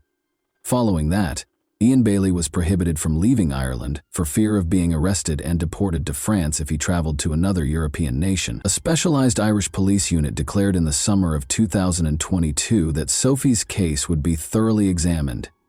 Ian Bailey passed away outside his Bantry home on January 21, 2024 at the age of 66, following a suspected cardiac arrest. Due to his history of domestic violence against his partner, which resulted in her hospitalization in 2001, his life was tainted by controversy. In Shull District Court, he was found guilty of assault. According to a psychiatrist's report, he exhibited aggressive and egocentric conduct, particularly when under the influence of alcohol. In order to fill the profound void left by his mother's absence, Sophie's son Pierre-Louis continues to visit Shull. Her death still hurts 25 years later, and he still finds it hard to move on from this tragic period of his life and find closure if the case is not resolved. One of the most well-known unresolved cases in Irish history is the murder of Sophie Toscan du Plantier. Complicated witness statements and her family's intense grief have complicated the investigation. The pursuit of justice feels far from over, even with the appearance of fresh leads. And that wraps up today's chilling story. If you enjoyed this video, don't forget to like and subscribe so you never miss a new upload. Also, let me know in the comments what part of this story shocked you the most. Thank you for watching, and I'll see you in the next video.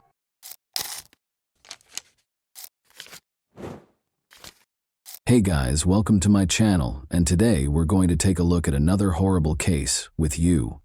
3 8-year-old boys, Steve Branch, Christopher Byers, and Michael Moore, vanished while riding their bikes in West Memphis, Arkansas, on May 5, 1993. The following day, their bodies were discovered. However, the investigation took a convoluted and fruitless turn after receiving a false tip about local teenagers. How did misdirection in the case permanently change the course of justice? And what actually happened to these boys? Would justice be served to the victims, or would the case go unresolved? John Mark Byers called the West Memphis police at 8 p.m. on May 5, 1993 to report his son Christopher missing. The officer was informed by him and his spouse Melissa that Chris had not been seen since approximately 5:30 p.m. while he was in the yard working. 2 more parents called in with similar concerns within the next 90 minutes. Steve Branch left for school that day, and Pamela Hobbs said she hadn't seen him since. Around 6 o'clock in the evening, according to Dana Moore, her son Michael had gone out with friends, but had skipped dinner at home. A search was conducted in Robin Hood Hills, where local children frequently played, after 3 missing boys were reported missing. No sign of the boys was discovered that night, despite a thorough search. Chief Inspector Gary Gitchell took over the search the following morning, May 6, 1993. Officer Steve Jones noticed a black tennis shoe floating in a ditch close to the Blue Beacon car wash in the early afternoon. Within 15 minutes, Sergeant Mike Allen found the bodies of 3 young boys who had been murdered in Robin Hood Hills: Steve Branch, Michael Moore, and Chris Byers. In a drainage ditch, the 3 boys were discovered naked, their hands and feet bound with their own shoelaces. Nearby, their clothing was discovered entangled in mud and tree sticks. Christopher Byers suffered from severe genital injuries, including mutilation. Moore and Branch died from multiple injuries and drowning, while Byers' official cause of death was multiple injuries. Because there was insufficient evidence, the police's initial suspicion of rape was later refuted by expert testimony.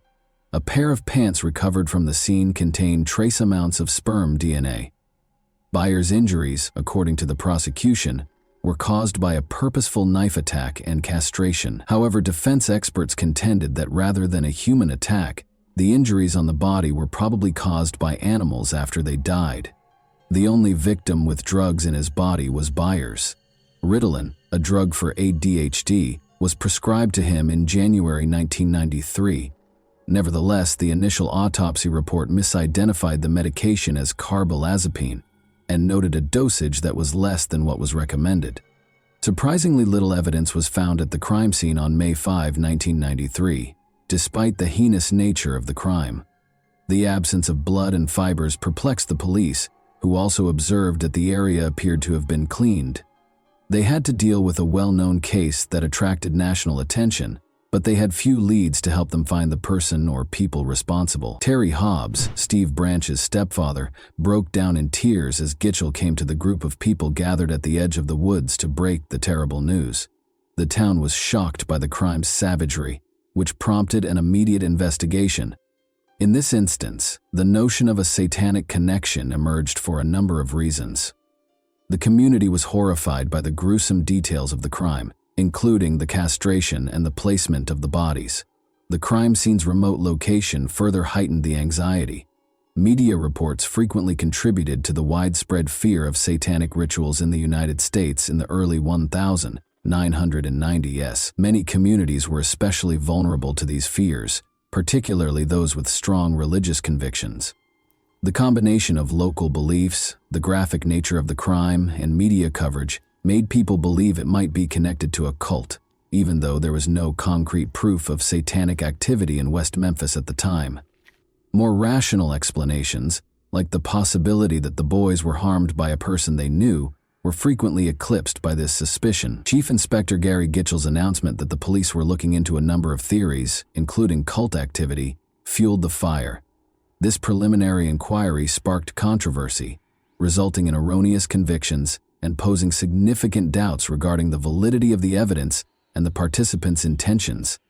3 young men, Jason Baldwin, Damian Eccles, and Jesse Miskelly Jr., were soon identified as suspects by investigators, and the pursuit of answers permanently altered their lives.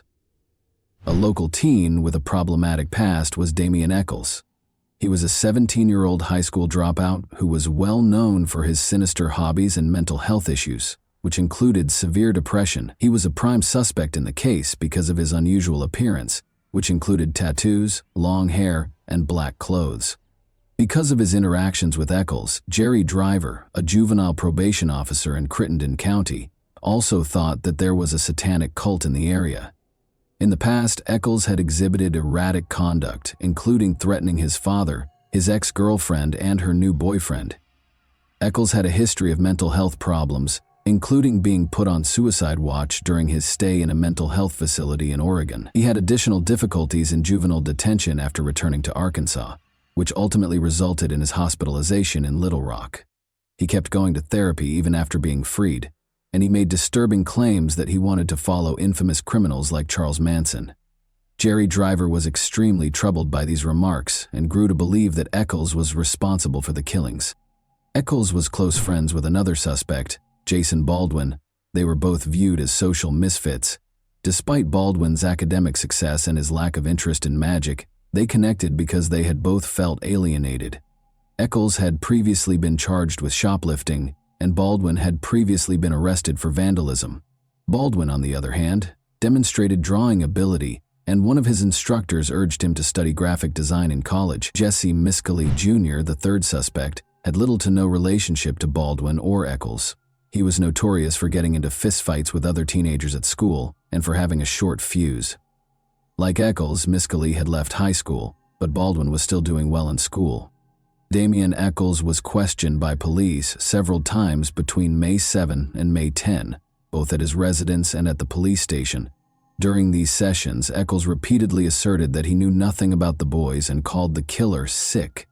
Eccles maintained that on the evening of May 5 he was at home chatting on the phone with friends, but when he implied that the murderer was probably a local, it sparked questions about his personal involvement. Even though Eccles cooperated with the police, the results of his polygraph suggested that he might have been lying or deceiving, which fueled more conjecture.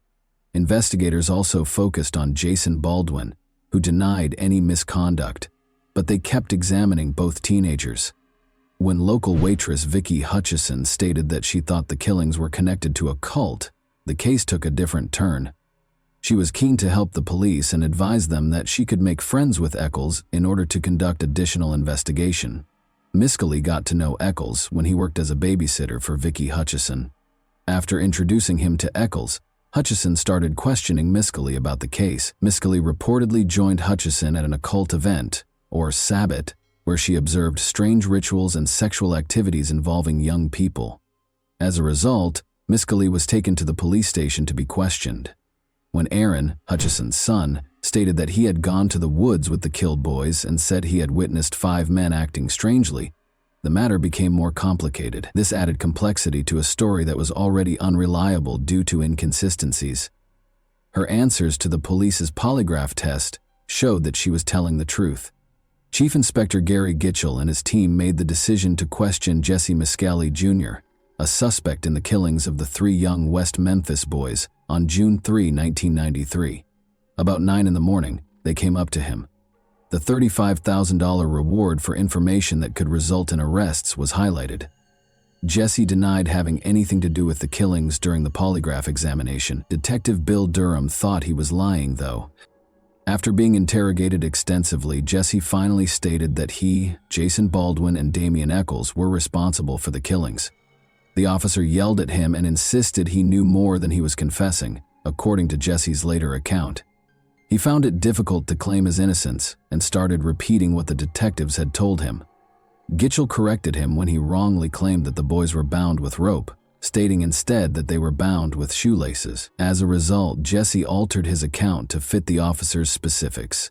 Jesse was questioned for hours before her confession was captured on tape.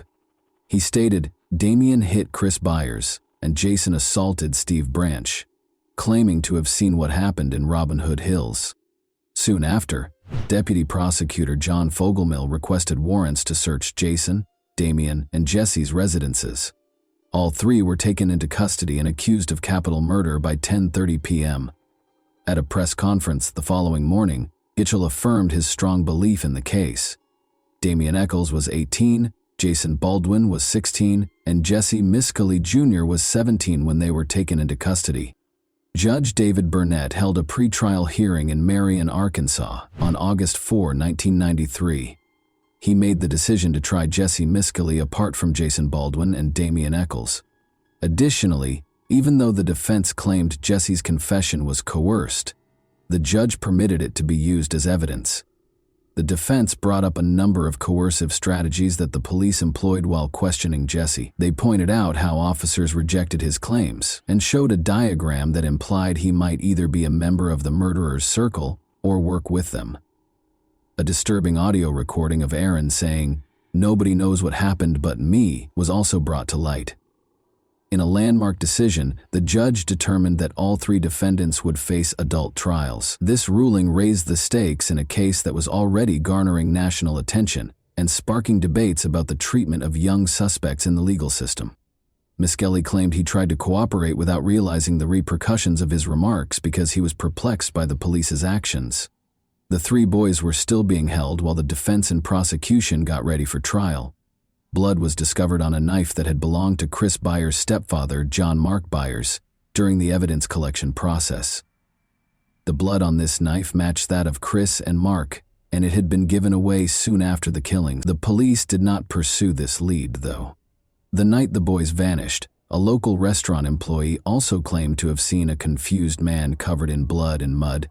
Despite gathering samples, the police never pursued this lead and eventually lost the evidence after the man left blood smears in the restroom. Miscali withdrew his confession and refused to repeat his previous statements, despite the prosecutor's intention for him to testify against Eccles and Baldwin. Baldwin and Eccles' trials began on February 28, 1994. As Judge Burnett, Prosecutor Fogelman, and the defense teams determined what evidence could be presented to the jury, both trials received significant media coverage and encountered legal difficulties. A jury consisting of 5 men and 7 women heard Jesse Miscali Jr.'s trial in Corning, Arkansas on January 18, 1994. Although Prosecutor John Fogelman acknowledged that Jesse's confession contained inconsistencies, he asserted that these were caused by Jesse's attempt to minimize his involvement in the killings. He maintained that Jesse had relationships with Jason Baldwin and Damian Eccles. Dan Stidham, the defense lawyer, retorted that Jesse was unfairly singled out because of pressure to make arrests. He claimed that the investigation was skewed by what he referred to as the Damian Eccles tunnel vision. Stidham maintained that he was afraid while being questioned and that Jesse's confession was coerced. When the mothers of the 3 murdered boys testified about their final moments with their sons on May 5, 1993, the trial became emotional. Because he was concerned that it might annoy judges who felt sorry for the bereaved families, Stidham decided against asking that line of inquiry. The prosecution's version of events was unsettling. Investigators explained how the boys' bodies were painfully found during the search for them. In the courtroom, the jury noticed the boys' bicycles leaning against a wall. The mood was solemn, as Fogelman displayed more than 30 gory images of the corpses. As more unsettling pictures were displayed, pathologists talked about the autopsy results. Jesse appeared extremely at ease throughout the lengthy interrogation, according to Inspector Gary Gitchell. The jury was silent when Fogelman played a recording of Jesse's 34-minute confession to support his argument. Jesse's statements showed significant inconsistencies during cross-examination. The evidence did not support his claims that the boys were bound with brown rope and that the killings occurred at noon.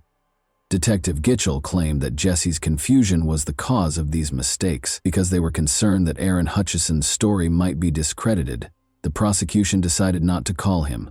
Vicky, his mother, was called instead, and she talked about her quest for justice. She maintained that her concern for the boys drove her, not the $35,000 reward.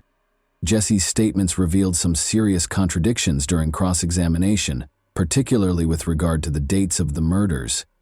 Aaron Hutchison, a crucial eyewitness, was not called to testify by the prosecution. Rather, they introduced his mother, who spoke about her attempts to get the boys justice. Regarding tangible proof, Jesse's involvement in the crime was not demonstrated by any signs. Regarding certain fibers discovered close to the bodies, a crime lab specialist testified. She subsequently explained, though, that those fibers might have originated from more than just Jesse. Stidham was worried about Jesse's low IQ, so he decided not to have him testify. Rather, he called a polygraph examiner to discuss false confessions in an attempt to raise reasonable doubt.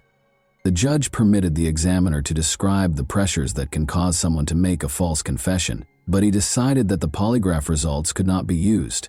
In his defense testimony, social psychologist Dr. Richard Offshee discussed how Jesse's confession was impacted by police pressure. He was permitted to explain, in spite of the prosecution's objections, that Jesse made a false statement as a result of the pressure he was under, particularly because he had low self-esteem. The prosecutor brought up the fact that Jesse had not been physically hurt by the police during cross-examination. This gave Stidham the opportunity to highlight how Jesse's confession was impacted by the type of questioning, and how psychological pressure played a significant role in what transpired. In his closing remarks, Fogelman referred to the defense's arguments as distractions and advised the jury to believe the detectives and disregard allegations of coercion. The prosecutor emphasized that Jesse's confession was unambiguous, but Stidham cautioned that it would be a grave error to execute an innocent person. The following day, Jesse lowered his head as he walked into the courtroom. He was devastated when the jury convicted him of first-degree murder. When the judge asked him if he had anything to say, he simply replied, "No."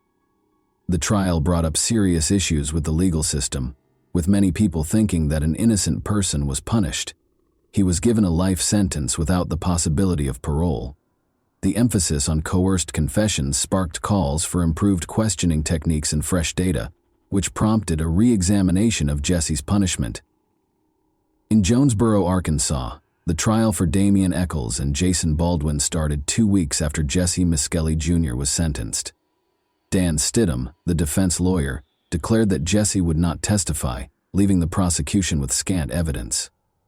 The prosecutors could claim that Eccles' apparent interest in witchcraft was connected to his involvement in the case because the judge prevented the two defendants from having separate trials. In essence, they could infer Baldwin's guilt from Eccles' background.